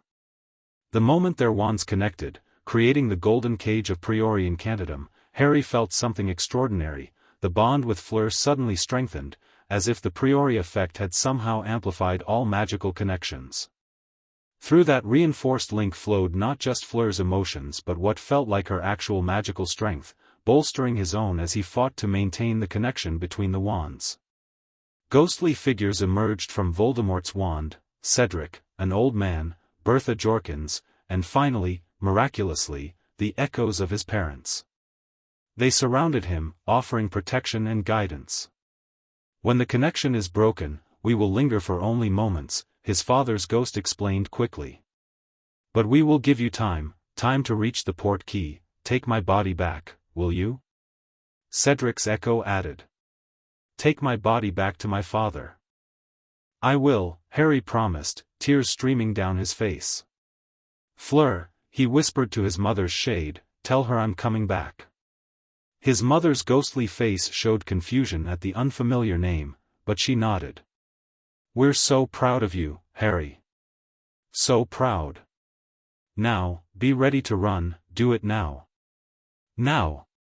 Harry yelled, wrenching his wand upward, breaking the golden thread. The cage of light vanished, the shades of Voldemort's victims converging on the Dark Lord to block his view.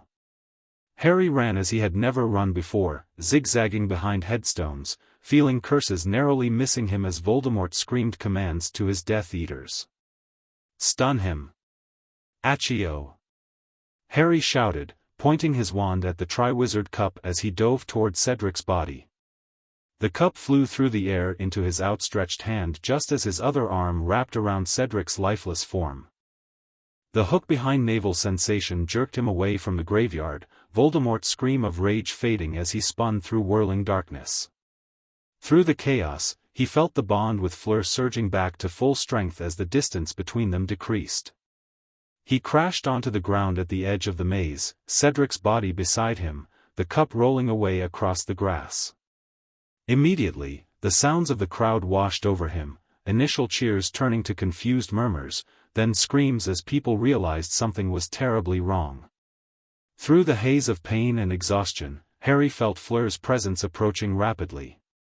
He looked up to see her pushing through the gathering crowd, her face white with tension. Behind her came Dumbledore, McGonagall, and the Minister for Magic, all wearing expressions of shock. "He's back," Harry gasped, his voice barely audible over the growing chaos. "Voldemort's back. Cedric, he killed Cedric." Dumbledore knelt beside him, his blue eyes grave. "Harry, stay here, do not move," he instructed, before turning to address the advancing officials.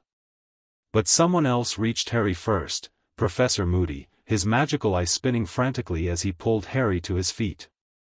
"Come along, Potter, hospital wing," he growled, beginning to drag Harry away from the scene.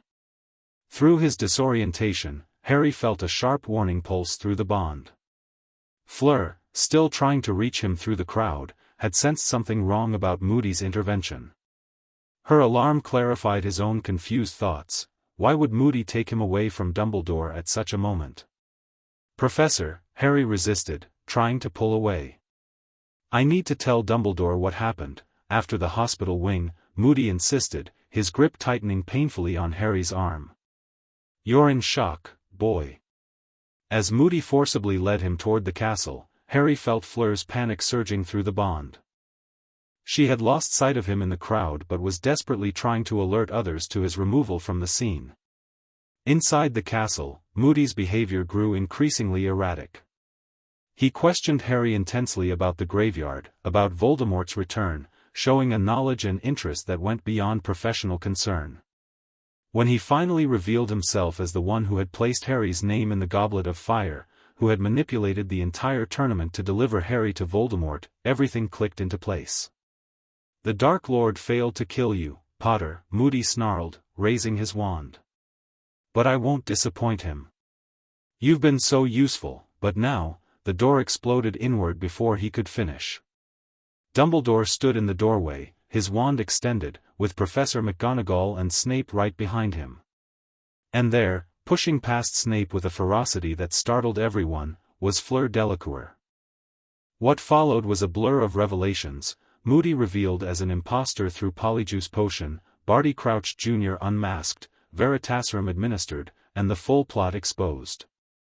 Through it all, Harry remained semi-conscious, aware mainly of Fleur kneeling beside him, her hand clasping his out of sight of the others. The golden glow of the bond appeared briefly between their joined hands, invisible to the professors focused on restraining and questioning Crouch. Fleur quickly suppressed it, but not before Harry felt a surge of her healing energy flowing into him, easing the pain of his injured leg and clearing his muddled thoughts. "Hospital wing," Dumbledore finally ordered, turning his attention back to Harry. "Severus, please inform Madame Pomfrey we're bringing Potter." "I'll take him," Fleur said firmly, already helping Harry to his feet. "I know the way." Dumbledore studied her for a moment, his blue eyes showing a knowledge and understanding beyond his simple nod of agreement. "Very well, Miss Delacour. Professor McGonagall will accompany you." As they made their slow progress toward the hospital wing, Harry leaned heavily on Fleur, drawing strength from her presence as much as her physical support. Through the bond, they communicated without words, her relief at his survival, his gratitude for her quick understanding of the danger Moody had presented. "How did you know?" he whispered when McGonagall walked ahead to open the hospital wing doors. "The bond," Fleur replied softly. "When you touched the cup, I felt your panic. I knew something was wrong immediately. I tried to follow through our connection, but the distance." She shook her head. "It was like trying to hold smoke. But I knew you were alive, fighting. I could feel your determination." Harry nodded, understanding. "I felt you too. It helped, knowing I wasn't alone." Her hand tightened on his arm, a brief gesture of acknowledgement before they entered the hospital wing and were separated by Madame Pomfrey's efficient care. But the bond remained strong between them, a silent communication more precious than words could express. Later, after Dumbledore had heard Harry's full account of the graveyard, after Fudge had denied the truth of Voldemort's return, after the chaos of the evening had finally settled into a numb, exhausted silence, Harry lay awake in the hospital wing, his mind too full for sleep. The curtains around his bed rustled slightly, and Fleur slipped into the enclosed space, having evaded Madame Pomfrey's vigilance. She sat gently on the edge of his bed, her face pale in the moonlight streaming through the nearby window. "I had to see you," she whispered. "To make sure you were really all right." Harry managed a weak smile. "Not really all right. But alive." Fleur nodded, understanding the distinction. Through the bond, he felt her restraint, the emotions she was carefully controlling, the questions she wasn't asking about the horrors he had witnessed. "Cedric," he said softly, needing to speak the truth aloud. "He died because of me. Because we took the cup together." "No," Fleur replied firmly. "He died because of Voldemort and his servants. Not because of you, Harry." She reached for his hand, and this time, they both allowed the golden glow to manifest briefly between their palms, controlled, contained, but present. The warm energy soothed Harry's ragged emotions, not erasing the grief and guilt but making them somehow more bearable. "Everything changes now," Harry said after a long silence. "With Voldemort back, the world will be different." "Yes," Fleur agreed soberly. "And our bond, it will attract even more attention in such times. Power always does." The concern was valid. If Voldemort learned of their connection, of the unusual magical properties it conveyed, he would surely seek to exploit or destroy it. And with the Ministry denying the Dark Lord's return, they couldn't count on official protection. "What will you do?" Harry asked. "After the tournament ends, will you go back to France?" Fleur was silent for a moment, considering. "Not immediately. Papa has connections with Dumbledore, they've been corresponding since the second task, when the bond manifested so publicly. I think I might stay in England for a while." Hope flickered in Harry's chest. "Really?" "There are positions opening at Gringotts," Fleur explained. "International liaison roles that would suit my training. And it would give me a legitimate reason to remain close by." The implication was clear, she wanted to stay near Harry, to maintain their connection and offer support in the difficult times ahead. The knowledge warmed him more than any potion Madame Pomfrey could provide. "I'd like that," he said simply. Fleur smiled, squeezing his hand gently. "Then it's settled. Whatever comes next, we face it together, not just through the bond, but in person." "Partners." "Partners," Harry echoed, finding comfort in the word and all it implied. As Fleur slipped away to return to the Beauxbatons carriage before dawn, the bond hummed contentedly between them, stronger and more defined than ever before, a connection they had fought to protect and now would fight to maintain in the darker days ahead. The Triwizard Tournament had ended in tragedy and the return of an old evil. But for Harry and Fleur, it had also cemented something beautiful and powerful, a partnership forged in extraordinary circumstances, tempered by shared challenges, and now ready to face whatever the future might hold. Together. Chapter 3, The Veela's Choice. The air in Grimmauld Place tasted of dust and secrets. Harry sat on the edge of his bed, listening to the muffled voices filtering up through the floorboards. The Order of the Phoenix was meeting again, and once more, he was excluded from the discussions that would shape the fight against Voldemort, the fight that had claimed Cedric's life, that had been paid for in Harry's own blood. 2 weeks had passed since his arrival at the headquarters of the Order, and the isolation was beginning to wear on him. Ron and Hermione's letters had been frustratingly vague before he'd arrived, and now that they were together, the constant supervision by Mrs. Weasley meant meaningful conversation about the war was nearly impossible. But the worst part was being cut off from Fleur. Harry closed his eyes, reaching instinctively for the bond that had become as familiar as his own heartbeat. It was there, but muted by distance and, he suspected, by whatever protective enchantments Dumbledore had placed around the house. He could sense Fleur's presence somewhere in London, her emotions a faint echo rather than the clear connection they developed during the tournament. Their paired journals had been his lifeline over the past month. Fleur had secured a position at Gringotts as she'd planned, moving into a small flat in Wizarding London while she trained under Bill Weasley's supervision. Her latest entry, written that morning, was open beside him on the bed. Harry, still no word from Dumbledore about when you might be permitted to leave Grimmauld Place. Papa continues to press the issue through his diplomatic channels, but the headmaster is immovable. He insists the blood protection requires you to remain isolated until absolutely necessary. The consortium has made another approach, this time directly to Grandmere at her home in Marseille. 3 representatives arrived unannounced, requesting a consultation regarding historical Veela bonds. She refused them, of course, but their persistence is troubling. On a more positive note, my training goes well. Bill is an excellent mentor, though I suspect he may have ulterior motives for his attentiveness. It is useful to have a Weasley ally, however, especially one with connections to both the Order and Gringotts. I miss our connection. The distance and whatever wards protect you create a fog between us that I find increasingly difficult to endure. But I understand the necessity, especially with the Prophet's campaign against you growing more vicious each day. Write when you can. Know that I am working on solutions that might bring us together sooner rather than later. Yours, Fleur. Harry ran his fingers over her elegant handwriting, taking comfort in the physical evidence of their connection when the magical one felt so tenuous. He picked up his quill to respond, but before he could begin, the door burst open to reveal the Weasley twins, identical grins on their faces. "Evening, Harry," said Fred.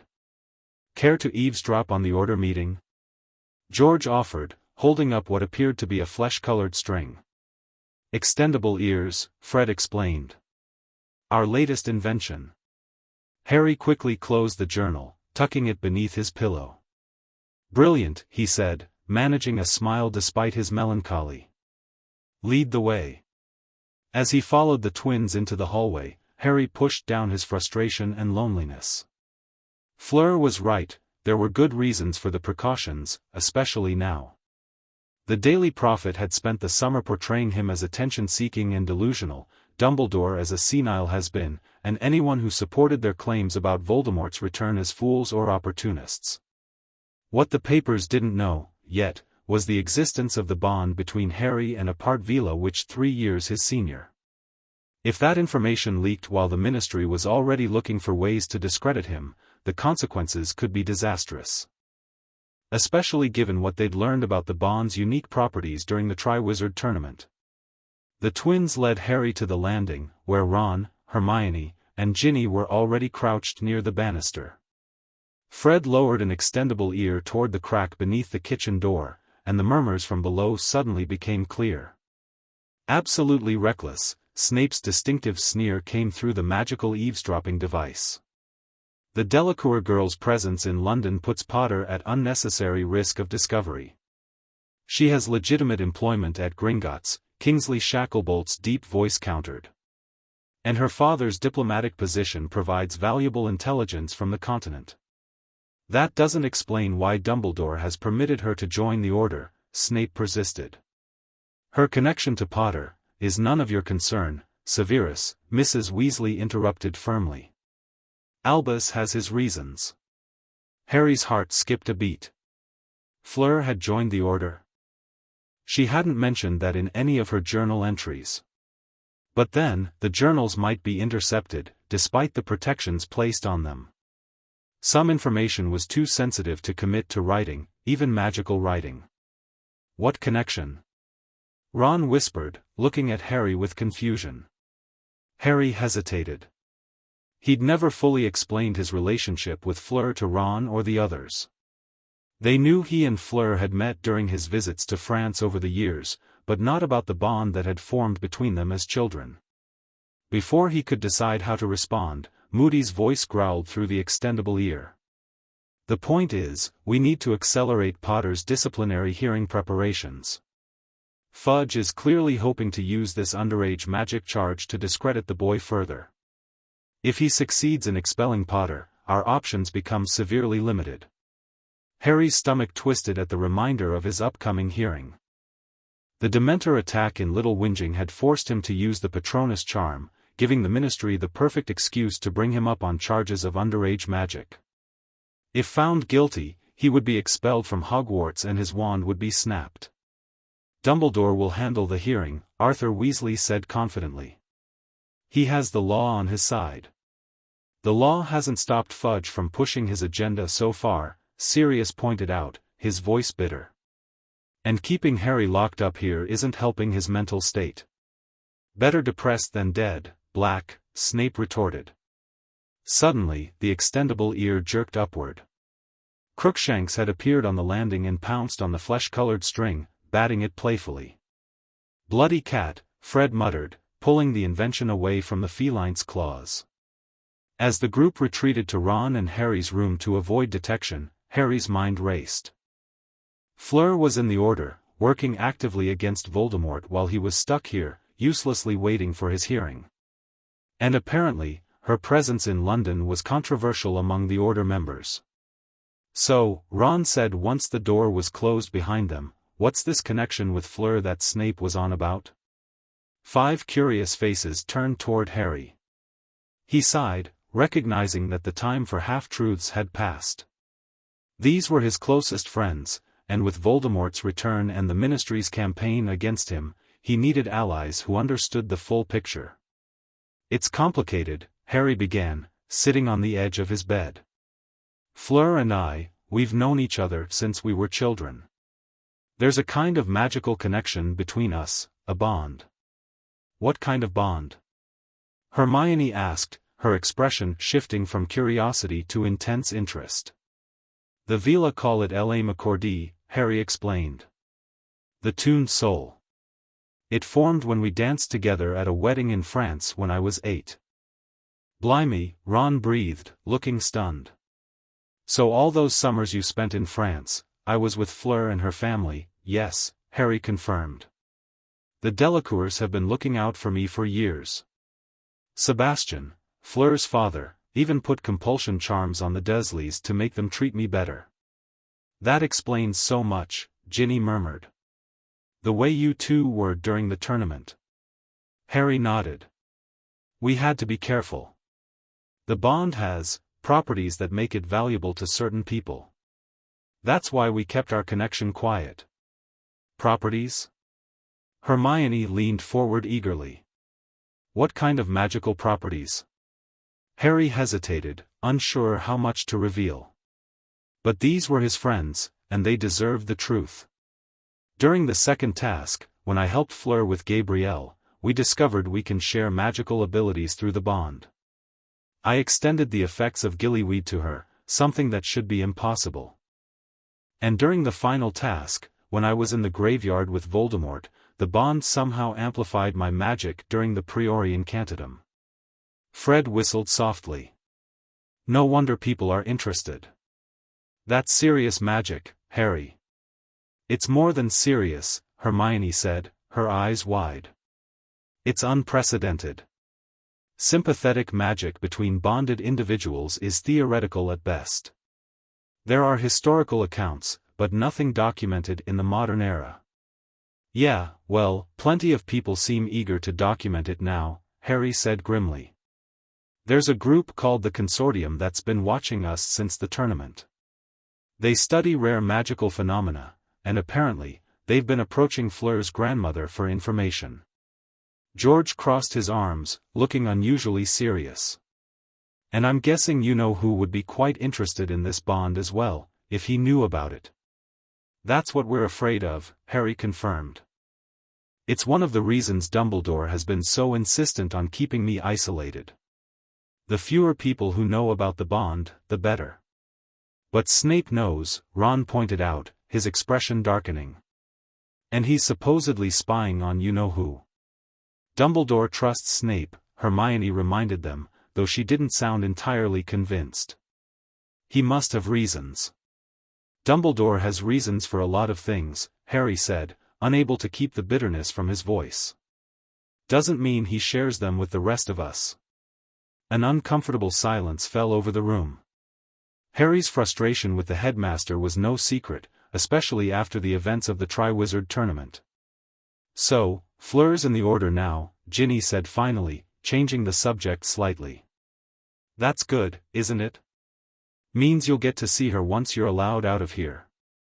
Harry nodded, feeling a small flicker of hope at the thought. If I'm not expelled. You won't be, Hermione said firmly. The law is clearly on your side. You were defending yourself and Dudley from Dementors. Since when has the law mattered to Fudge? Harry countered. He's been smearing me in the Prophet all summer, calling me a liar about Voldemort's return. This hearing is just another opportunity to discredit me. Then we'll fight back, Ron declared. Dad says Dumbledore has a solid defense prepared. Before Harry could respond, a soft knock came at the door. It opened to reveal Mrs. Weasley, looking tired but determined. There you all are, she said, eyeing the gathered teenagers suspiciously. The meeting's over. Some members are staying for dinner. Her gaze softened as it landed on Harry. Including a certain Gringotts employee I believe you'll be happy to see, Harry. His heart leapt. Fleur's here? Mrs. Weasley nodded, her lips quirking in a small smile. Just arrived with Bill. She's helping set the table. She glanced at the others. And I'd appreciate the rest of you coming down to assist as well. As the group followed Mrs. Weasley downstairs, Harry felt the bond suddenly strengthen, the muffling effect of distance disappearing as Fleur's presence grew clearer in his mind. Her excitement and anticipation flowed through the connection, matching his own growing happiness. He entered the kitchen to find her arranging silverware at the long table, her silvery hair tied back in a practical plate for work. She looked up as he appeared, and the smile that illuminated her face made something in Harry's chest tighten pleasantly. "Harry," she said, her accent still noticeable though much improved after weeks of working in London. "It's good to see you." The formal greeting did nothing to hide the surge of emotion that passed between them through the bond, joy, relief, and something deeper that neither was ready to name aloud. With others watching, they limited their greeting to a brief hug that appeared casual to observers but sent the bond humming with energy. "Careful," Fleur murmured against his ear during the embrace. "The unspeakable is here." Harry pulled back, keeping his expression neutral despite his surprise. As he glanced around the kitchen, he noticed a thin wizard in grey robes standing near Sirius, the same man he had seen watching them at the edge of the forest during the second task. "Augustus Rookwood," Fleur explained quietly as they moved to help with dinner preparations. "Officially here as a ministry liaison to the Order, but Papa believes his primary interest is us." Harry nodded slightly, processing this new information. "Does Dumbledore know?" "He must," Fleur replied, her voice barely audible as she handed him a stack of plates. "But whether he fully understands Rookwood's motives is another question." Their conversation was cut short as more Order members filed into the kitchen, the space quickly filling with people and conversation. Throughout dinner, Harry maintained a careful distance from Fleur, though the strengthened bond made their physical separation easier to bear. They could communicate silently through emotional impressions, sharing observations about the Order members and their interactions. Harry noted how Rookwood watched them surreptitiously, his gaze calculating whenever they interacted. More surprisingly, he noticed Sirius's obvious approval of Fleur's presence, his godfather going out of his way to include her in conversations and introduce her to other Order members. "He knows," Fleur confirmed through the bond when Harry questioned Sirius's behavior. "Your godfather understands our connection better than most. He has been, unexpectedly supportive." The knowledge warmed Harry. Sirius had precious little joy in his life, confined to Grimmauld Place and hunted by the Ministry. That he would champion Harry and Fleur's bond despite the complications it added to an already dangerous situation spoke volumes about his character. As dinner concluded and Order members began to depart, Fleur managed to maneuver herself and Harry into the library under the pretense of showing him a book on magical law that might help with his upcoming hearing. Sirius, catching her intent, distracted Mrs. Weasley with questions about cleaning supplies for the drawing room, buying them a few minutes of privacy. The moment the library door closed behind them, Fleur cast several privacy charms with quick, practiced movements of her wand. Then, finally alone, they embraced properly, the bond flaring golden between them for a brief moment before they controlled it, containing the manifestation as they had practiced during the tournament. "I've missed you," Harry said, breathing in the familiar vanilla scent of her hair. "And I you," Fleur replied, pulling back to study his face with concern. "You look tired, Harry. The isolation has been difficult?" He nodded, not bothering to hide the truth she could feel through their connection. "Being stuck here while Voldemort gathers strength, while the Ministry calls me a liar, it's maddening." "I know," Fleur said softly, taking his hands in hers. "But it won't be forever. After your hearing, if I'm not expelled," Harry interjected grimly. "You won't be," Fleur said with absolute certainty. "Dumbledore has prepared thoroughly, and Papa has pulled diplomatic strings to ensure observation from the International Confederation. Fudge cannot simply railroad you without consequences." The confidence in her voice was reassuring, but Harry had other concerns. "What about the consortium? You mentioned in your journal that they approached your grandmother?" Fleur's expression darkened. "Yes. 3 representatives, led by a woman calling herself Phoenix, clearly a code name. They presented themselves as academic researchers interested in historic Veela bonds, but their questions revealed more specific knowledge." "They know about us," Harry concluded. "They suspect," Fleur corrected. "They have observations from the tournament but lack confirmation of the bond's exact nature or strength. Grandmere provided only general information about Veela history, nothing specific to L.A. McCordy." Harry glanced toward the door, lowering his voice further despite the privacy charms. "And Rookwood? The unspeakable?" "A more immediate concern," Fleur admitted. "The Department of Mysteries has its own interest in bond magic, separate from the consortium. Bill believes Rookwood reports directly to Croaker, the head unspeakable, not to Fudge. So even if the Ministry officially considers me delusional, the unspeakables are taking the bond seriously?" Fleur nodded. "They deal in magical truths, not political convenience. And they have resources the consortium lacks, legal authority, for one." The implications were troubling. Harry had enough experience with Ministry interference to distrust any official interest in his life, especially something as personal and powerful as his bond with Fleur. "What does Sebastian suggest?" he asked, knowing Fleur's father would have a diplomatic perspective on navigating these complicated waters. "Caution, but not retreat," Fleur replied. "We continue as we have been, controlling visible manifestations of the bond, maintaining public distance when necessary, but not denying our connection entirely. To appear too secretive would only heighten suspicion." It was sound advice, if frustrating. Harry was tired of hiding, of pretending, of calculating every interaction for potential consequences. But with Voldemort returned and the Ministry actively working against him, caution was indeed necessary. "There's something else," Fleur said, her voice dropping even lower. "Something I couldn't write in the journal." Harry's attention sharpened at her serious tone. "What is it?" "The Veela Council has taken interest in our bond," she explained. After the tournament, word spread throughout the Veela communities of Europe. Grandmere has been fielding inquiries for months, but now the council itself has requested a formal audience with both of us. "The Veela have a council?" Harry asked, surprised. Fleur's lips quirked in a small smile. "We are an ancient race with our own governance structures, independent of wizarding ministries. The council rarely intervenes in individual affairs, but our bond." She hesitated. "Its manifestation during the tournament has raised questions about ancient Veela prophecies." "Prophecies?" Harry repeated, a chill running down his spine. "What kind of prophecies?" Before Fleur could answer, the library door rattled as someone attempted to enter.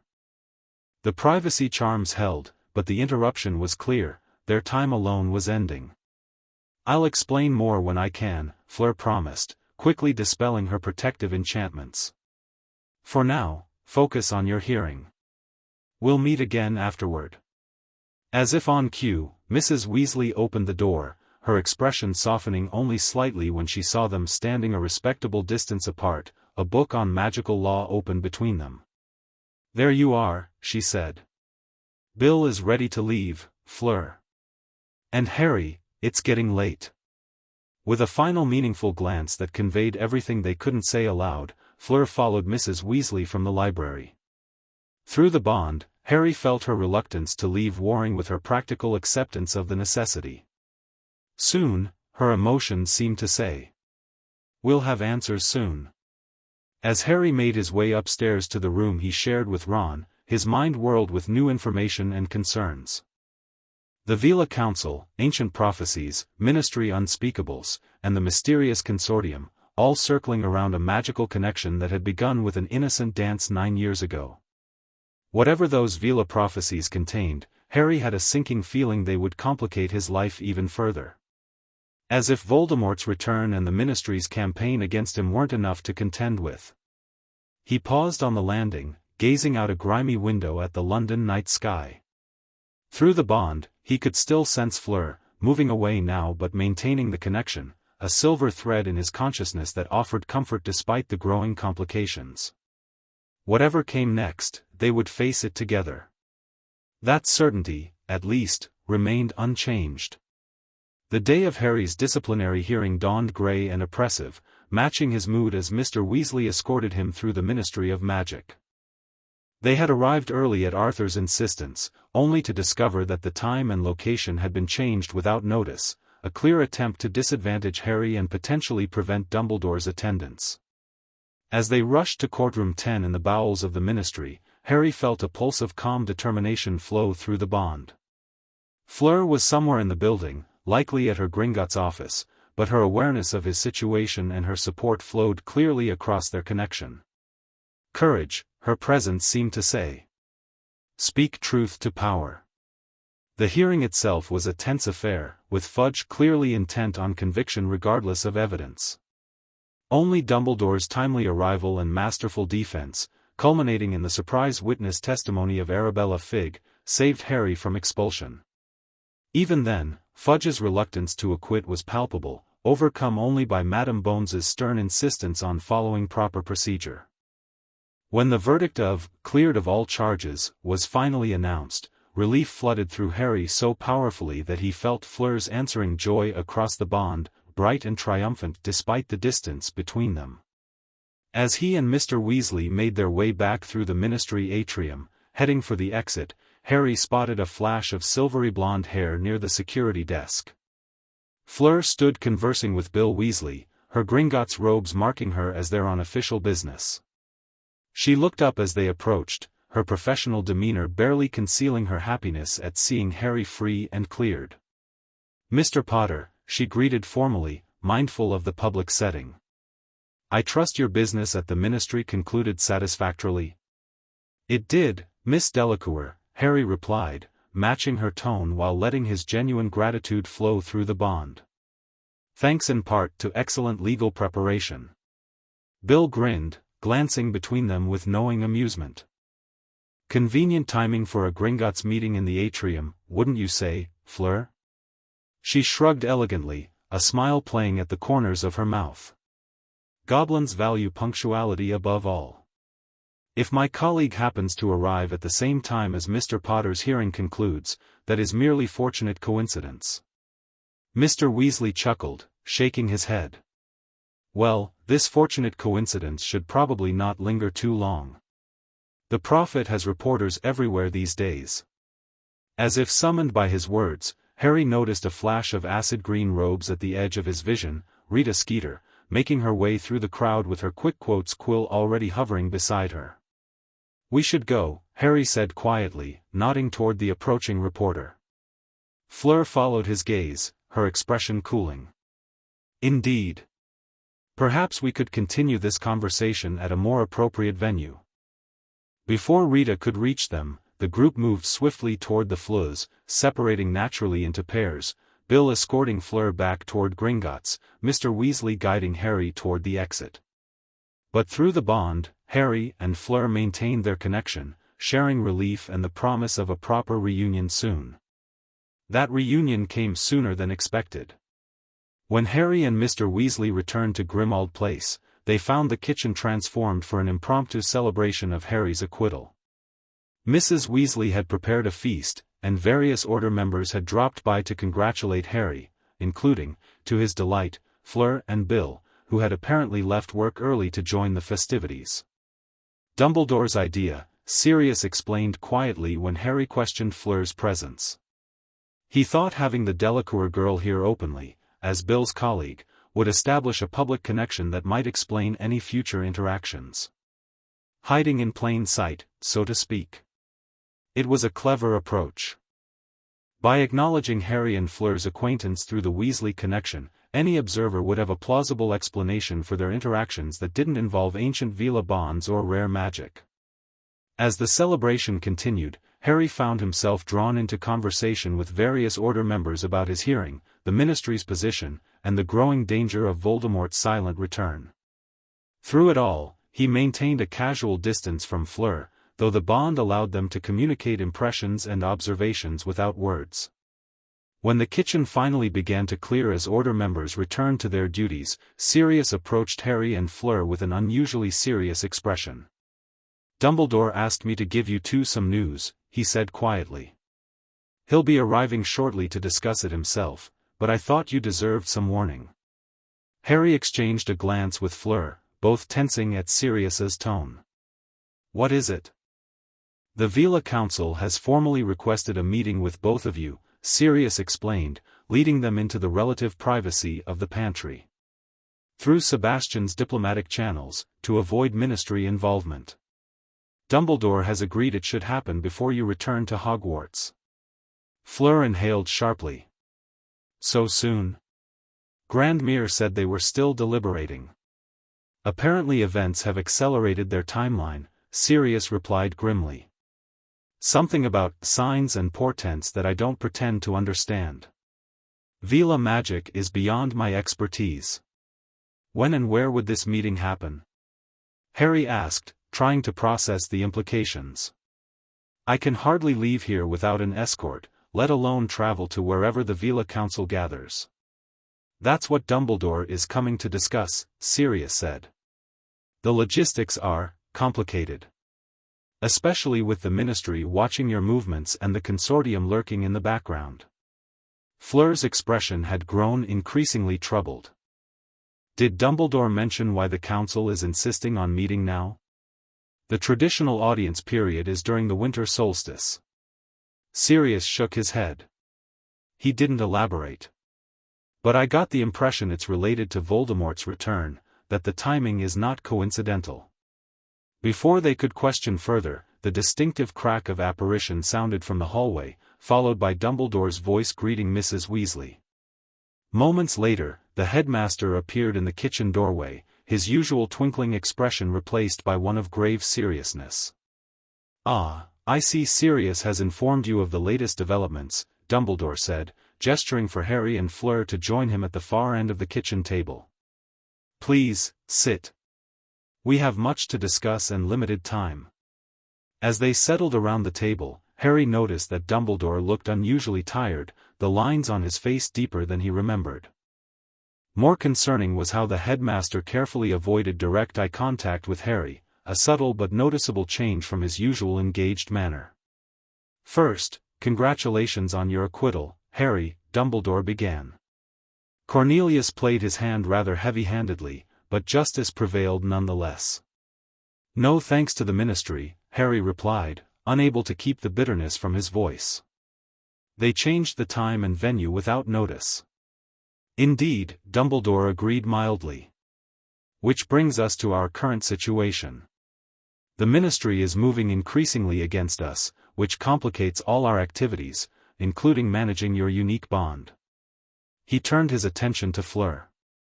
"Miss Delacour, your grandmother has been in contact with me regarding the Veela Council's request. I understand you've been expecting this development?" Fleur nodded, her posture formal but her anxiety evident to Harry through their connection. "Since the tournament, yes. The public manifestation of our bond during the second task, it aligned with certain Veela prophecies that the Council has preserved for generations." "What prophecies exactly?" Harry asked, looking between Fleur and Dumbledore. "No one's explained that part to me yet." Fleur hesitated, glancing at Dumbledore as if seeking permission. The headmaster nodded slightly, his expression grave. "The Veela have maintained prophecies about La McCordy bonds since before the Roman era," Fleur explained carefully. "Most are general, descriptions of the bond's potential, warnings about its rarity. But there is one specific prophecy, recorded by the Sibyl of Marseille in the 3rd century, that speaks of a bond between a child of lightning and a daughter of fire that would manifest when darkness returns to consume the light." Harry felt a chill run down his spine. "A child of lightning," he repeated, unconsciously touching his scar. "That's rather on the nose, isn't it?" "Prophecies often appear clearer in retrospect," Dumbledore commented, steepling his fingers. "What matters is that the Veela Council believes this ancient prediction refers to you and Miss Delacour, and that Voldemort's return has triggered the timing indicated in the prophecy." "What exactly does the prophecy say will happen?" Harry pressed, uncomfortable with the familiar territory of destiny and predictions shaping his life. Again, Fleur looked to Dumbledore before answering. The headmaster sighed heavily. "The full prophecy is known only to the Veela Council," he admitted. "Even Miss Delacour's grandmother has heard only portions. This is why the Council has requested an audience, to share the complete text with you both and to evaluate the bond's development." Harry frowned, not liking the sound of evaluate. "So they want to study us, like the consortium?" "No," Fleur said firmly. "The Council's interest is protective, not exploitative. Veela bonds are sacred to our kind. If the prophecy truly refers to us, the Council will offer guidance and protection, not scrutiny." "Miss Delacour is correct," Dumbledore confirmed. "Which is why I believe this meeting should proceed, despite the complications. The Veela Council may prove valuable allies in the coming conflict, particularly if their ancient prophecy contains insights about Voldemort or your bond's role in opposing him." Harry wasn't entirely convinced, but he trusted Fleur's judgment about her own people. Through the bond, he felt her cautious optimism about the Council's involvement, though it was tempered by concern about the prophecy's content. "All right," he agreed finally. "When and where?" 3 days from now," Dumbledore replied. "As for location, the Council has requested neutral ground with historical significance to both wizardkind and Veela. They have proposed the ancient stone circle at Karnak in Brittany." Fleur's eyebrows rose in surprise. "Karnak? That's significant. The circle hasn't been used for formal Veela gatherings in centuries. Which is precisely why it serves our purposes," Dumbledore explained.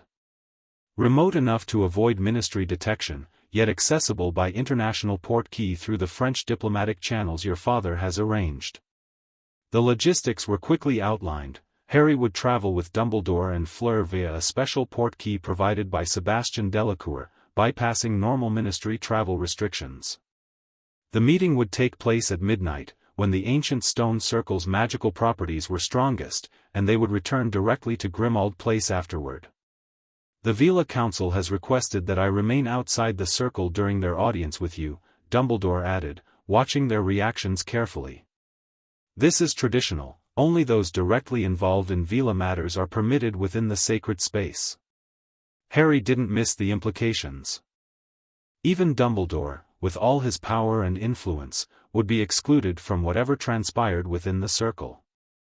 The headmaster was trusting them to handle this unusual diplomatic situation without his direct guidance.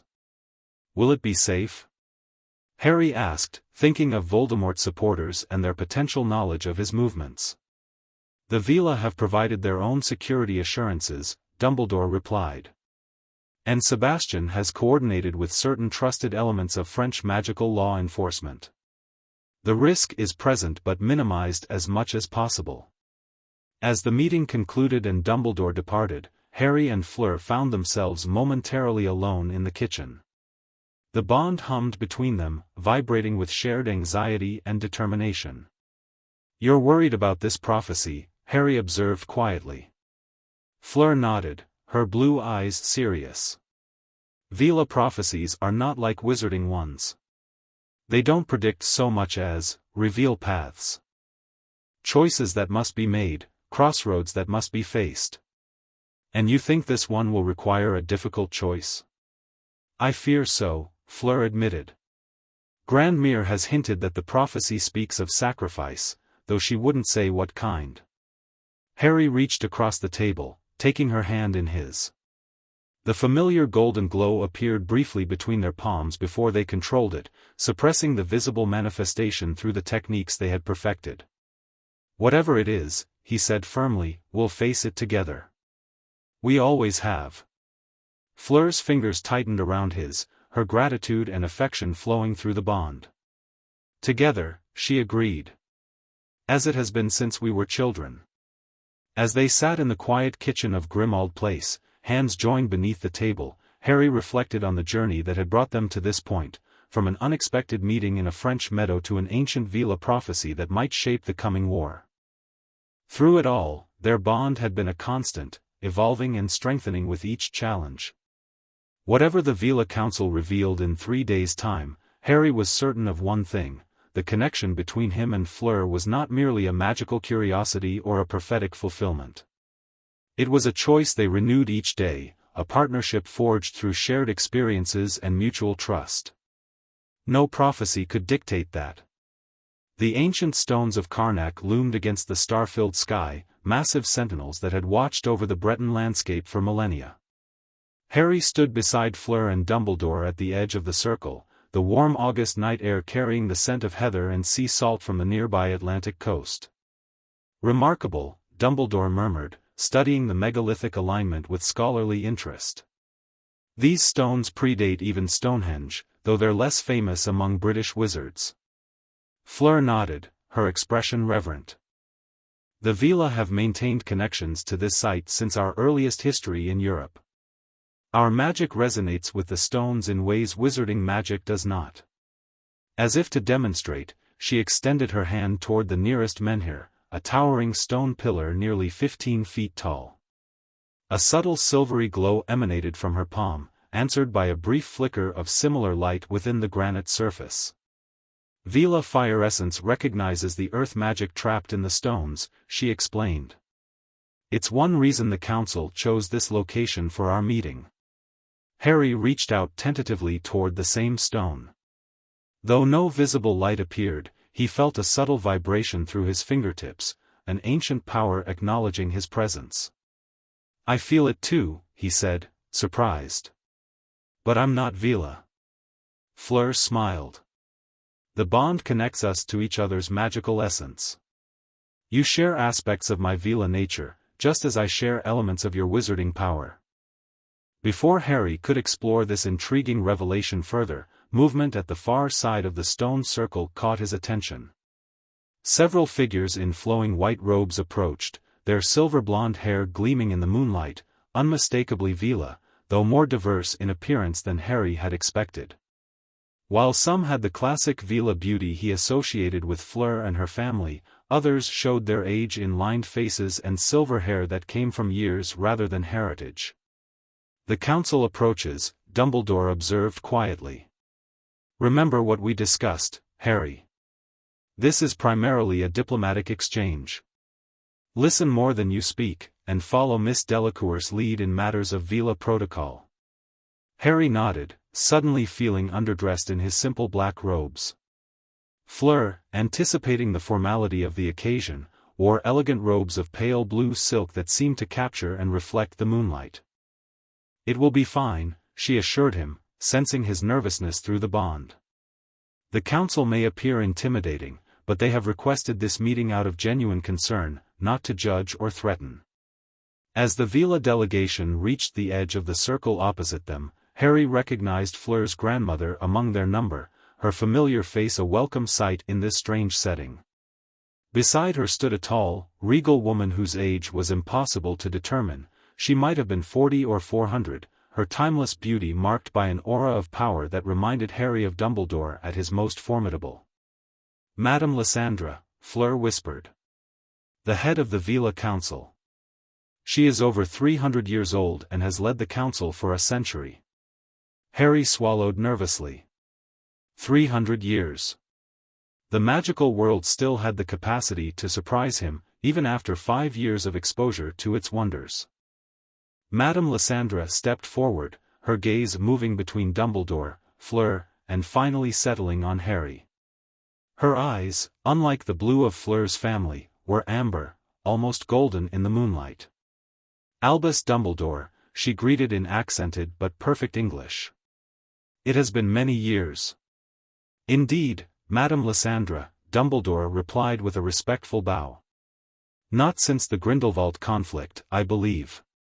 When the Veela fought alongside wizards against darkness, yes." She nodded, then turned her attention to Harry and Fleur. "And here are the bonds paired we have come to meet. Fleur Delacour, daughter of our sister Apollon, granddaughter of our sister Celeste. And Harry Potter, child of prophecy, bearer of lightning." Harry bowed awkwardly, following Fleur's more graceful example. "It's an honor to meet you, madam." Lysandra studied him with those unsettling amber eyes, her expression unreadable. "The honor is mutual, young one. Few wizards have formed true bonds with Veela in the modern age. Fewer still have manifested powers of synchronistic magic through such bonds." She gestured toward the center of the stone circle, where Harry now noticed an arrangement of smaller stones forming an inner ring. "Please, join us within the circle. Albus, as is tradition, I shall remain without." "Yes," Dumbledore completed for her. "I remember the protocols, Madame Lysandra. I will maintain a respectful distance while remaining close enough to observe." With a final reassuring nod from the headmaster, Harry followed Fleur into the stone circle, conscious of the Veela council members forming a procession behind them. As they crossed the boundary marked by the great standing stones, Harry felt a distinct shift in the air, not a barrier, exactly, but a change in the quality of magic surrounding them.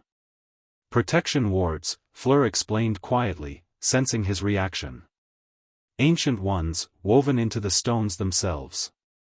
Nothing evil can enter this space." The inner circle contained a flat altar stone at its center, surrounded by 9 smaller seats carved from the same gray granite as the standing stones.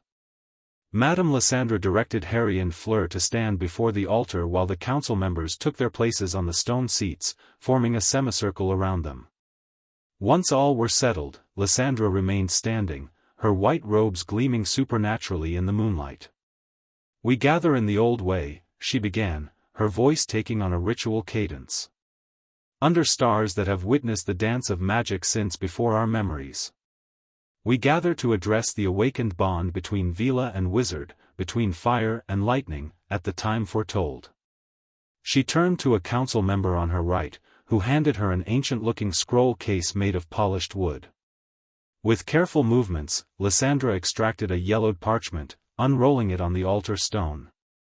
"The prophecy of the Sibyl of Marseille," she announced. "Recorded in the year 287 of the Common Era, preserved by the Veela Council through 17 centuries. Its words have guided our understanding of the rarest form of Veela bond, l'âme accordée. Harry felt Fleur tense beside him, her anxiety flowing through their connection. Whatever this prophecy contained, it clearly unsettled her more than she had admitted.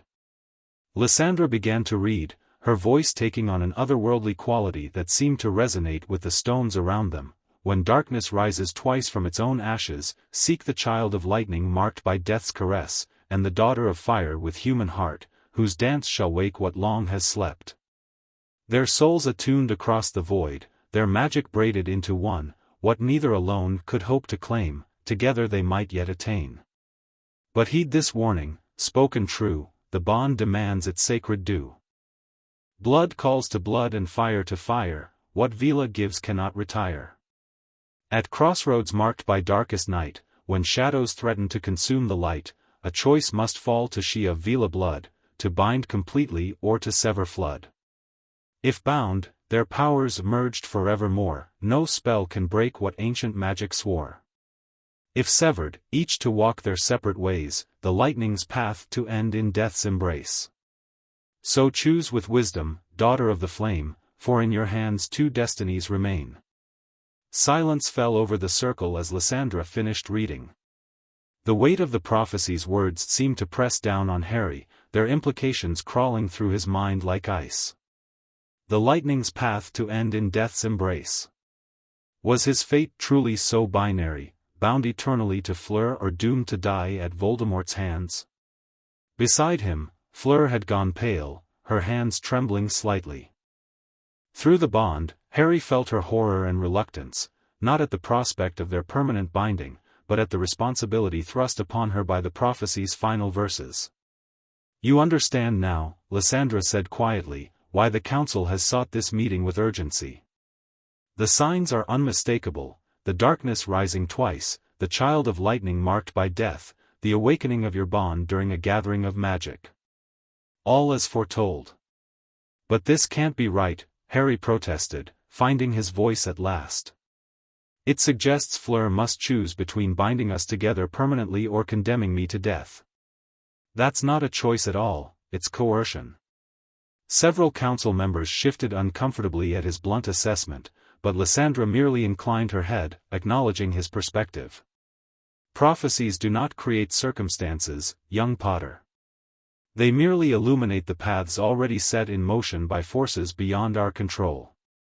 Your confrontation with the dark wizard who marked you was foretold by another prophecy, was it not? Harry stared at her, stunned. How did she know about the prophecy Dumbledore had mentioned after the Department of Mysteries battle? How? The Veela have our own seers and our own sources, Lysandra explained. We have been watching your path since your bond with Fleur first manifested. It intersects with our own history and future too significantly to ignore. But this choice, Fleur spoke up, her voice steadier than her emotions. The binding or severing, what exactly does it entail? The prophecy speaks of what Veela gives cannot retire. What must I give? Lysandra exchanged a glance with Fleur's grandmother, who nodded slightly as if granting permission. The council leader turned back to them, her expression grave.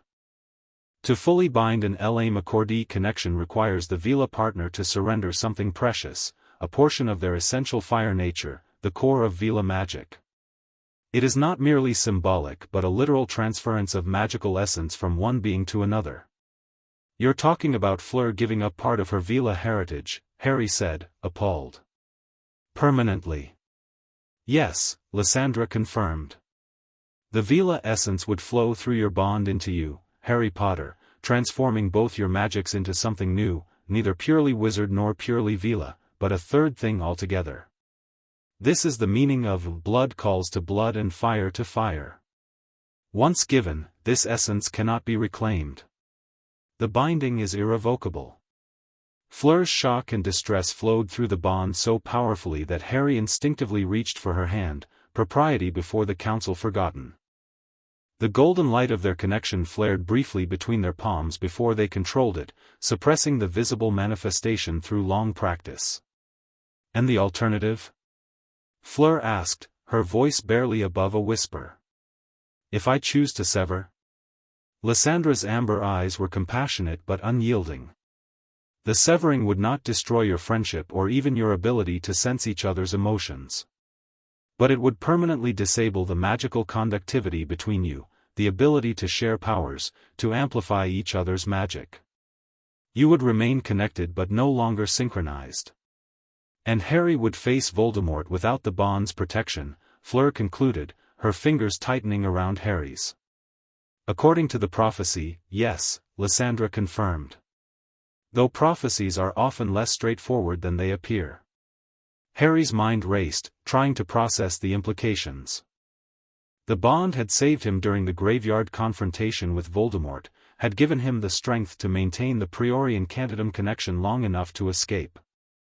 Without that magical amplification, would he stand any chance against the Dark Lord in their inevitable final confrontation?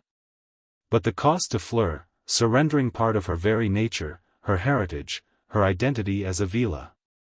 "This isn't fair," he said finally, looking from Lysandra to the other council members. "Placing this burden on Fleur, making her responsible for my survival, it's wrong. Fairness rarely enters into matters of destiny, young Potter," one of the elder council members replied, her voice cracking with age.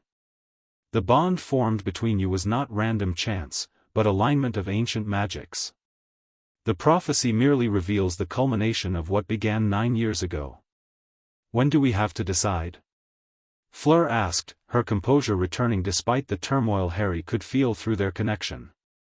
"The choice cannot be rushed," Lysandra assured her.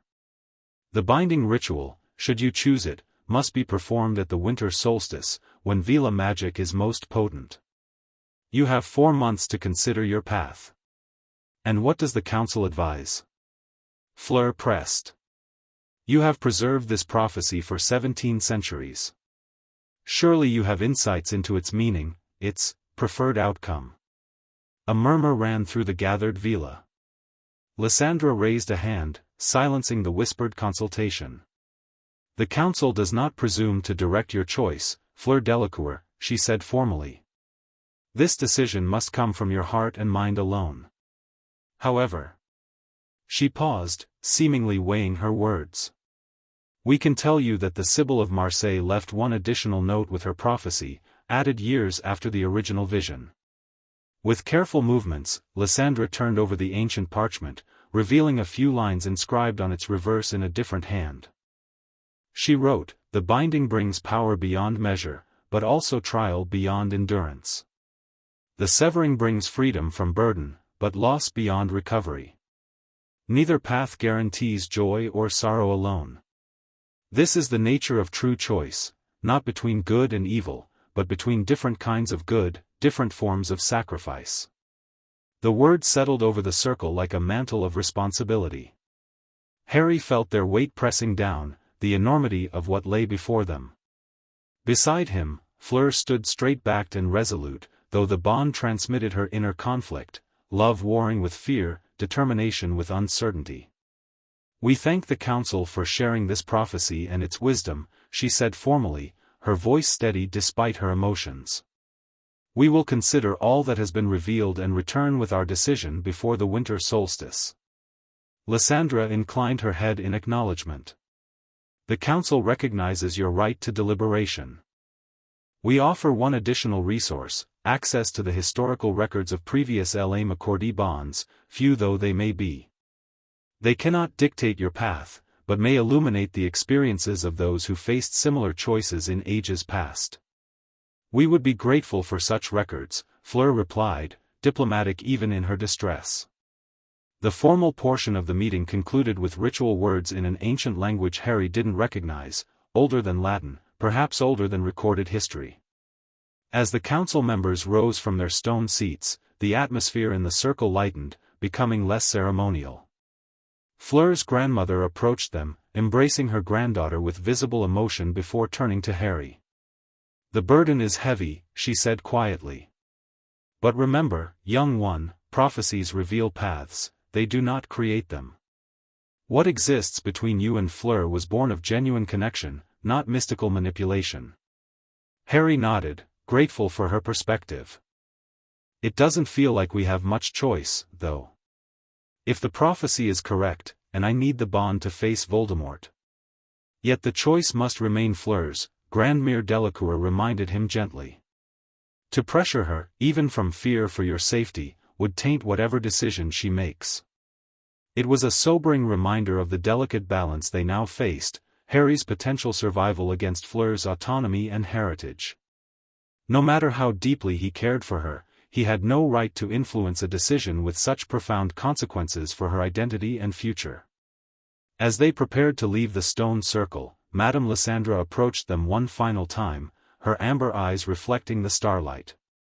"One last thing," she said, her voice pitched for their ears alone. "The consortium has been seeking audience with the council, asking questions about your bond. We have denied them, but their persistence suggests knowledge beyond mere academic interest. Be vigilant in the months ahead." "What do they want?" Harry asked, concerned by this new warning. "Power," Lysandra replied simply. "The consortium has always sought to understand and harness rare magical phenomena.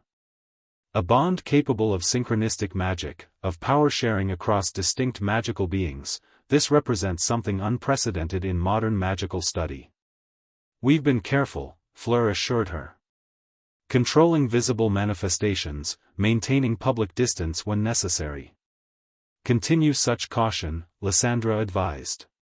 "But be aware, the moment of binding or severing, should it come, will release magical energies impossible to conceal. Those watching for such signs will know, regardless of what precautions you take." With that disquieting warning, she bid them farewell. Harry and Fleur rejoined Dumbledore at the edge of the stone circle, the headmaster's expression revealing that while he hadn't heard their conversation, he had observed enough to understand its gravity. "I see the meeting was significant," Dumbledore commented as they prepared to activate the return port key. "We can discuss details once we're safely back at headquarters." The return journey passed in blur, Harry's mind too full of prophecy and choice to register the discomfort of magical transportation. When they arrived in the secure entry hall of Grimmauld Place, they found Sirius waiting despite the late hour, his face tight with concern. "Well?" he asked without preamble. "What did the Veela want?" Dumbledore held up a hand, forestalling explanation. Perhaps this discussion would be better conducted in the privacy of the library, with appropriate security charms in place. Once they were settled in the dusty library, protective enchantments ensuring their conversation remained private, Harry and Fleur recounted the Veela Council meeting, the ancient prophecy, the choice it presented, and the implications for their bond and the coming conflict with Voldemort. Sirius whistled softly when they finished. "Binding or severing, with your life potentially in the balance, Harry. That's one hell of a crossroads." "Indeed," Dumbledore agreed, his expression grave. "Though I must concur with Madame Lysandra's assessment, prophecies illuminate rather than dictate. The bond between you formed naturally, independent of prophetic knowledge." "But now we know," Harry said, unable to keep the frustration from his voice. "How can Fleur possibly make an unbiased choice when the prophecy claims my life hangs in the balance?" "That is precisely the challenge of prophecy," Dumbledore replied gently. "Knowledge shapes perspective, perspective influences choice. Yet the choice itself remains." Fleur had been unnaturally quiet since their return, her emotions carefully controlled behind mental barriers that muted but didn't block their bond. Now she spoke, her voice soft but determined. "I need time to think," she said simply. "This isn't a decision to be rushed, regardless of prophecy." "Of course," Dumbledore agreed immediately. "The winter solstice is still months away. There is time for careful consideration." "And research," Sirius added. "The Black Library might have information on Veela bonds. It's not exactly light reading, but there are ancient texts here on all manner of magical connections." Harry appreciated their practical responses, but he couldn't shake the weight of responsibility that had settled over them both. Through the bond, he felt Fleur's turmoil, her love for him warring with fear of permanent transformation, her protective instincts conflicting with her sense of identity. "Whatever you decide," he told her softly as the discussion continued around them, "I'll respect it. Your heritage, your essence. I would never ask you to sacrifice that, not even to save my life." Fleur met his gaze, her blue eyes shimmering with unshed tears. "And that, Ari, is precisely why this choice is so difficult. Because you would never ask it of me, yet would face death without complaint if I refused." There was nothing he could say to that, no reassurance that wouldn't feel like subtle pressure, no comfort that wouldn't highlight the stakes. Instead, he simply reached for her hand beneath the table, letting the golden warmth of their bond flow between them, controlled but present, a reminder of the connection that existed regardless of prophecy or choice. As the night deepened around Grimmauld Place, one truth became increasingly clear to Harry: whatever path lay ahead, the journey would transform them both in ways neither could fully predict. The only certainty was uncertainty itself, and the knowledge that time was steadily carrying them toward a moment of decision that would echo through both their lives forever. The return to Hogwarts brought new complications. With Umbridge installed as defense against the dark arts professor and the Ministry exerting increasing control over the school, Harry found himself walking a dangerous line between resistance and compliance. The formation of Dumbledore's army provided an outlet for his frustration and a practical response to Umbridge's refusal to teach actual defensive magic, but it also increased the risk of Ministry scrutiny. Through it all, his connection with Fleur remained a constant source of both comfort and concern. Their paired journals allowed regular communication despite the distance, and occasionally Fleur would visit Hogsmeade on Gringotts business, allowing brief meetings away from prying eyes. Each encounter reinforced what Harry already knew, that regardless of prophecy or destiny, his feelings for her had deepened into something profound and enduring. But the question of the prophecy and Fleur's impending choice hung between them, acknowledged but never directly addressed. By mutual, unspoken agreement, they had decided to research separately, Harry delving into Hogwarts' restricted section when possible, Fleur consulting Veela records and Gringotts' ancient archives. Looking for loopholes? Hermione had asked gently one evening in the common room, finding Harry poring over a dusty tome on magical bonds he'd smuggled out under his invisibility cloak. Something like that, Harry had admitted. There has to be another way, some alternative that doesn't force Fleur to choose between her heritage and my survival. Hermione's expression had been sympathetic but realistic. Sometimes the hardest choices don't have perfect solutions, Harry. Just different forms of difficult.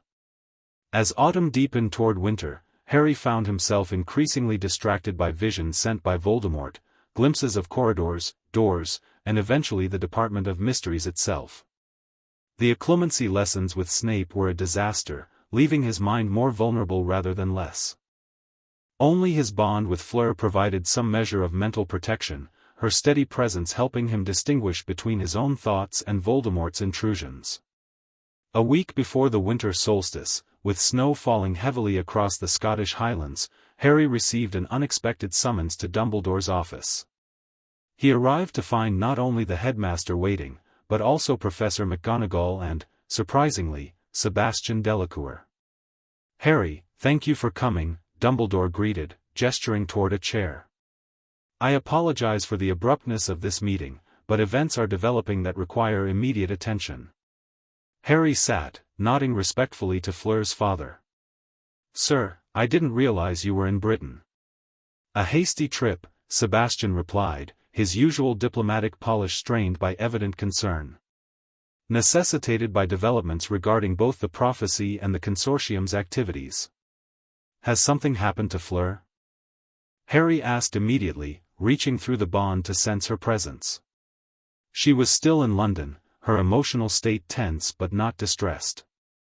"Fleur is safe," Sebastian assured him quickly. "But perhaps not for long if current trends continue. The consortium has become increasingly aggressive in their pursuit of information about your bond." Dumbledore leaned forward, his expression grave. 2 nights ago, a team of unidentified magical researchers attempted to breach Gringotts' employee records, specifically targeting information about Miss Delacour. The goblins repelled the intrusion, but it represents a significant escalation. Simultaneously, Sebastian continued, our home in France received an unexpected visit from ministry officials, allegedly conducting a routine inspection of international Fleur connections, but suspiciously focused on our family's movements and communications. McGonagall's lips had thinned to a severe line. The timing cannot be coincidental. With the winter solstice approaching and the deadline for Miss Delacour's choice with it. They know, Harry concluded grimly. The consortium knows about the prophecy, about the binding or severing choice. It appears so, Dumbledore confirmed. Though how they obtained such closely guarded information remains a mystery. The Veela Council has maintained strict confidentiality. Sebastian ran a hand through his silver-streaked hair, a rare display of frustration from the usually composed diplomat. What matters now is ensuring Fleur's safety and freedom to make her choice without interference. Which is why we have come to you, Harry. What can I do? Harry asked immediately. Dumbledore exchanged a glance with McGonagall before answering. We believe it necessary to remove you from Hogwarts before the end of term, tomorrow, in fact. The winter solstice falls on December 21st, just 4 days from now. If the consortium is indeed planning to interfere with whatever ritual might occur, they will be watching both you and Miss Delacour with increasing scrutiny. The news was surprising but not unwelcome. After months of Umbridge's tyranny and the constant strain of hiding Dumbledore's army, leaving Hogwarts early held a certain appeal, especially if it meant being closer to Fleur during this critical time. Where would I go? He asked. Back to Grimmauld Place? Initially, yes, Sebastian replied. But we have prepared a more secure location for the solstice itself, a property owned by the Delacour family in the Scottish Highlands, under Fidelius' charm with myself as secret keeper. Remote, defensible, and unknown to the Ministry or the Consortium. McGonagall spoke up, her Scottish brogue more pronounced with emotion. We'll arrange for your departure to appear routine, a family emergency requiring early holiday leave. With the term ending in 2 days regardless, Umbridge will have limited grounds to object, particularly with Dumbledore's authorization. Harry nodded, processing the rapid developments. And Fleur? Is she going to this safe house too? She will join you there, Sebastian confirmed. Along with her mother and grandmother, who are already en route from France. If the binding ritual is to occur, it requires the presence of Veela kin. If not. He paused, choosing his words carefully. If severing is chosen, having family support will be equally important. The unspoken implication hung in the air. Fleur had not yet made her decision, even with the solstice rapidly approaching. Through their bond, Harry had sensed her continuing deliberation, the weight of responsibility pressing heavier as the deadline neared. Has she found any alternatives? Harry asked Sebastian directly. Any way around the prophecy's binary choice? The older man's expression softened with sympathy. She has searched extensively, Harry. We all have. But the Veela records are clear, LA McCordy bonds can only be maintained in their current state for a limited time. Eventually, they must either deepen through essence sharing or gradually diminish through natural separation. And the prophecy simply accelerates that inevitability, Dumbledore added quietly. Forcing a choice that might otherwise have unfolded over years or decades. Harry fell silent, absorbing this final confirmation that there was no magical loophole, no clever solution to their dilemma. Eventually, he nodded, his resolve hardening. I'll be ready to leave tomorrow, he said. Should I tell Ron and Hermione? A modified version of the truth, McGonagall suggested. Family emergency requiring your early departure. Miss Granger, at least, will likely suspect there's more to the situation. Indeed, Dumbledore agreed with a small smile. Miss Granger's perceptiveness remains one of Hogwarts' most reliable constants. As the meeting concluded and arrangements were finalized for Harry's discreet departure the following morning, Sebastian asked to speak with him privately. They walked together along the corridor outside Dumbledore's office, privacy charms ensuring their conversation remained unheard. Harry, Sebastian began, his tone more paternal than diplomatic. I want you to know that whatever Fleur decides, the Delacour family considers you one of our own. Bond or no bond, prophecy or no prophecy, you have a place with us. The words touched Harry deeply. Thank you, sir. Your family has given me more support and care than I can ever repay. Sebastian shook his head. Family doesn't keep ledgers, Harry. But speaking of family. He hesitated, then continued more carefully. There's something you should know before the solstice. Something about your parents that may be relevant to Fleur's choice. Harry's attention sharpened. My parents? Yes. In my diplomatic capacity, I had occasion to work with your father briefly during the first rise of Voldemort. It was a minor matter involving international cooperation against Death Eater activities in France. During that time, I observed something unusual about James Potter's magic, something that might have genetic implications. What was it?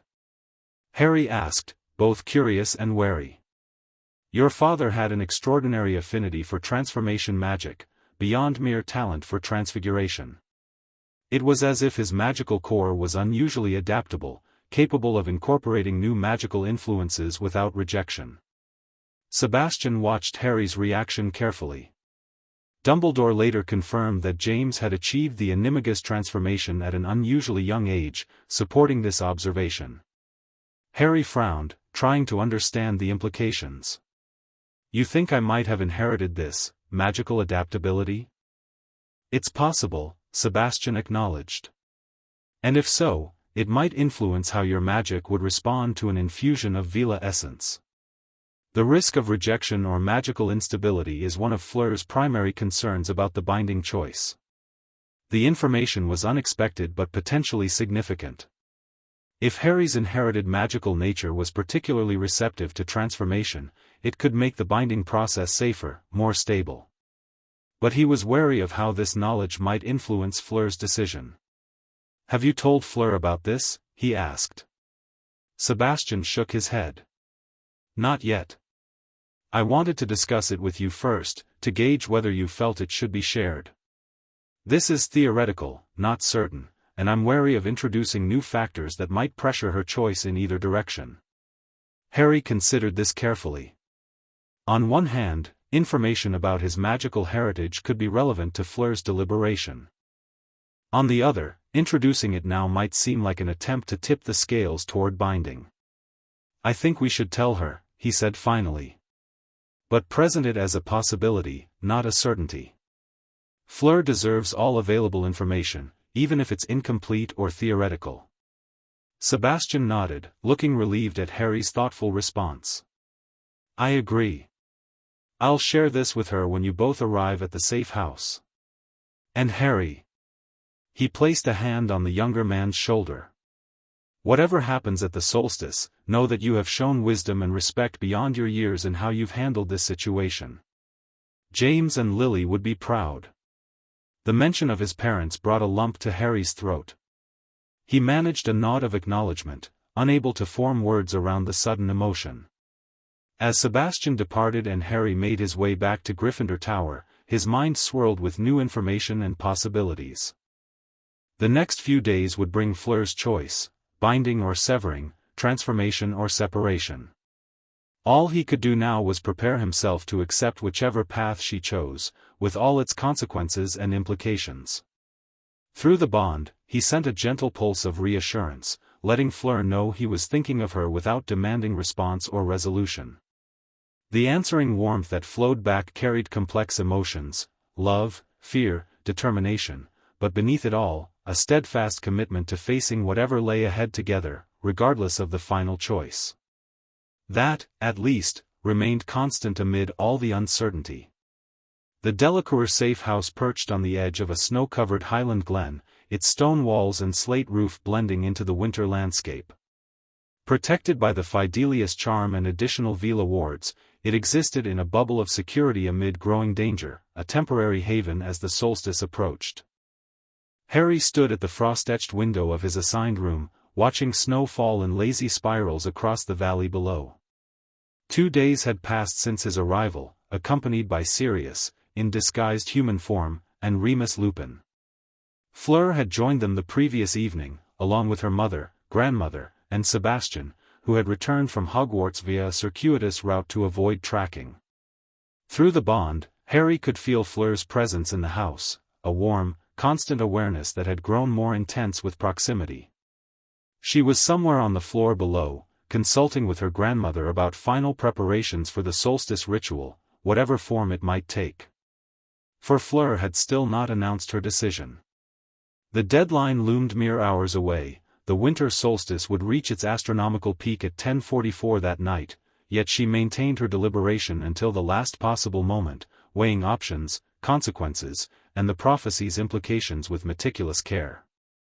Harry respected her thoroughness, even as anxiety gnawed at him.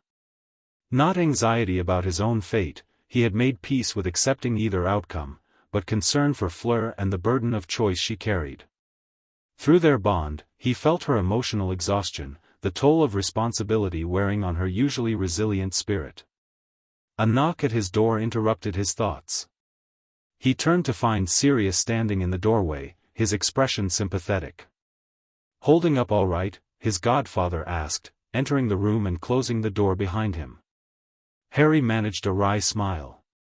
As well as can be expected when someone you care about is deciding whether to permanently alter her essence to save your life. Sirius winced. Fair point. Not exactly your average teenage relationship drama, is it? Nothing in my life ever is, Harry replied, though without bitterness. He had long since accepted the unusual circumstances that seemed to define his existence. Sirius leaned against the wall beside the window, his gray eyes studying Harry thoughtfully. "You know, your father faced something similar once, not a prophecy or a magical bond, but a moment when someone he loved had to make a choice that would change everything." "My mother?" Harry guessed. Sirius nodded. "During the First War, your parents were targeted specifically because of James's prominence in the resistance. Lily had to decide whether to go into hiding with him, effectively abandoning her Muggle family and her career ambitions, or maintain separation for safety's sake. What did she choose?" Harry asked, though he knew the ultimate outcome. "She chose James, chose your family, chose love over safety or convenience," Sirius said simply. "But James never pressured her. He told her he would understand either way, that her happiness mattered more than his preferences." He smiled at the memory. "Your father could be an arrogant prat sometimes, but when it really mattered, he knew how to step back and let others make their own choices." The parallel wasn't exact, but Harry understood what Sirius was trying to communicate. "I've tried to do the same with Fleur," he said quietly. "To make it clear that whatever she decides, I support her completely." "I know you have," Sirius assured him. "Everyone in this house can see it. You've handled this whole impossible situation with remarkable maturity." He paused, then added more gently, "But it's also okay to be scared, Harry. To want one outcome over the other. You're human, prophecy or no prophecy." The permission to acknowledge his own feelings released something tight in Harry's chest. "I want her to choose what's right for her," he said, the words rushing out. "I really do. But the thought of facing Voldemort without the bond's protection, knowing I might not survive." He swallowed hard. "I've faced death before, but this time feels different. This time I have so much more to lose." Sirius gripped his shoulder firmly. "Whatever happens tonight, remember this, your parents defeated death itself through love. Their sacrifice lives on in you, protects you still. And you've built connections that go beyond magical bonds, friends who would fight beside you, family who would stand with you, regardless of prophecies or rituals." The words were comforting, a reminder that even if the bond were severed, Harry wouldn't truly face Voldemort alone. He had people willing to fight and die alongside him, a different kind of power than magical amplification, but potent nonetheless. Their conversation was interrupted by another knock. This time, it was Remus who appeared in the doorway, his expression carefully neutral. Fleur is asking for you, Harry, he said quietly. In the study downstairs. Harry's heart skipped a beat. Had she made her decision? Through the bond, he sensed determination and resolve, but not the specific choice she had reached. Thanks, Remus, he managed, exchanging a quick glance with Sirius, who gave an encouraging nod. As Harry descended the wooden staircase, each step felt weighted with significance. The study door stood partially open, a warm glow of firelight spilling into the hallway. He paused, taking a deep breath to center himself before knocking gently on the oak panel. "Come in, Harry," Fleur called softly. She stood by the window, silhouetted against the gathering darkness outside. Snow continued to fall, catching the light from the room and sparkling like tiny stars. In her simple white dress, with her silvery hair loose around her shoulders, she looked more Veela than human, ethereal, powerful, otherworldly. Yet as she turned to face him, her expression was entirely human, complex, emotional, filled with the weight of decision. "You've made your choice," Harry said, not a question but a recognition. Fleur nodded, crossing the room to stand before him. "I have." Through their bond, he felt her certainty, though she had somehow managed to shield the specific decision from their shared awareness, a remarkable feat of mental control after years of increasing transparency between them. "Before I tell you," she said, taking his hands in hers, "I need you to understand something. This choice is mine, made freely, with full awareness of all implications. Whatever happens next, I want no guilt, no regret, no second-guessing from you. Promise me this, Harry." The intensity in her blue eyes made it impossible to offer anything but truth. "I promise," he said quietly. "Your choice, your terms." Satisfied, Fleur led him to the small sofa near the crackling fire. They sat facing each other, hands still joined between them.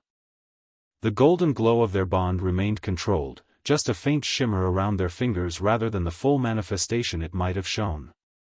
"I have spent months researching alternatives," Fleur began, her voice steady despite the emotions Harry could feel flowing beneath her composed exterior.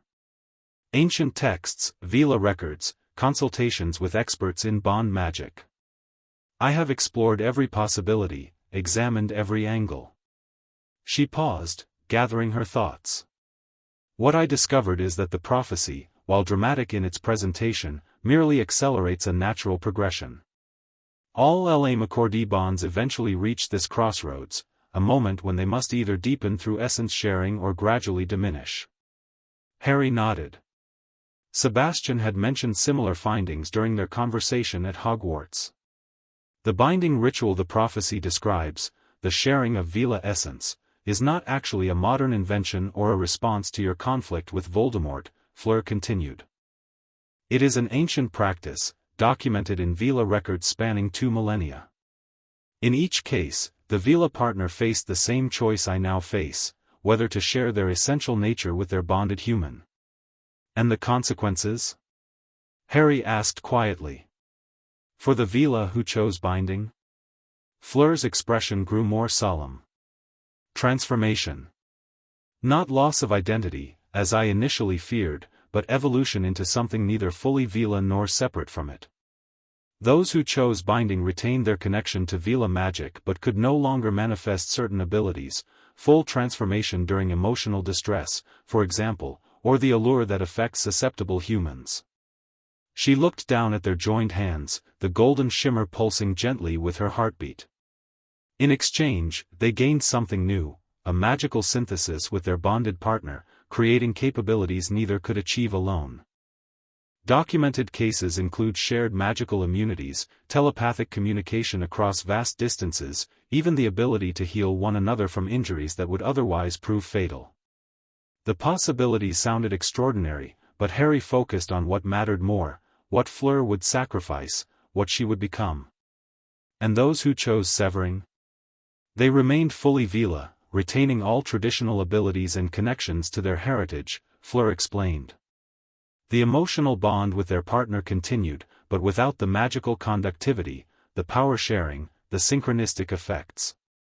They lived separate magical lives, connected but distinct. She paused, then added more quietly, in most cases, these pairs maintained close friendship, even love.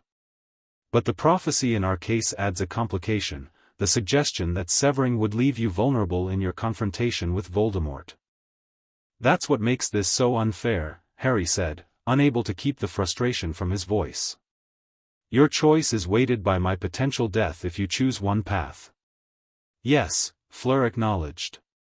Which is why I have approached this decision not from fear, but from careful consideration of all factors, including who I am, who I want to become, and what our bond has already shown itself capable of accomplishing. She took a deep breath, and Harry felt her mental barriers lower, allowing him to sense her decision through their connection before she spoke it aloud. I choose binding, she said simply. Not from fear of the prophecy's warning, but from recognition of what already exists between us. Our bond has grown naturally toward this evolution from the beginning. The synchronistic magic we manifested during the tournament wasn't anomalous, it was a preview of our natural progression. Relief and concern warred within Harry. Are you sure? Your Veela heritage will change, not vanish, Fleur assured him. I have spoken at length with Grandmere and others who have studied bound Veela. I will remain connected to my heritage, able to sense other Veela, to communicate in our ancient language, to understand our ways. What I sacrifice are the more volatile aspects of Veela nature, the transformation when angered, the sometimes overwhelming emotionality, the effect of the allure on others. Her expression softened. In truth, Ari, those aspects of being part Veela have often been burdens rather than gifts. To be judged by my appearance, to be pursued for the allure rather than myself, to fear emotional extremes that might trigger unwanted transformation, there is freedom in releasing these things, even as there is loss. Harry studied her face, searching for any hint of reluctance or regret. Through their bond, he felt only certainty, a decision reached through thorough consideration rather than impulsive emotion. The prophecy didn't force this choice, she continued, sensing his lingering concern. It merely brought the natural crossroads forward in time. And if I am honest, I have been moving toward this decision since the graveyard, since witnessing how our bond protected you when nothing else could. She squeezed his hands gently, the golden light between them brightening momentarily before she controlled it once more. I choose this, Ari. Freely, fully, with clear understanding of what I gain and what I release. The conviction in her voice and through their bond left no room for doubt. Harry nodded slowly, accepting her decision with the respect it deserved. What happens now? He asked. The ritual will take place at the Solstice Peak, Fleur confirmed. Grandmere and Maman are preparing the necessary elements. The ritual itself is ancient but relatively simple, a focused channeling of Veela essence through our existing bond. The difficult part is not the procedure but the personal transformation. Harry hesitated, then shared what Sebastian had told him about his father's unusual magical adaptability, presenting it as information rather than persuasion. Fleur listened with interest, nodding thoughtfully. Papa mentioned this possibility, she confirmed. It aligns with what we have observed, your natural receptivity to the bond's influence, your ability to incorporate aspects of Veela magic even before formal binding. It is one more factor that guided my decision, though not a determining one. As they continued discussing the practicalities of the coming ritual, Harry felt a gradual shift in their bond, a deepening, a strengthening, as if Fleur's decision had already begun changing the nature of their connection. The golden light between their joined hands grew slightly brighter, more difficult to fully suppress. It's responding already, Fleur observed, looking down at the illumination. The bond recognizes the choice, prepares for what comes next. Is that normal? Harry asked, concerned by this unexpected development. According to Grandmere, yes, Fleur assured him. The bond itself is semi-sentient in a way, an independent magical entity created by our connection but existing somewhat separately from either of us.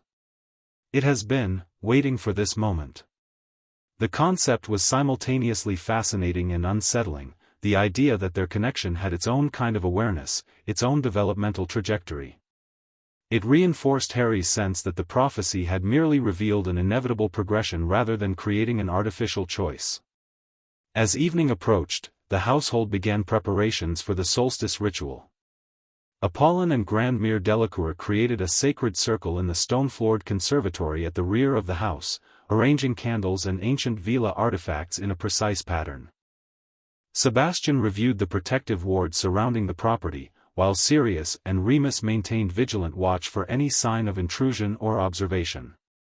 Through it all, Harry and Fleur remained together, sometimes talking, sometimes sitting in comfortable silence, their bond humming between them with growing anticipation. As the moment of solstice drew nearer, the golden light became increasingly difficult to suppress, appearing now as a constant gentle glow wherever their skin touched. "It's almost time," Fleur said softly as the clock struck 10. "We should join the others in the conservatory." They walked hand in hand through the quiet house, the golden illumination of their bond lighting their way more effectively than any Lumo's charm. In the glass-walled conservatory, they found an atmosphere of solemn preparation, candles burning with blue-white flames, a circle of salt and silver dust on the floor, Fleur's mother and grandmother in traditional Veela robes of pale silk. "The stars align," Grandmere announced as they entered, her lined face serene in the candlelight. "The solstice peak approaches. Are you prepared, both in body and spirit?"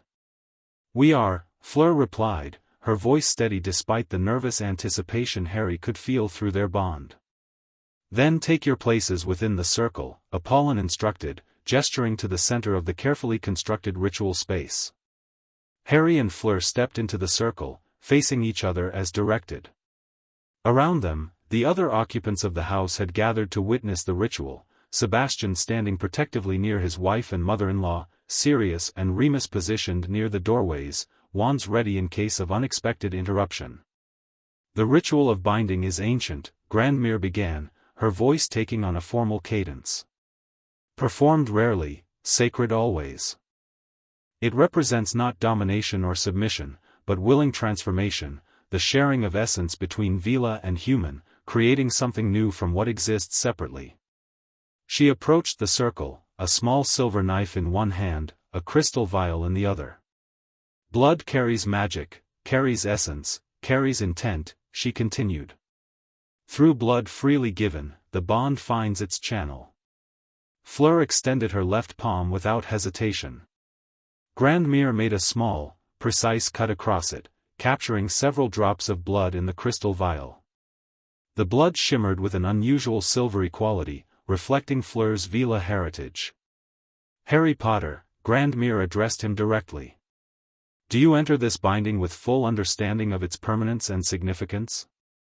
Do you accept the essence freely offered, with respect for its origin and power?" "I do," Harry replied, his voice stronger than expected given the solemnity of the moment. Grandmere nodded, then turned to Fleur. "Fleur Delacour, child of Veela blood and human heart. Do you offer your essence freely, without coercion or reservation? Do you accept the transformation that will follow, neither fully Veela nor separate from your heritage?" "I do," Fleur answered, her certainty flowing through the bond like warm sunlight. With careful movements, Grandmere approached Harry, making a similar cut across his palm. Instead of collecting his blood separately, she pressed the crystal vial between their injured hands, joining their blood together. "Blood to blood, essence to essence," she intoned. "What is offered is received. What is received is transformed. What is transformed becomes new." The moment their blood mingled in the crystal vial, Harry felt something extraordinary, a surge of warmth and energy unlike anything he had experienced before, more intense even than their synchronized magic during the tournament. The golden light of their bond exploded outward, no longer controllable, enveloping them both in a sphere of brilliant illumination. Through the radiance, Harry could see Fleur's expression, momentary pain giving way to wonder as the transformation began. Her eyes, usually blue, flickered briefly with golden fire. Her silver blonde hair seemed to move as if in a breeze, though the air in the conservatory was still. "Let the binding find its path," Grandmere's voice came through the golden light. Let essence flow where it will. Harry felt it then, a current of magic flowing from Fleur into him through their joined hands, their mingled blood. It wasn't invasive or overwhelming, but rather like warm honey spreading through his veins, seeking out resonant places within his own magical core. Where their magics touched, sparks of gold-and-silver light appeared visible beneath their skin, tracing patterns like constellations across their arms. Fleur gasped, her eyes widening as the process accelerated. I feel it, she whispered, her voice tinged with awe. The separation and the joining, both at once. Harry understood what she meant. He could sense parts of Fleur's Veela essence detaching, flowing through their bond into him, finding homes within his magical being. Yet simultaneously, something of his own magic seemed to be flowing in the opposite direction, not taken but shared, creating balance in the exchange. The light surrounding them pulsed in rhythm with their heartbeats, which had synchronized to beat as one. Outside the circle, the witnesses watched in respectful silence, though Harry dimly registered Sirius's expression of amazement and Remus's scholarly fascination. The binding nears completion, Grandmere announced.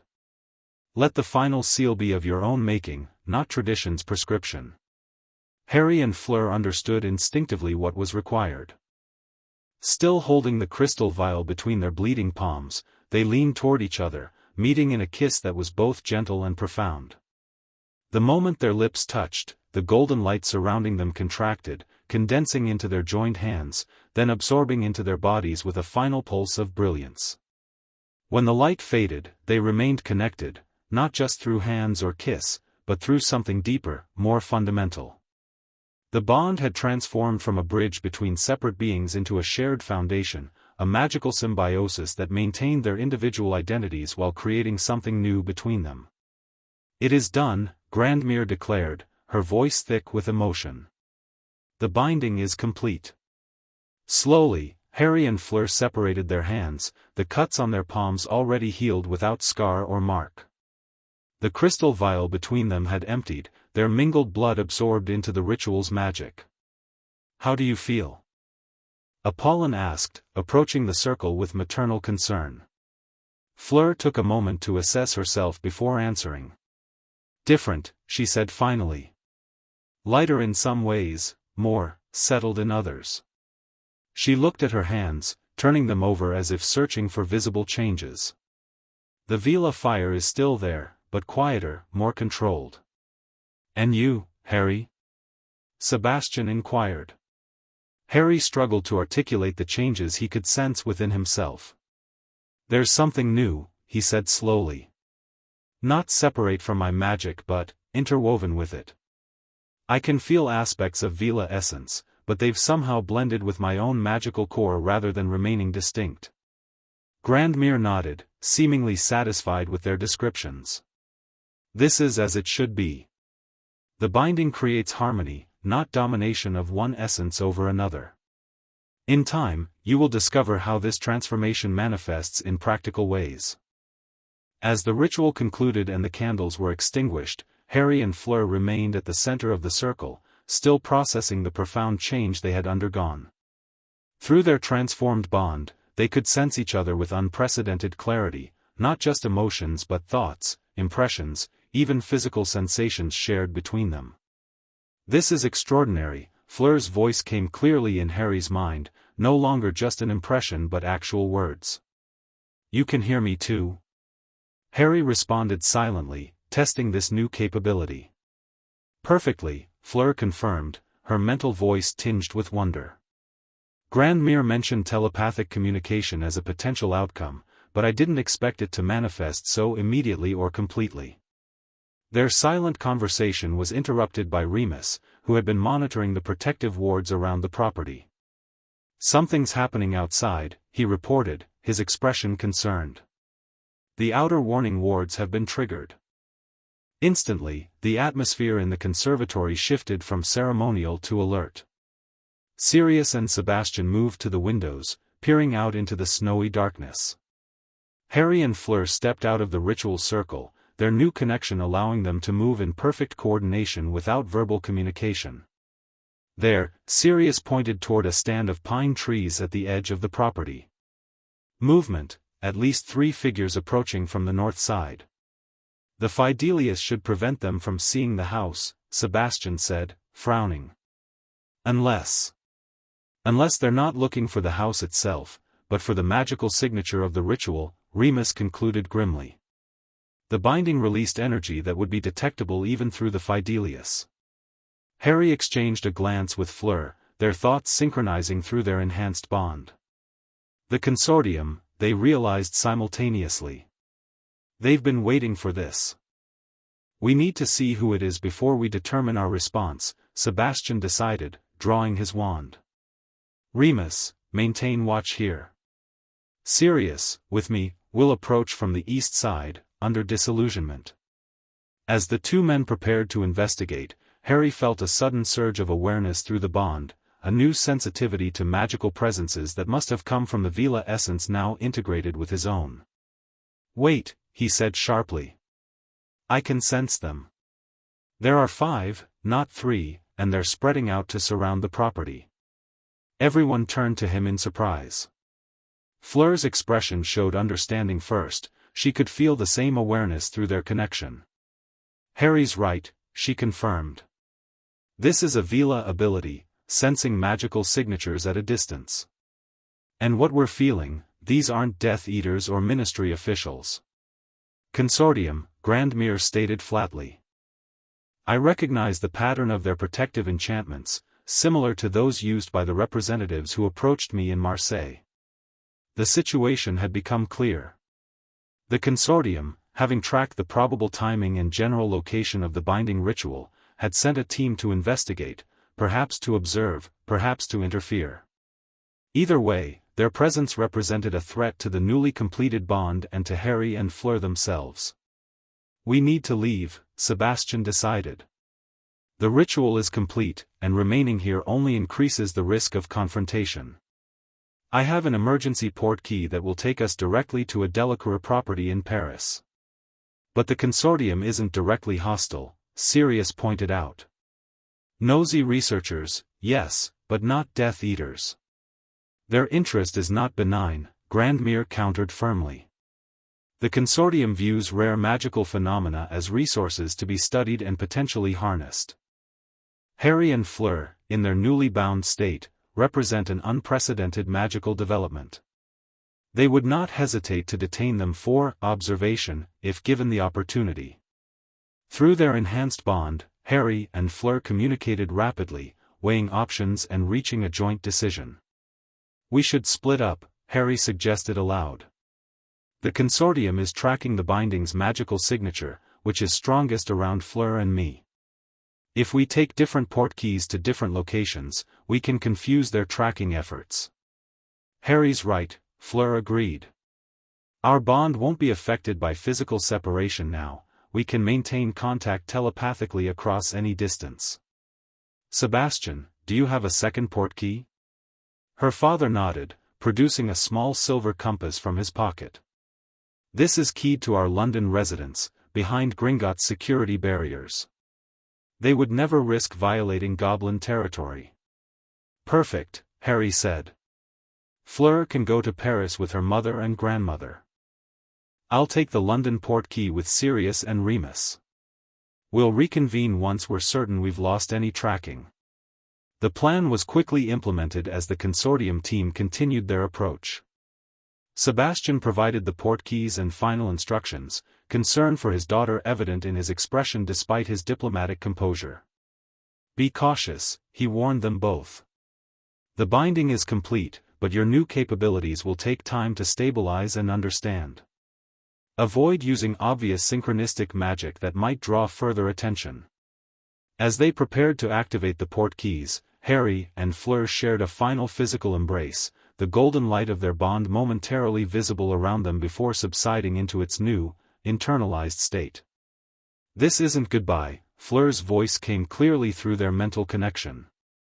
Just a temporary separation to ensure our safety. I know, Harry replied silently. We're still together, even apart.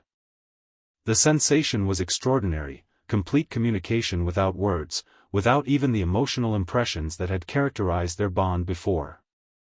Now they shared thoughts, images, even sensory experiences across their connection. "Ready?" Sebastian asked, holding the Paris port key, a small silver key, extended toward his wife, mother-in-law, and daughter. At their nods, Harry stepped back with Sirius and Remus, gripping the compass port key. The two groups activated their magical transportation simultaneously, disappearing from the conservatory just as the first warning flare from the inner wards indicated the consortium team had breached the property's perimeter. Harry felt the familiar hook behind his navel as the port key activated, carrying him away from the Scottish safe house toward London. Through the disorienting whirl of magical transportation, he maintained his connection with Fleur, sensing her parallel journey toward Paris. "We did it," her thoughts reached him, clear despite the distance rapidly growing between them. "The binding is complete. Whatever comes next, we face it together, even when physically apart." As Harry landed in the secure foyer of the Delacour's London residence, Sirius and Remus steadying him on either side, he felt a profound sense of completion. The prophecy's crossroads had been navigated, the choice made not from fear but from genuine recognition of what their bond had always been evolving toward. The consortium's interest remained a concern, as did Voldemort's growing power and the Ministry's continuing denial. But for the first time, Harry felt truly prepared to face these challenges, not just because of the magical enhancement the binding provided, but because he was no longer truly alone, no matter what separation circumstances might impose. Through the bond, transformed and strengthened by Fleur's choice and their shared commitment, they had created something neither prophecy nor outside forces could dictate or control, a connection of their own definition, their own making, their own choice. In the end, that was what the Veela's choice had truly been about, not sacrifice or salvation, but the freedom to determine one's own destiny despite prophecy or expectation. Fleur had chosen binding not to fulfill a prediction or save Harry's life, but because it represented the natural evolution of what had begun with an innocent dance 9 years earlier. And in that choice, both had found something more valuable than any magical power or prophetic fulfillment, the certainty that whatever the future held, they would face it not as isolated individuals but as something greater than the sum of their separate selves. Together, even when apart. Always. The end. Thank you for watching this video. Please be sure to subscribe to our channel and like this video.